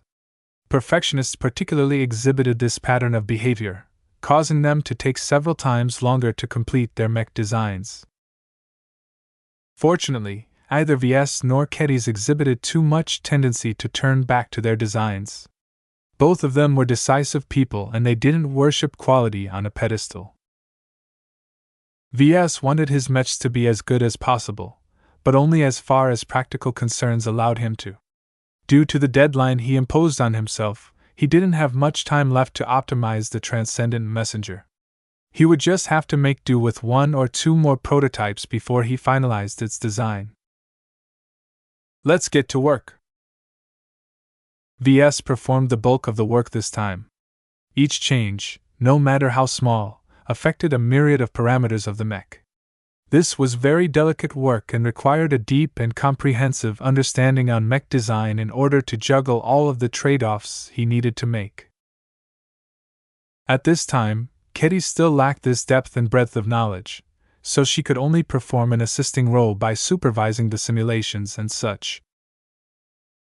The optimization work he performed was like solving puzzles. There were countless ways to solve each problem, but only a small number of them actually led to an actual improvement in the design. One solution always introduced another problem. The key to improving the design was to make sure the new problem that resulted was smaller or less significant than the old problem. While VS could never obtain a perfect solution, at the very least the mech design achieved a net gain in performance. The more he optimized the mech, the harder it became for him to find a solution that resulted in clear improvements. It felt like he needed to make use of a microscope in order to determine whether it was worthwhile to implement his solutions. Nonetheless, the transcendent messenger design became increasingly more polished over the next days. His design seed worked wonders at this stage. He could judge the best solution for many problems without resorting to time-consuming calculations and simulations. Naturally, his design seed only helped him come up with a solution that he would have been able to figure out on his own. In other words, his knowledge base formed the foundation of his design seed. If he hadn't studied too much in a particular field, then his design seed had very little to go on. It possessed the same biases as him, and could never come up with a solution based on knowledge that he lacked. It's not an auto designer. Nonetheless, even if his design seed couldn't automate everything to perfection, the boost it provided to VS was just right. He still needed to rack his brains and perform some manual calculations in order to solve particularly difficult problems. His design seed only came in handy when he faced easier but extremely tedious problems. All in all, VS initially expected that he needed at least 2 weeks to complete the second iteration of the design. Yet by the time a week had gone by, he no longer found any issues that needed addressing. That was fast. Kedis commented after VS declared they completed the second iteration. I remember that Myra worked just as fast when optimizing her designs. You journeymen are beyond human in this aspect. I can't even keep up with your problem-solving pace. It's a convenience, I admit, but it's not a panacea. You still have to do the most important work yourself. If you want to get to this point, make sure to keep up with your studies and accumulate more knowledge. I don't even know how many books I have to read to match your mind. How come you know so much but never spend much time on studying? She suspiciously asked.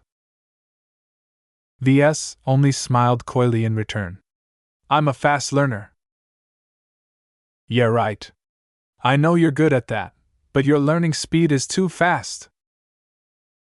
He shrugged off her questions as best he could, but the suspicion lingered.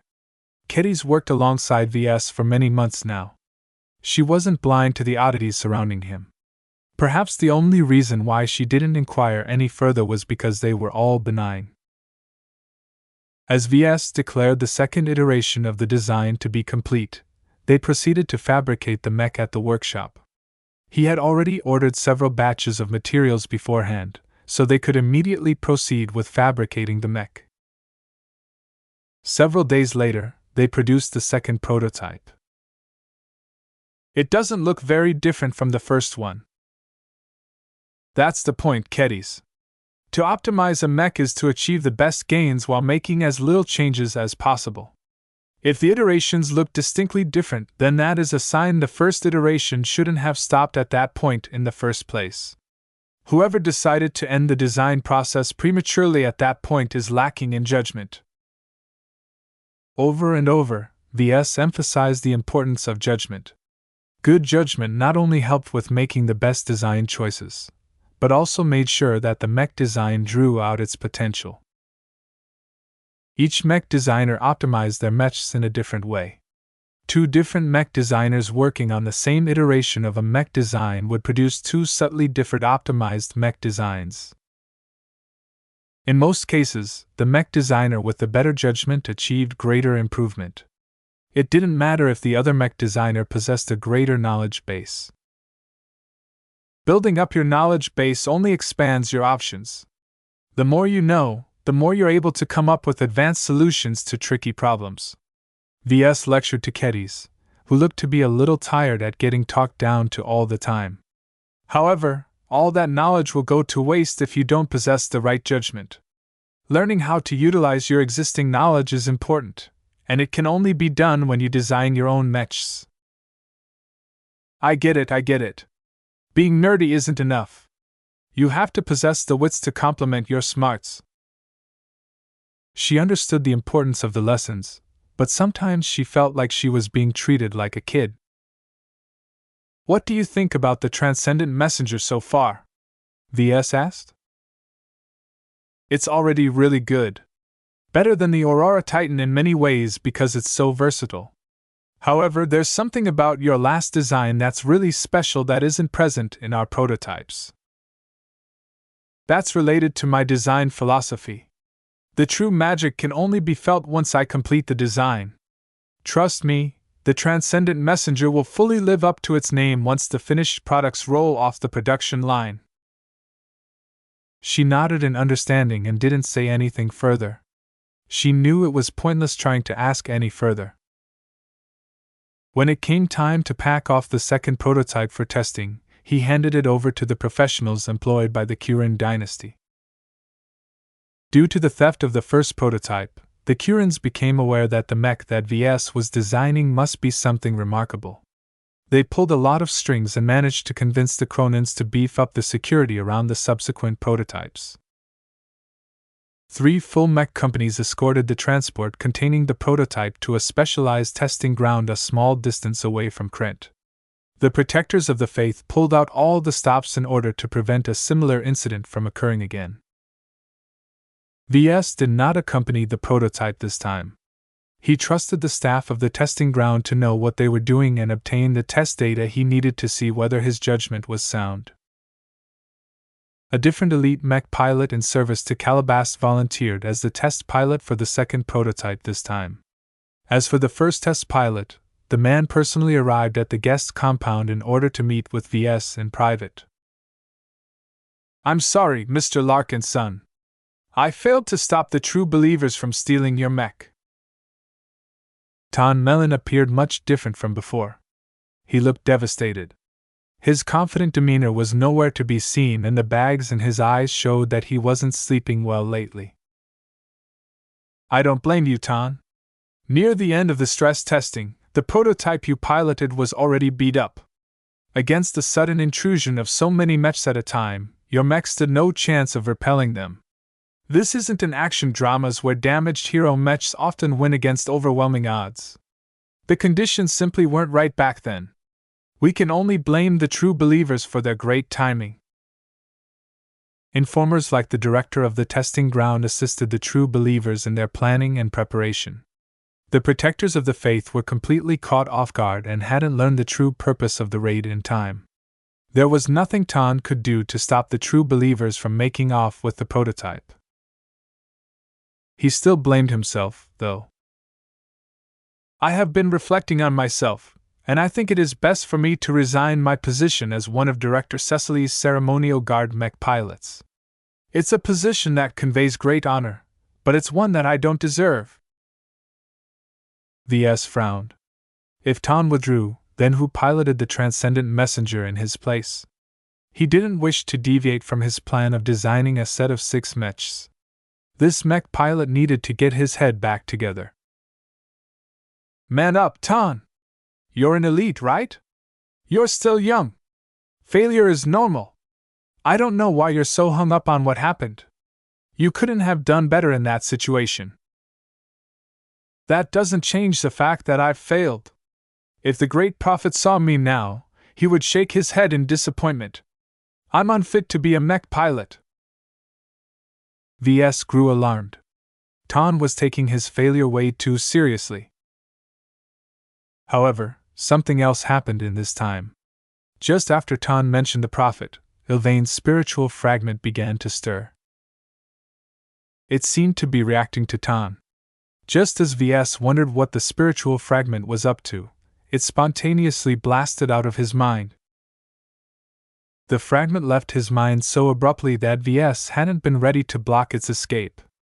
It broke through the passive barriers of his mind and entered into Tan's mind in an instant. The elite Cronin mech pilot gasped before he rolled his eyes and fainted. Chapter 12:20 Divine Touch. Ves had no idea what was going on.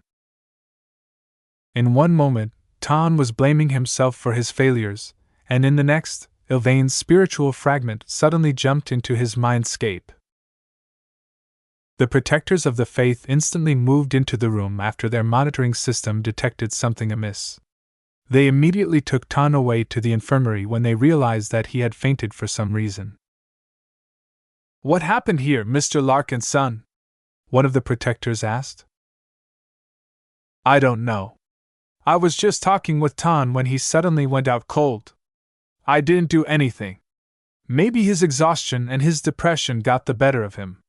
He wasn't in the best shape when he arrived." While Ves talked to Tan in private, he hadn't activated any signal jammers or ECM this time. The protectors should have assigned some men to monitor their conversation, so the protectors already knew that Ves told the truth. The protectors quickly dismissed their suspicions towards him. As they studied Tan's condition, it became clear that he hadn't slept for a couple of days and didn't eat right. Even though his body was in excellent condition and shouldn't have fainted so suddenly, perhaps his psychological conditions aggravated his neglect. As Ves stopped by the infirmary, the resident doctor frowned at the readings scrolling through his console. "What's the matter, doctor? Is there anything amiss?" "Mr. Mellon is showing some unusual brain activity for someone who has fainted. It's as if he is still conscious in a way," the man in protector uniform said. "I can't make any solid conclusions on what is afflicting this young man. The database hasn't found a match either. It's rather fascinating to see something new taking place." "So you don't know what's happening?" The doctor hesitated a bit. "It shouldn't be harmful, I think. None of the signs have exceeded their safety margins. It could be that Tan is experiencing an unusual vivid dream. I'll continue to monitor his state, and if it appears the situation is growing dire, I'll request that he be brought to a military hospital." Although the doctor didn't know what was happening, the fluctuations in his brain activity weren't extreme enough to elicit serious concern. As the doctor continued to puzzle over the data, Ves discreetly employed his spiritual vision. He perceived something very different from Tan when he switched over his senses. The mech pilot's head appeared to be surrounded by a radiant glow. That was the aura that belonged to Ilvain's spiritual fragment. While Ves was able to contain the aura in his mind, Tan lacked the strength to do so. The spiritual fragment freely radiated its aura beyond the boundaries of the mech pilot's mind. As Ves projected his spirituality and attempted to brush against Tan's mind, he encountered a wall. Ilvain's spiritual fragment was blocking his senses from extending into Tan's mind. What was it doing in Tan's head? Why did it prevent Ves from taking a look? Although Ves could probably chip a hole in the wall if he attacked it with his spirituality, he refrained from doing so. He needed to maintain a friendly relation with the spiritual fragment, and it didn't appear that it was doing something bad to Tan. To many Ilvanans, it was a blessing if they could get in touch with the Great Prophet. Though Tan Melon joined the Ascensionists, he was still a devout believer of the Ilvanan faith. For Ilvain's spiritual fragment to bestow its attention on the elite mech pilot should be good. After 30 minutes had passed, the glow around Tan's mind ceased. Ilvain's spiritual fragment shuttled out of the unconscious mech pilot's mind and zipped back into V's mind as if it returned home after a good day of work. Upon the fragment's return, Ves hesitated whether he should allow it to come back. If he wanted to, he could put up his defenses and bar the fragment from entering unless it launched an attack. He quickly shook his head and voluntarily widened up a gap for the fragment to slip back into his mind. Although he grew more and more unsettled with the fragment, he still wanted to maintain control over it. While the fragment had already shown that it could break out whenever it wanted to, Ves still preferred to keep it within his reach. It would be devastating to Ves if the spiritual fragment disappeared. "What did you do in Tan's mind?" he mentally asked. The spiritual fragment didn't even deign to answer his question. Instead, it reduced its activity level and entered into a dormant state again. Seeing that he couldn't prod the fragment into providing answers, he gave up on it and directed his attention to Tan instead. Had the fragment done something to him? Ves curiously extended his spiritual senses to the mech pilot's mind. This time, he encountered no hindrance. However, he hadn't encountered anything remarkable either. Most of Tan's mind was still formless and insubstantial, which made it difficult for Ves to perceive and interact with. It was like they existed in different dimensions that barely overlapped. No changes? The limitations didn't stop him from judging the overall state of Tan's mind and spirit. What his probes had found was that neither of them drastically changed. Perhaps the only difference from before that much of the unrest in the mech pilot's mind had disappeared. Instead, Ves perceived that Tan's mind was currently at peace with itself. This was a very substantial divergence from before. Back when Tan first lamented over his failures, his distress and his self-loathing was so strong that Ves could feel the emotion behind his words. Yet now, none of that was present. A single visit from Ilvain's spiritual fragment washed away the mech pilot's doubts. Was this all the spiritual fragment had done? Ves hadn't found anything else. Tan still retained his single-minded focus and faith, but his spiritual energy was too weak for him to develop his own force of will. Tan hadn't turned into an expert candidate all of a sudden. This relieved Ves a bit because it would have been too inexplicable for the young elite to advance after suffering such a huge blow recently. Ilvain's spiritual fragment wasn't as powerful as Kalankso's spiritual fragment. If Ilvain's spiritual fragment wanted to elevate Tan into an expert candidate for some reason, then it needed to donate a significant amount of its own spiritual energy. It also needed to employ the right methods. Kalankso might be familiar with it, but Ilvain's spiritual fragment wouldn't know where to begin. When the spiritual fragment left Tan's mind and returned, Ves didn't perceive any changes in its strength level. It still possessed the same strength as before, which meant that it was highly unlikely that it gave any of it away. As Ves continued to puzzle over what the spiritual fragment had been up to, Tan finally woke up half an hour later. Tan calmly opened his eyes and showed no confusion at all as he took in his surroundings. "It appears I'm in the infirmary." "How are you feeling, Mr. Mellon?" the doctor asked as he approached his bed. "You abruptly fainted while you were conversing with Mr. Larkinson." "That's my fault. I didn't take care of myself due to my restlessness." It's good that you're aware. The doctor proceeded to advise Tan to mind his health and pay attention to his needs. The advice was rather generic, and Ves ignored it in favor of studying the mech pilot's condition. The calm in his mind reflected the calm in his demeanor. The differences from before were very significant. I promise I'll pay attention, Doctor. Tan nodded. I'll be returning now. As Tan left the infirmary, Ves walked alongside him on the way out. You scared us quite a bit. I'm glad to see that you're okay. You look a lot calmer now as well. I think I experienced a divine revelation, he stated with sudden fervor. His eyes lit up and his mood grew more excited. It's difficult for me to describe what I felt. It was as if the great prophet himself has descended to our realm and gifted with a vision. Ves almost tripped. What the hell? Did Ylvain's spiritual fragment really enter Tan's mind just to communicate a vision to the mech pilot? What did you see? It must have been very remarkable for you to be so relaxed right now. Tan gazed upwards as he recalled what he saw. It's difficult to describe. I felt like I was dreaming, but more. I can tell you that it's a vision of the future. The revelation showed me what I could become if I got my act together. It was a glorious vision of 6 of your amazing mechs standing together and fighting against a great threat. This vision is a warning of what is to come. It was exactly what I need to find my purpose again. My prayers have been answered. Ves wanted to puke out blood. What revelation? What vision of the future? Tan merely experienced a fantasy conjured up by Ylvain's spiritual fragment. In fact, this vision of 6 transcendent messengers fighting in unison was something he frequently fantasized about himself.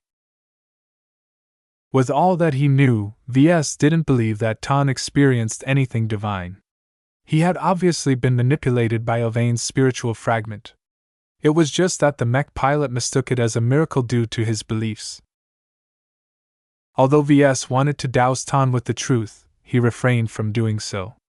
Not only would he have to reveal some very sensitive secrets, but he would likely face rejection as well. Tan expressed a lot of confidence in what he experienced. Since the divine revelation cleared away his doubts and stopped him from blaming himself, there wasn't any harm in letting him believe his prayers had been answered. At the very least, Ves could probably count on him to pilot the transcendent messenger without any further drama. As for what else Ylvain's spiritual fragment had done in the mech pilot's mind, Ves didn't bother guessing any further. Once the mech pilot boarded his shuttle and left the guest compound, Ves pushed the matter aside. Instead of worrying about what Ylvain's spiritual fragment had done to Tan, he rather preferred to think of a way to prevent it from leaving his mind again. Unfortunately, Ves couldn't come up with a solution. The spiritual fragment was too strong for him to restrain. Much of the spiritual accumulation the holy relic used to contain had turned into its own strength. This incident reminded Ves that spiritual fragments that belonged to other entities possessed a will of their own. It was great if they agreed with Ves, but that wasn't always the case. The only consolation to Ves was that Ylvain's spiritual fragment didn't exhibit any hostility to Ves. Despite his lack of belief, Ves managed to convince the spiritual fragment into empowering his mech designs by becoming their design spirit. The cooperation between him and a spiritual fragment reminded him of his partnership with Calabast. In both cases, mutual interests ensured that both sides stuck together. This sounded great when he dealt with a friendly or neutral spiritual fragment, but what if it was hostile? Ves wasn't confident in his ability to control a rebellious spiritual fragment, especially if it exceeded the extraordinary threshold. His mind wasn't set up to be an effective prison for spiritual fragments. Maybe I need to place them somewhere else. As a mech designer, he was used to solving problems by building something. Could he design a prison that could keep a hostile spiritual fragment in check? It won't work. Not unless I do more research. VS would have to find a material or exotic that possessed a strong restraining property against spirituality. Otherwise, he could forget about developing a spiritual prison that could operate independently. Still, the idea had a lot of merit. With the huge variety of materials available in the galaxy, VS strongly guessed that at least some of them restrained spirituality. Such a material can be put to other uses as well. His eyes shone as he thought of the many possible applications. From shielding his mind from spiritual invasions to making himself invisible to spiritual detection methods, there was a lot he could do with such materials. I'll have to visit a materials wholesaler sometime. Chapter 12:21 Fervent Momentum. VS quickly pushed the incident with Ton Melon to the back of his mind. After making some plans about searching for materials that reacted to spiritual energy, he turned his attention back to his work. Some time passed until the second prototype completed its barrage of tests. This time, nobody came and stole the mech. The mech endured the last test as best as it could before it broke during the last and most arduous stress test. The testing ground immediately disassembled the broken prototype and put it through some crushers in order to prevent anyone from reconstructing the mech. Only then did they send it out to a specialized recycling facility in order to extract its valuable materials. Confidentiality was an important requirement for any testing ground. As the previous prototype went astray, this time the Curans made sure to handle the mech properly. A courier brought back the data chip with all of the test data to the mech workshop. As VS and Kitties took in the summaries, they both looked pleased. There are less deviations from the simulations, she said. There aren't as many flaws either. VS smiled at the results. While not all of the results are good, the second iteration is nonetheless a lot closer to completion than the first one. I don't think we have to implement too many changes to finalize the third iteration of our mech. It might even be the last one before we finish the design. Despite the inherent complexity of hero mechs, VS knew his limits and hadn't incorporated any additional gimmicks in his design. The main challenge was to mitigate the severe imbalances in the mech and to make sure that both its ranged and melee combat capabilities remained in harmony. It took a lot of effort to find the right balance. However, once he found it, he only had to make minor adjustments to keep the mech design in balance. Everything went so well with the design process that VS strongly considered whether he should finish his work when he completed the third iteration. While there was always more optimization work he could do, the law of diminishing returns had already gone into effect. The more he iterated on the design, the less he was able to improve. If VS wanted to maintain his high-quality standards, then he wanted to be a bit more assured and design a fourth iteration. Yet that might take too much time. Adjusting the design didn't take a lot of time, but fabricating the mech and sending it over for testing ate up at least 10 days. Could he afford to delay this much? Maybe not. He reminded himself that he still needed to reserve at least 2 weeks to fabricate the 6 copies of his design. He'd be cutting it awfully close if he delayed the completion of the design project because he wanted to develop a fourth iteration. After weighing the costs and benefits, he decided to make his next iteration the last one. Even though it will still carry some imperfections that could have been addressed if he put more time into it, he already had another solution in store. For the second time ever, he planned to make use of the system's superpublish function. The comprehensive improvement it bestowed to the transcendent messenger should be enough to elevate it above what VS could achieve with his optimization work. Superpublishing came at a steep cost. In exchange for improving the overall performance of a mech by 10%, it stopped him from earning any DP from the transcendent messenger. So what? It's not like I intend to mass produce it in the first place. Only recently did he realize that the superpublish function was tailor-made for custom mechs. A commission for a custom mech like the one he was currently working on would never earn him a lot of DP. At most, he received a small lump sum of DP and a handful of DP for each copy he made. For mech models intended for the mech market, the latter could accumulate to a frightening amount of DP. The Aurora Titan was already a good example of that, as its virtual sales flooded him with design points before it reached a cap. The Transcendent Messenger design would never proliferate that much. Ignoring the stolen prototype that didn't really count, only 6 physical copies would be made. There were no plans to publish a virtual version of the design. Any virtual versions of his design would only be made available during training simulations, which didn't earn him any DP at all. In short, since Ves earned so little DP from the Transcendent Messenger design, he might as well superpublish it and maximize its impact. After he made this decision, he became a lot more relaxed. No matter how many flaws and inadequacies he missed, the superpublish function would definitely sweep over them and smoothen out the wrinkles. He still felt a little bad about it, though.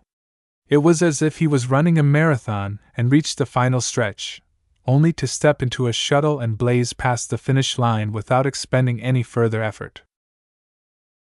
It's a bad habit to cheat all the time. He missed out on the problems he could have solved, thereby depriving him from the experience and lessons that he could have used to design an even better mech next time. However, the superpublish function was only available to him once a year. Such a frequency ensured that Ves would be forced to design plenty of mechs without the temptation that he could press a single button and level up his mech design all of a sudden. It's for a good cause as well. A better mech meant he'd be able to make a greater impact with his work. The more he impressed the Ovanans, the greater the chance he would be able to tip the momentum back to the reformers. An entire week went by after Ves received the data chip. Together with Kedis, they processed and analyzed the data. They identified the remaining shortcomings of the mech that had become evident during the testing and addressed them as best as possible. An invisible momentum built up in Ves. As he came closer and closer to completing the third iteration, he increasingly sensed his mech design possessed the capability to transform the Ovane Protectorate. It was a ridiculous notion. How can a single mech design change the course of history of an entire state? Yet no matter how much he tempered his expectations, each time he studied his mech design, his hopes couldn't help but inflate. He might have been able to manage his emotions if that was all that happened, but Ovane's spiritual fragment made it worse. Each time Ves envisioned how his mech design might spark a huge culture shift among the Ovanans, the spiritual fragment radiated strong waves of faith, certainty, and anticipation. The spiritual fragment probably thought that this vision would definitely come to pass. Although Ves had high hopes for his mech design, he didn't dare rest on his laurels at this point. A lot could still go wrong. Yet the momentum that built up within his spirit became more and more formidable. His entire mind and spirit seemed to resonate with his design. Although that was just a figure of speech and not an actual metaphysical phenomenon, Ves couldn't help but get caught up in his growing euphoria. A frenzy of passion and inspiration overtook his mood, and even Kitty's fell to the wayside as she watched with widened eyes as Ves made a lot of small adjustments to the design. Is Ves always like this, Lucky? Meow. She shook her head. You know, why am I even asking? Unlike Ves, I can't tell what you're trying to say. Meow. The two of them quietly enjoyed the show as Ves frenetically perfected the design. At some point, his passion blended with his design seed and Ovane's spiritual fragment. 3 different sources mingled together and connected into one, causing Ves to enter a miraculous mood that motivated him into working even harder. While this hyperactive, inspired state didn't help him solve the problems any better, it imbued the design with a lot more spirituality. The passion he felt passed on to his mech design, elevating its meaning to a greater height. In his state of total concentration, only a small part of his mind was aware that he had created a work of fervent passion. It was his most passionate mech design to date. Did this mean that his other mech designs lacked in passion? Perhaps. The circumstances of their development were different. Ves never thought he was lacking in passion. He cared about almost all of his mech designs, especially the ones he designed for the market or for a client. As a mech designer who constantly improved, it wasn't difficult for him to maintain his love for the craft. Yet only now did he feel as if he surpassed a new threshold in passion. He could feel that the transcendent messenger transform under his ministrations despite the limited scope of his adjustments. It constantly gained more meaning as he adjusted its shape. The weight behind the transcendent messenger even seemed to be on track to surpass that of the Aurora Titan. The most remarkable trait about his famed super-medium space knight design was its exceptionally powerful design spirit. Its X-factor was by far the strongest he had ever imparted in a mech design. Yet if Ves stripped this asset away from the Aurora Titan, what was he left with? An overweight mech that moved extremely slowly in space and fought like a tub of lard. Its only merit was that it could absorb a lot of energy damage in the right conditions. He realized now that the Aurora Titan would never be able to enjoy its current degree of success without its remarkably strong X-factor. Strip that away, and the mech model would have been destined for failure. The difference right now was that Ves didn't regard the transcendent messenger the same way. While hero mechs were notoriously difficult to design, his abundant knowledge, his design seed, his prior exposure to hero mechs, his latest mastery experience, and the inspiration he received from Ylvain's spiritual fragment all helped him design a great Ylvainian-style hero mech. None of this would have been possible if he hadn't advanced to journeyman. His design seed provided him with an enormous amount of help, bridging many gaps and accelerating the design process. His strengthened spirituality also helped him refine the spiritual fragment he needed to design a mech that not only conformed to the Ylvainian faith, but embodied it to the highest degree. Ves judged that it would be fine if he completed the design without imparting it with the design spirit. Its technical, visual, and spiritual design aspects were already strong enough to make the Ylvainians speechless. Of course, he still intended to proceed with his original plan anyway. Designing a good mech already sounded nice, but he would never miss the chance to make it even better. It's close. Just a few more finishing touches before I'm done, he whispered to the spiritual fragment. At this stage, the spiritual fragment's aura had broken past the boundaries of his mind and radiated outwards. Kitty's frowned as she sensed something unusual in the air. What's going on? Is gas leaking from somewhere? Meow! The cat in her embrace sensed what was going on and grew excited as well. As long as Ves grew more successful, Lucky could look forward to eating better exotics. The awareness that something unusual was happening extended to the guards and protectors stationed at the mech workshop. They looked at Ves with amazement as they had the illusion that the great prophet had descended into the mech designer's head. To the protectors of the faith, it seemed as if Ves had been overtaken by divine inspiration. He was doing the great prophet's work. Chapter 12:22 Completion. Ves looked up at the statue of Prophet Ylvain in the chapel of the guest compound. While exhaustion suffused his body, his mind was content. He completed the third iteration of the Transcendent Messenger design.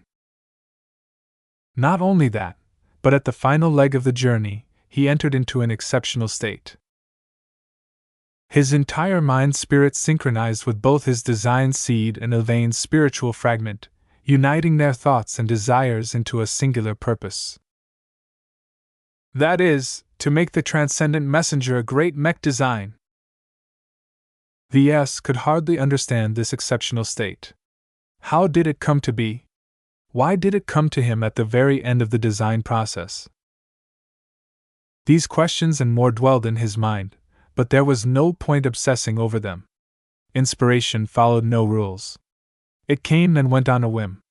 Certain actions and mindsets encourages the onset of inspiration, but it was not servant that could be called upon command. The elusiveness of inspiration didn't make it any less valuable. When an artist or mech designer became inspired, their decision-making reached the pinnacle of their ability. They became hyper-focused on their work and fashioned wondrous creations without any doubt, hesitation, or fear. Ves entered inspired states before. When his passion for his design project became fiery and the stakes were high, he designed his mechs like his life depended on them. None of the mechs he designed while struck by inspiration were found lacking. Yet his earlier state felt much greater than that. When he got caught up in putting the finishing touches on the transcendent messenger design, he felt unprecedentedly powerful, as if none of the limitations applied to him anymore. It was as if he held the power in his hands to transcendent messenger into a mechanical god. Of course, that was just an illusion. He recognized that some of his mindset had been affected by Ylvain's spiritual fragment. Its personality exhibited absolute faith, and Ves somehow became affected by it as well. His confidence swelled and his certainty in his decisions became absolute. Even now, when he thought back on his finished product, he was still convinced that it was the right iteration for the transcendent messenger. It may not be the best or the most optimized iteration he was capable of designing, but Ves strongly felt that this was the design he should settle on. The design brought him a strong sense of fulfillment that was difficult to describe. Perhaps the best way to describe the current state of the transcendent messenger as a design that radiated completion. Some of the protector guards stationed at the mech workshop muttered something about divine inspiration or whatever, but Ves dismissed their guesses as nonsense. The holy sensation that struck a chord in the hearts of every Ylvainian did not originate from a god or anything. What actually happened was that the aura from Ylvain's spiritual fragment broke through the barriers of his mind. Even so, many of the protectors presented regarded him like a man possessed by God after he completed the third iteration and came out of his exceptional state. Now that he returned to the guest compound, a strange impulse compelled him to visit the quiet chapel located in the courtyard. Although he still didn't believe in the faith, he enjoyed the peace and tranquility that suffused the chapel. Its sober, solemn, and slightly darkened interior momentarily separated him from the hustle and bustle, allowing him to descend from his high and calmly process his gains and experiences. Perhaps the most important realization was that he shouldn't mystify his earlier state too much. While it supercharged his judgment and brought forth his full mech design potential, the truth was that he hadn't exactly exceeded his boundaries. Even without entering this exceptional state, I'm still able to design a great mech. Mech design involved both art and science. What happened earlier was definitely related to the art component of mech design. Perhaps the most valuable benefits he gained was that he managed to enhance the native X factor of his design, and that he tweaked its aesthetics to better fit his vision. It is more than a mech. It's a symbol. The transcendent messenger is a mech that inspires faith and devotion. Perhaps it was more appropriate to call it an idol instead, but Ves did not dare to say so. As a non-believer, he did not wish to claim that the transcendent messenger design was a product of a god. No god designed this mech. It's all me, Ves stubbornly affirmed. Anyone who claims that I only managed to design such a good mech should be smacked in the face. If a god took credit for his design, then he will kill the god. If Buddha took credit for his work, then he will butcher Buddha. Overconfidence was bad, but so was excessive modesty. The design was mostly his work, so he deserved the bulk of the credit. Keddy's helped out as well. While her contributions weren't all that much, the transcendent messenger carried some of her influences. She's worthy enough to be credited as a contributing designer. As for Prophet Ylvain, while it was true that Ylvain's spiritual fragment provided a lot of guidance to Ves, it mainly served as his muse. The fragment fed his creativity and issued plenty of advice and suggestions, but it wasn't actually capable of designing a mech. Therefore, to Ves, it didn't deserve any actual credit for designing his mech. He selfishly refused to share the credit to anyone other than himself and Kedis. The tranquil chapel quickly calmed him down. It was hard to remain agitated when its solemn interior with its judgmental statue of the robed figure of Prophet Ylvain stared down at you from above. As a mech designer, he understood the purpose of its interior design. This was a place for introspection. As long as anyone spent enough time inside the chapel, they would be forced to lay bare the truths buried into their minds. Maybe I should build something similar back at the mech nursery. One of the reasons why he came here to sober himself up was because he needed to make a decision. Should he declare an end to the design process and make the third iteration the definitive version of his design? Logic and emotion warred against each other. From a logical standpoint, Ves hadn't even fabricated a third prototype and subjected it to testing yet. More problems might have cropped up that still needed addressing. Perhaps a fourth prototype needed to be tested as well before the design reached an ideal state of optimization. Yet his heart, spirit, intuition, and emotion all urged him to settle for the design as is. The design may not have reached a technically perfect state, but who cared about those minor details? It wasn't as if he was designing a mech for the mass market anyway. His only client was Calabast, who was firmly on his side. Still, for someone who cared a lot about designing a mech to the best of his abilities, it felt like he was cutting corners at the end of the design process. He had been so meticulous in designing his mech beforehand. Why not continue the same careful approach? Maybe it's because the mech design doesn't need any further attention. Ves faintly felt that if he adjusted the design too much, he risked spoiling its remarkable nature. It was a product of inspiration that incorporated many small design nuances that he couldn't fully justify. They were products of his unconscious design instincts. Even though he couldn't rationally explain all of his choices, he didn't feel they were wrong. Messing with them basically implied that he doubted his design ability. His internal struggle grew more divisive as he contemplated whether he should go ahead and super-publish his design. Once he activated this function from the system, the transcendent messenger would definitely change. Ves expected many of its parameters to grow stronger as the system used knowledge that was far beyond his means to implement many improvements. The system promised that the overall performance of any super-published mech would increase by 10%.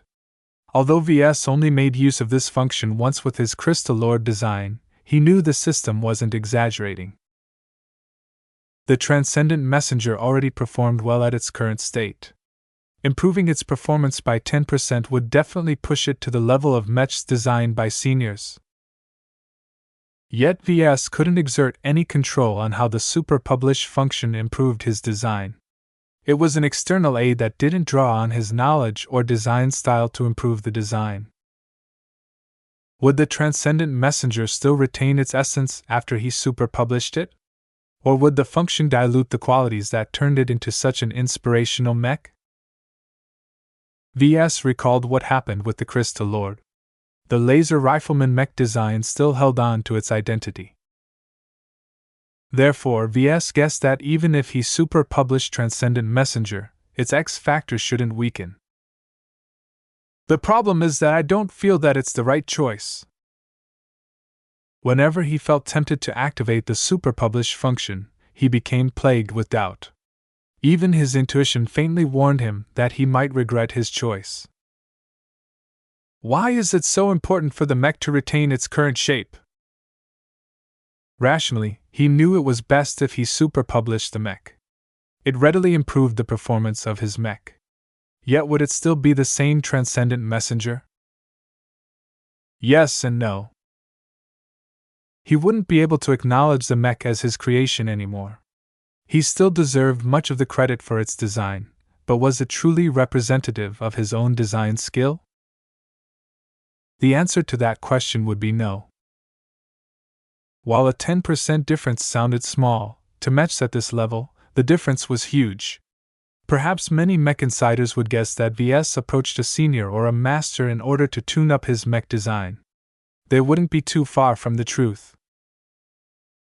From an artistic standpoint, the violation was even worse. Ves had just fully invested all of his heart and mind into completing the third iteration of his mech. Each time he imaginated the transcendent messenger, he felt proud of what he accomplished. It would be a shame if he sacrificed his pride for convenience. Therefore, after a very long internal struggle, he decided to listen to his heart and intuition. No matter what might result from his choice, he no longer questioned his decision now that he settled this issue. The third iteration of the transcendent messenger will be the final one.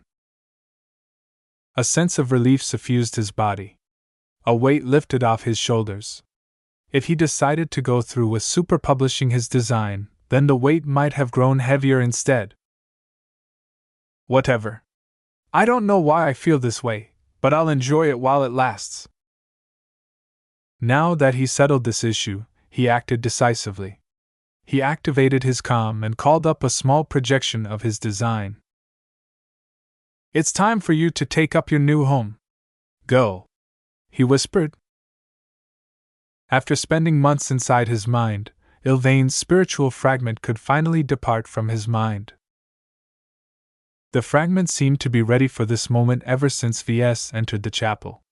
It was as if it predicted the result beforehand, because the instant Ves spoke his words, the fragment immediately zipped through the hole that Ves opened up in his mental defenses. The spiritual fragment immediately arrived at the projection of the transcendent messenger, and seemed to phase to a different dimension. Once it entered the conceptual space of the design, it settled in and established an enduring connection. The design grew more holy and austere in his spiritual senses. Its aura grew richer and livelier as its fundamental attributes blended with the qualities of its new design spirit, resulting in a mech that appeared sacred and inviolable. The transcendent messenger is complete! Chapter 12:23 Courage. He began to consider what he should do next. He couldn't avoid fabricating a prototype and send it off to testing. Even though he had absolute faith in his design, as a responsible mech designer he should always verify the performance of his designs. It's a matter of principle. Mech designers should not deliver untested mechs to their clients. However, while the prototype went off for testing, that didn't mean he should stay idle.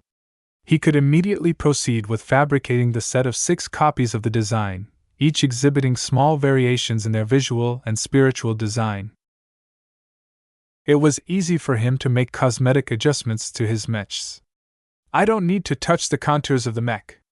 I can just add some variety to the tabards instead.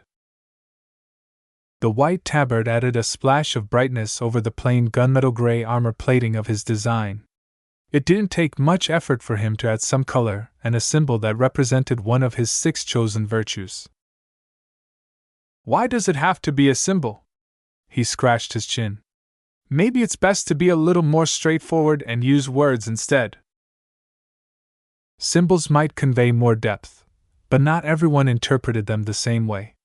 The transcendent messenger was already suffused with so much depth that adding some clarity would help the Ylvainans make sense of his mechs.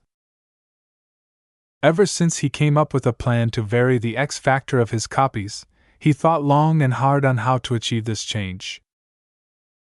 He eventually decided to go through with augmenting the X factor of his mechs with his images. While the images didn't have to be strong, he nonetheless wanted to empower them a little bit. For this reason, he intended to empower them with a tiny portion of his spiritual energy, just enough to make them a little more substantial. Over the next couple of days, Ves and Kedis proceeded to fabricate the prototype first and send it off for testing. The prototype differed substantially from the last two prototypes because it fully conveyed the majesty of its X factor. While nothing special happened when he completed its design, Ves nonetheless felt that the magnitude of its aura came very close to that of the Aurora Titan. "You weren't kidding when you said the Transcendent Messenger will be as good as your previous design," Kedis uttered in admiration as she beheld the finished mech. "It's a shame it's such a prototype. It's too precious to be wrecked." "Precious or not, I still need the test data to verify that it's safe and performs according to our expectations. Even if I'm assured that everything will be right, others won't necessarily take us at our word. We need hard proof that the mech is capable of delivering what we've promised." Ves handed the prototype to the staff dispatched by the Curans. They loaded the prototype in a transport and sent it off to the same testing ground as the last time under heavy guard. For some reason, the Protectors of the Faith dispatched 3 land-bound mech companies and 2 aerial mech companies to escort the transport. That was an extremely extravagant treatment for just a single mech prototype. Ves watched with puzzlement as the Cronins seemed to treat the prototype with twice as much care as before. When he approached a Protector Guard officer and asked what had changed, the man offered a surprising reply. "It's simple, Mr. Larkinson. Our higher-ups have decided to raise the priority of your work. Many of us have reported back to headquarters that your mech is really something special. They must have listened and dispatched more reinforcements to make sure nothing will go wrong this time. You have to be aware that designing a better mech will alarm the extremists even more. We've already observed some irregularities in the vicinity of this mech workshop." The Protectors of the Faith suffered several losses on Kesseling 8. This came on top of the setbacks they suffered when they skirmishes against the border forces of the Starfaith Collective. These high-profile failures not only shamed the Cronin dynasty, but also called their competence into question. Failing against foreign enemies was one thing, but failing against domestic terrorists implied that they weren't good at anything. Ves occasionally heard that the Cronin dynasty instituted some changes behind the scenes. At the very least, they didn't take anything for granted and transferred several mech regiments to the Kesseling system. The trouble looming over Kesseling 8 wasn't necessarily a threat to the Cronins. It was an opportunity to redeem themselves. They wanted to fight and win. As long as they secured a single victory, they could put an end to their losing streak and reverse their declining momentum. Naturally, the Protector officer didn't say all of this, but Ves had already heard enough analyses from Leland to know that the Protectors of the Faith were spoiling for a fight. Ves didn't want to get caught up in any of that. He shrugged off the conspiracy theories that crept up in his mind in favor of focusing upon the task at hand. He was about to perform another experiment. He wanted to see if he could customize the X factor of his design by coloring it with a specific focus that deviated from its original vision. Right now, the X factor of the Transcendent Messenger mainly conveyed Ilvain's absolute faith.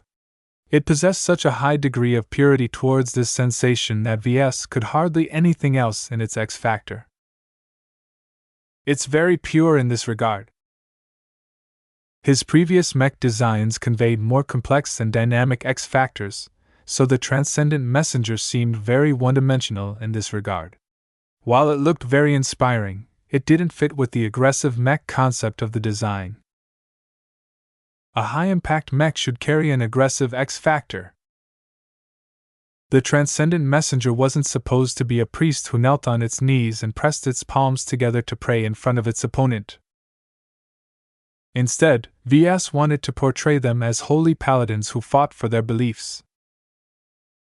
In order to accomplish this effect, he came up with a simple approach.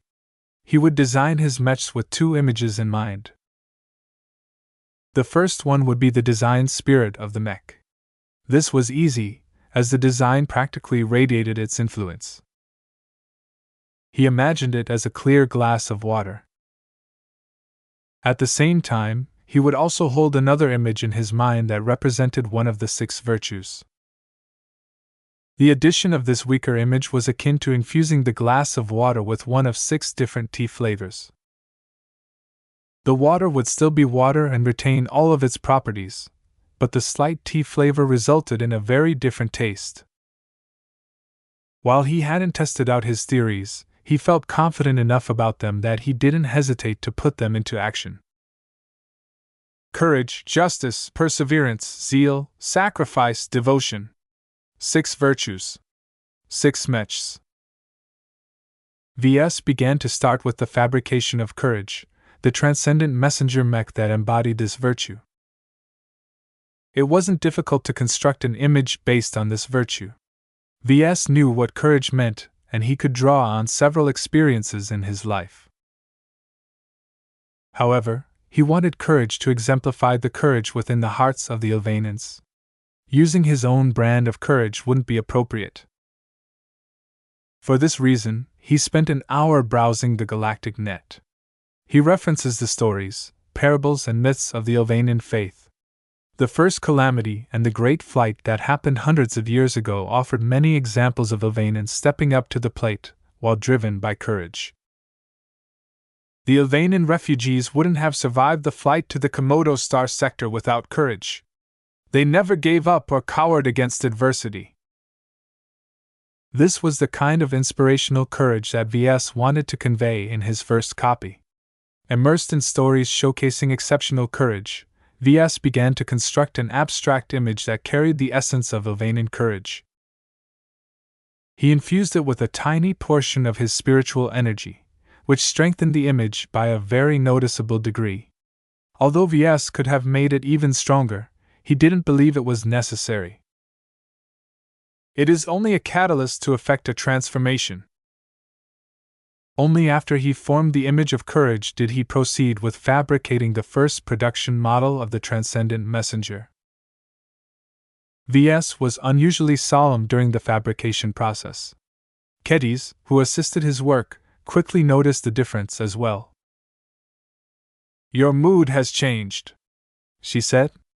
"You've always been intense when you handcraft a mech, but it's different this time. This mech we're making right now is called Courage. So? Don't you think a mech designer's feelings matter when they handcraft a mech? We're just following the blueprint of its design," Kedis said in an uncertain tone. "Whether we're sad or happy shouldn't matter as long as our mech matches the design, right? On the surface, that's true.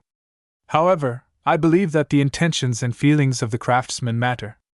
You might not be able to sense the love and passion they pour into their work, but I think that they definitely make a difference.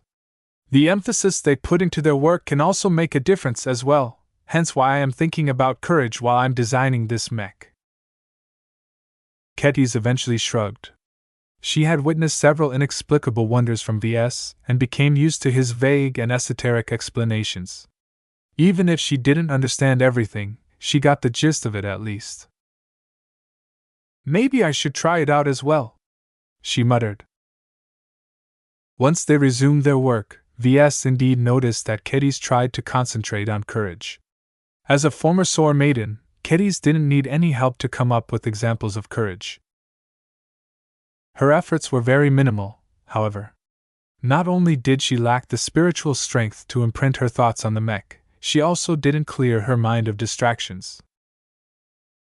Although her concentration improved enormously ever since he fed her with candy, old habits died hard. Kedis was still Kedis, and even when she was working, her mind still drifted off every now and then. It took 3 days for courage to take shape. When Ves finally stepped back and beheld the finished product, he was satisfied with the result. The tall hero mech with its ballistic carbine and its heavy saber felt just as strong and pure in its faith as the last prototype. The white tabard that he synthesized from a specialized machine had been draped over the mech. Hanging from its shoulders, the cloth covered both the front and the back of the mech. Ves placed the word courage just underneath the sigils on its chest area. The bold words instantly conveyed the meaning of the mech.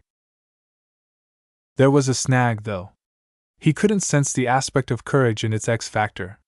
Whatever courage it possessed was drowned out by the transcendent messenger's absolute faith. It needs more flavor. He began to enact his experiment, and sent out the abstract image of courage from his mind. He attempted to infuse it into courage. Surprisingly, the image was attracted to the mech.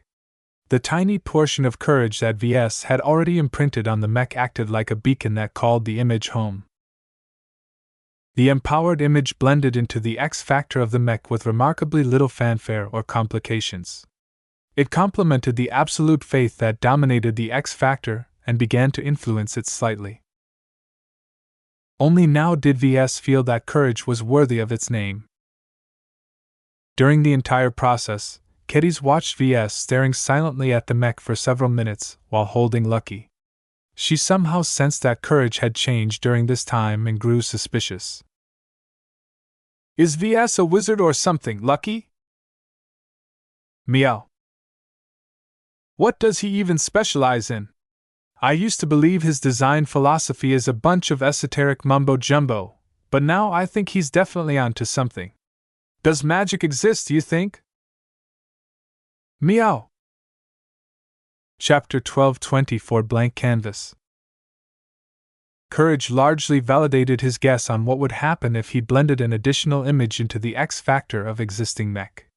His experiment to see if he could alter this aspect despite its strength was largely a success. Ves strongly perceived the differences between courage and the final prototype. It was like comparing a glass of water with a glass of tea. They were largely the same, but the insertion of a distinct flavor shifted courage's emphasis. Too bad it's not applicable in every case, he sighed. The reason why his weak image of courage achieved such a strong shift in emphasis was because he deliberately designed the transcendent messenger to be influenced in this manner. If he wanted to achieve the same result in another mech, then he would basically have to narrow the scope of the X factor. This might be fine when it came to custom mechs where he was responsible for only a handful of copies. However, if he tried to do the same to his mass-market mechs, then the overwhelming amount of copies his company sold would basically be crippled mechs. The mechs wouldn't live up to their potential because their X factor was incomplete. Mechs designed for the market needed to accommodate the needs of the many rather than the few. Ves would never cripple the mech experience for 99.9999% of his regular customers just to make the remaining 0.0001% happy. Another issue is that the courage component is weaker than I thought. Even if Ves empowered the abstract image of courage with a tiny portion of his precious spiritual energy, it still didn't match up against the spirituality of Ylvain's spiritual fragment. The design spirit exerted a very strong influence on the mech. If not for the complementary nature of the virtue of courage, the design spirit would have never allowed the image to fuse with the X factor of the mech. The courage component was fragile. Whether it grew stronger or diminished into irrelevance depended on the usage of the mech and the mentality of its mech pilot. If paired with a cautious and risk-averse mech pilot, Ves foresaw that the courage aspect of the mech would starve or even flip into cowardice. Ves knew very well that the X factor of the copies of his mechs were not entirely rigid. He designed each of his mechs to accommodate changes and growth. Mostly, this was good, as he expected the X factor to grow in strength after accumulating a lot of experiences. However, not everyone grew up to be a model citizen. Many people in the galaxy degenerated into pirates. If people can be corrupted, mechs can be corrupted as well. He couldn't help but recall the first prototype. While its current design didn't match the final version of the Transcendent Messenger, it still shared a solid connection. When Ylvain's spiritual fragment became the design spirit of the Transcendent Messenger, did this mean the X factor of the first prototype grew in strength as well? Ah hell. I'll be damned if something like this happens. Due to the purity of its X factor, the first prototype could easily be corrupted into a black sheep of the family. Goddammit! What kind of depravity is my prototype suffering at the hands of the true believers? This was the nature of X factor. The mech pilot played an integral role in the future direction of the X factor of their mechs. This phenomenon was particularly strong when it came to the transcendent messenger. Its X factor basically consisted of a blank canvas of faith. Aside from the mech's devotion to Ylvain's beliefs, it left plenty of room to accommodate other influences. Well, it's not like I'm responsible for what happens after I deliver my mechs, he eventually shrugged. Overall, Ves was content with the result of this experiment. While its technical specifications remained exactly the same as that of the prototype, its air of courage mixed in with its faith resulted in a completely different perception of the mech. He began to tackle the remaining virtues one by one. Each time he embarked on another copy of the Transcendent Messenger, he spent a couple of hours to familiarize himself with the virtues from the perspective of the Ylvainen. Even Kedis imitated his actions, believing that she was able to help in this area as well. The virtue of justice came next. It was another easy virtue for him to comprehend, he thought. Justice existed in every society. The only complication was that the Ylvainens intersected their justice with their faith. Was it justice to imprison an Ylvainen citizen for becoming an atheist? Was it justice to condemn a mother to death if she wanted to bring up her children as non-believers? As a citizen from a secular state, these examples sounded extreme and anything but just. Yet, from the perspective of the Ylvainens themselves, their faith was an integral role to their identity, and the identity of their state. Weakening their religion was akin to launching an attack on their distinctive culture and society. Justice isn't absolute, he remarked. Kedis snorted from the seat next to him. Justice is whatever the strongest people want it to be.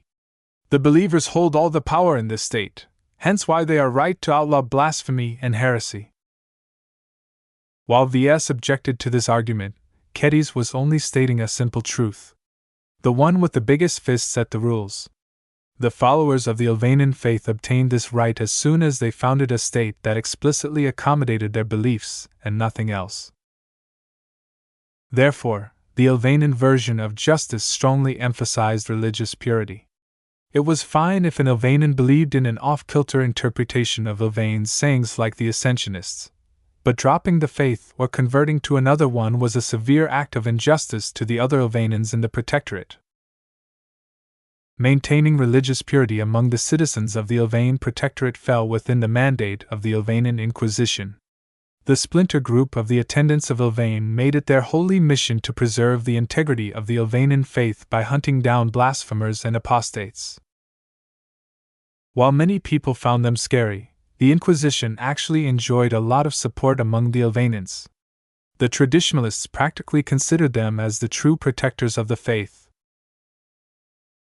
As a citizen of the Bright Republic, Ves almost couldn't bring himself to adopt such an extreme perspective.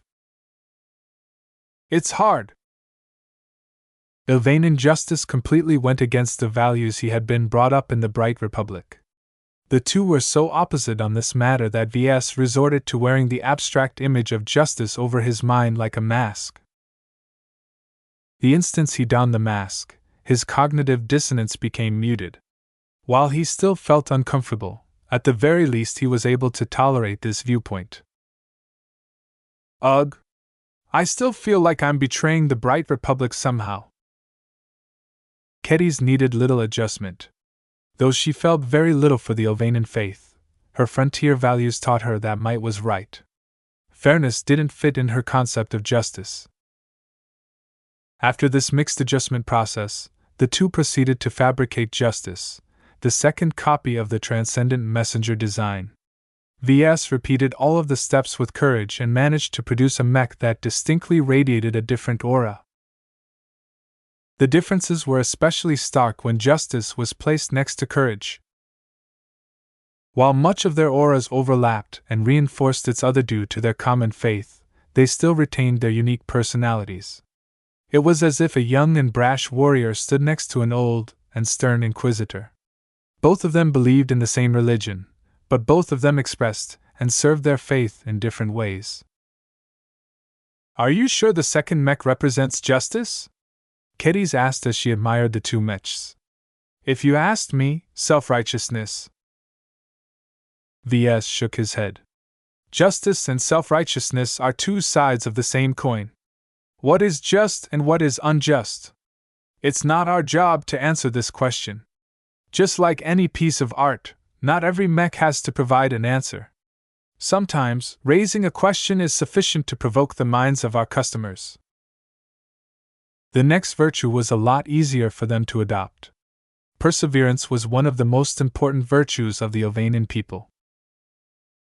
The first calamity was an enormously damaging attack on their faith. The great flight that happened afterwards tested the perseverance of the fleeing survivors. The three leading dynasties, left leaderless after the complete annihilation of the original Ovanan dynasty, had to persist through many setbacks and adversities in their long trek to the edge of the galaxy. Only by reaching the newly opened Komodo star sector would the remnants of the followers of the Ovanan faith be able to carve out a star territory of their own. For this reason, the Ovanan records and historical footage contain plenty of examples of perseverance. No matter how many blows the Ovanans suffered, they never gave up trying to find a new home for their people. Ves became inspired by all of the stories of stoic perseverance. Their stubbornness and conviction that they needed to hold to their beliefs echoed with his heart. Even Kedis exhibited a lot of enthusiasm for this virtue.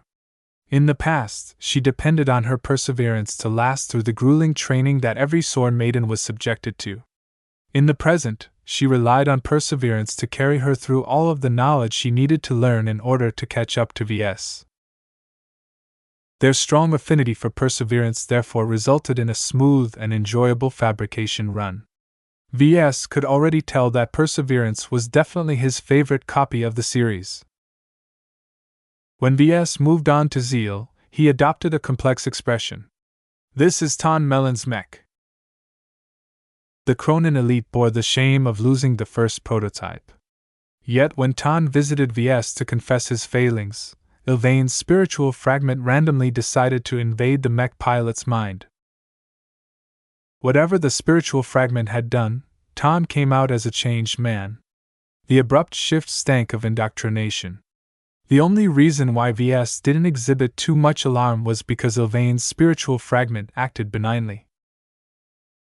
Ever since then, Ves could feel the zeal oozing from Ton's determined eyes.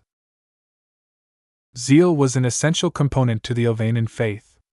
The zeal exhibited by its most ardent followers kept the faith alive and dynamic. The traditionalists and the extremists exemplified this virtue well, perhaps too well in some cases. Yet there was no doubt that their boundless enthusiasm to dedicate themselves to the Ovanan faith ensured that it continued to stay strong even after several centuries of persecution and self-imposed isolation. "Aside from that, zeal always carries a special meaning to me," Ves whispered. Zeal also happened to be closely related to passion. Whenever Ves was passionate about one of his mech designs, he expressed great zeal to turn it into a great product. Therefore, despite the religious connotations of the word, Ves didn't find it hard to grasp this virtue. He only needed to adopt the Ovanan version of zeal instead of his own. Because it conflicted strongly with his brighter upbringing, Ves found it necessary to wear the mask of Ovanan zeal when he fabricated the mech. He managed to complete zeal without any further complications. In fact, Ves put extra care in its fabrication because of its intended mech pilot. Since Ton thought he could redeem himself through his zeal, then Ves wanted to accommodate his desires as much as possible. The last two virtues he wanted to tackle were sacrifice and devotion. Sacrifice, huh? Ves entered a strange mood when his thoughts turned to this particular virtue. If he was being honest with himself, he didn't particularly exemplify this virtue. In fact, he mostly exhibited the opposite instead. He had no qualms in admitting that he was a selfish person. Even though he rationalized his selfishness with the excuse that he often didn't have a choice, in his heart he believed that he would never voluntarily sacrifice himself for the benefit of others. Yet was this truly the case? Am I truly a selfish bastard? He whispered to himself. Yup. Kedis vigorously nodded. Meow. Even Lucky agreed. Chapter 12:25 Sacrifice and Devotion. Sacrifice seemed to be an alien word for Ves, but in fact he had seen plenty of examples of this virtue. Remember the decisive battle against the Vesians back then? Ves commented solemnly. He referred to the battle between the flagrant Vandals and Lydia's sword maidens against the host land warriors and the meandering monkeys. Kedis nodded. Almost every mech pilot sacrificed themselves. The Silver Valencia pilots blew themselves up to give the rest of us a chance. They failed. If not for the presence of Venerable Foster and her indestructible Belisarius expert mech, the Vandals and Sword Maidens might have stood a chance of winning. Unfortunately, the sacrifice of so many mech pilots only bought a handful of surviving support personnel some time to escape to the Starlight Megalodon. Even if those brave men and women died in vain, their intentions were noble. Ves noted. They completely gave up all sense of self-preservation to give us and everyone else at the rear a chance to live and retain their freedom. Even if they are bastards and scoundrels against everyone else, they are completely willing to sacrifice themselves to save their brothers and sisters. I think that proves that even the most black-hearted pirate can exhibit altruism in the right circumstances. The Sword Maidens were family, she said. We developed a sisterhood. No matter where we used to come from, once we became Sword Maidens, we all regarded each other as family. Family. This was the pivotal word. Many people would hesitate if they were asked to sacrifice themselves to save a stranger, acquaintance, or friend. Yet once it concerned family, the equation changed. To Ves, sacrifice was intermingled with his family. The Larkinson family as a whole sacrificed many of their mech pilots in order to uphold their duty to the Bright Republic. Several young Larkinsons had already fallen during the recent war, and several more would have died if the war hadn't ended prematurely. Yet to him, the sacrifices of the Larkinson family paled in comparison to that of his father. In order to grant Ves the best opportunity of his life, his father went into exile and cut himself off from the rest of the family.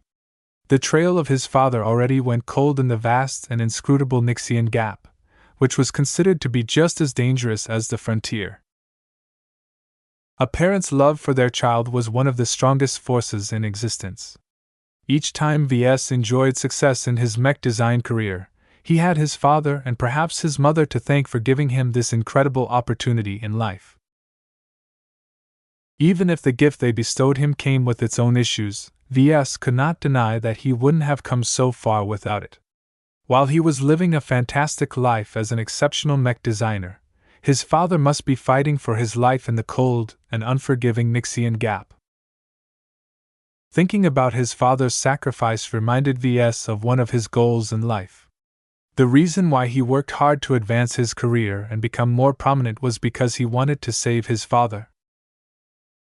Without becoming powerful enough to protect himself against the threat of the insidious Five Scrolls Compact, Ves could forget about saving his father. If he moved prematurely, he would just put himself in the crosshairs of this extremely powerful cult instead. It frustrated him that even after 5 years of hard work, Ves still had a long way to go before he could save his father. Each day that went by was another day in which his father might suffer a mishap in lawless space. The pirates and dark mercenaries of the Nixian Gap were all known for their cutthroat ruthlessness. How could a straight-laced Larkinson like his father survive among the most ruthless degenerates in the Star Sector? If you had kids someday, you would sacrifice everything for them, I think, Kedis remarked while eyeing him with an odd expression. Any parent would do so. Humanity wouldn't have reached this point if we didn't want our offspring to live a better life. Still, having children and raising them was a distant prospect for him right now. Still, if he ever had children, he would probably shower them with as much love as his parents once did to him. Would he sacrifice himself for their well-being? Definitely. Let's turn our attention back to sacrifice the way the Ilvanans understand this virtue. They are willing to sacrifice themselves for more than just their family. They're willing to die for their beliefs. Much of the early history of the Ilvanan faith was suffused with sacrifice. Again, the first calamity and the Great Flight offered many examples of this virtue. Entire starships filled with refugees stayed behind to stall their hostile pursuers in order to buy time for the rest of the refugee fleet to transition into FTL. The Great Flight was basically one huge saga that was littered with both tragedy and sacrifice. Billions of Ilvanan worshippers died over the years as they fled to the outer reaches of the galaxy. Many of them died unwillingly, but they could have escaped this fate if they renounced their faith. Whether they were misguided or not, Ves acknowledged their determination to hold on to their beliefs.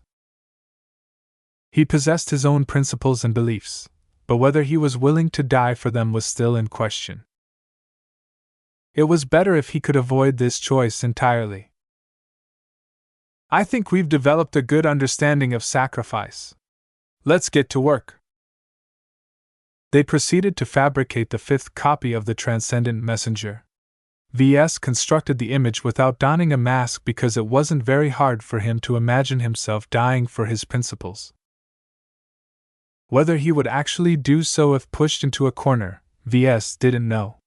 As long as it remained a theoretical possibility, it was easy for him to act tough in his imagination. In any case, Ves was proud of sacrifice when he completed the mech and infused it with the abstract image of the Ilvanan concept of sacrifice. It took on a solemn holiness, as if it had made peace with itself.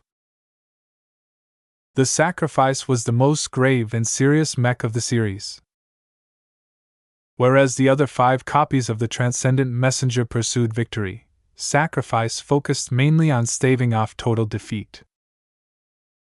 It's really different from the rest, Kedis remarked as the 5 finished mechs stood side by side. The other mechs offer a ray of sunshine, while sacrifice looks like it has already brought an umbrella to block the rain. Each mech represents a different aspect of the Ilvanan faith.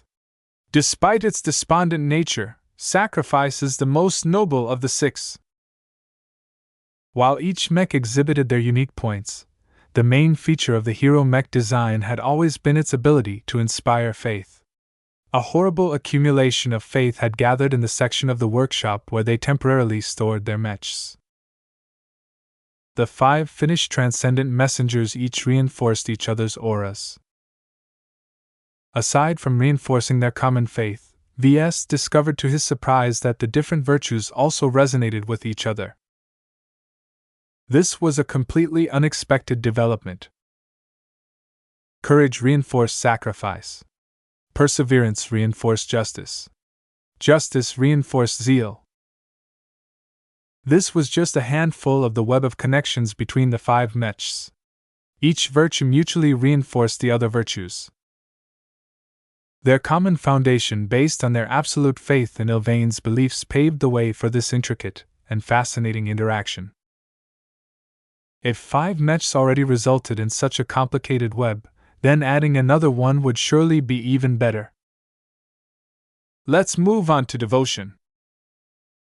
Ves considered this to be the virtue that tied the Ilvanan faith together. Prophet Ilvain managed to convert many different people to his beliefs during his lifetime. He possessed a quality that inspired devotion in everyone. Devotion lay at the heart of every religion, and the Ilvanan faith was no different. Despite its weird and eclectic beliefs, the faith had always managed to unite its worshippers under a single banner due to the enduring devotion it roused. Becoming devoted to a faith is more than paying lip service to its rituals and beliefs, he stated. You need to be sincere and surrender yourself to something greater than yourself.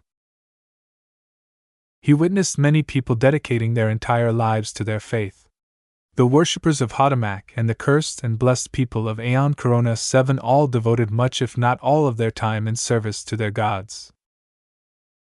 It was something very alien to someone like Ves. Even if a higher existence akin to a god was truly out there, why should Ves devote his life to such a being? If a god demanded his devotion, then Ves better get something in return. Other people may be content with freely giving away their devotion, but that was wasteful to the extreme.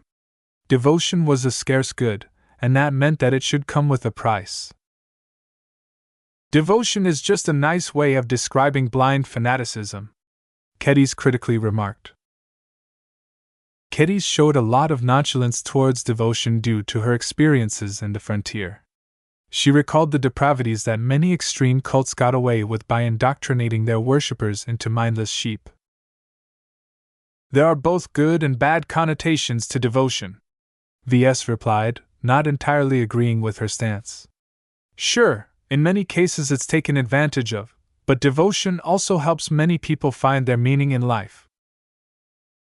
Humanity's enduring entanglement with religion even after they advanced to the stars showed that devotion was an intricate part of their civilization. In fact, many aliens also exhibited a varying propensity towards devotion, proving that devotion was something that transcended race. Despite his mixed views towards devotion, the Ilvanans were relatively benign in their devotion to their faith. The Ilvanan faith was not a closed-off entity that demanded their worship, while giving only scraps in return. The faith intertwined itself in the lives of every Ilvanan. It stayed relevant outside the church. As the state religion of the Protectorate, the Ilvanan faith was present in every school, every store, every street, and so on. Even the Mech community wasn't exempt from this pervasiveness. The entire Ilvan Protectorate is devoted to the faith. This was an example of devotion to the highest extent. Ves ran with these concepts of devotion and embarked on fabricating the final transcendent messenger of the series. He repeated many of the same steps and finished the mech in less than 3 days. Once infused with the image of the last virtue that remained, the mech called devotion fully came into its own. As loaders placed the newly fabricated mechs next to its siblings, an awe-inspiring sight came into being. Ves, Kedis, Lucky, and all the protectors of the faith that stood guard in the mech workshop couldn't help but stop and stare at the collection of mechs. Courage, justice, perseverance, zeal, sacrifice, devotion. Ves recited the names affixed on their tabards. 6 virtues. 1 mech model. All united for a single cause. The insertion of devotion resulted in a qualitative difference in his perception of the mechs. Although it only sparked a minor increase into the common foundation of their auras, the addition of this latest virtue amplified the interconnectedness of every virtue. Ves couldn't help but describe what he saw. Devotion is the glue that binds the virtues. None of the other virtues can exist without devotion. The auras of all 6 mechs constantly pulsed and shifted as the virtues constantly sparked against each other. Each of the mechs seemed so sacred and divine that a number of protector guards spontaneously lost control and bent to their knees in prayer. I can feel it. These mechs are the works of Ilvain. Not even the Grand Cathedral is as majestic as this site. These mechs are divinely touched. We have witnessed a miracle in the making. The abnormal behavior of the normally stoic Cronin guards proved that Ves had succeeded. All of the risks he took had been worth it if he could accomplish such an exceptional emotional response from the Ilvanans. Just as Ves basked in the glory and satisfaction of producing a profoundly compelling series of hero mechs, the doors leading into the mech workshops slammed open. Ves and some of the other protectors instantly turned around and saw that a delegation of inquisitors had arrived without announcement. High Inquisitor Zephin Lin Poxko strode forward with strong and determined steps despite his advanced age. He ignored the mechs entirely and focused his burning eyes solely on his target. "Your Excellency, to what do we owe your visit?" Ves guardedly asked as he abruptly came off his high of completing his goal. "You are under arrest, Mr. Larkinson. We have proof that you are involved with stealing the holy relic from the Grand Cathedral of Ilvain's Mercy." "What?" Ves widened his eyes. "How did they find out?" "In addition to that, your efforts in designing these deceptive mechs in order to corrupt our beliefs is blasphemy. This reason is enough to take you away." What kind of excuse was that?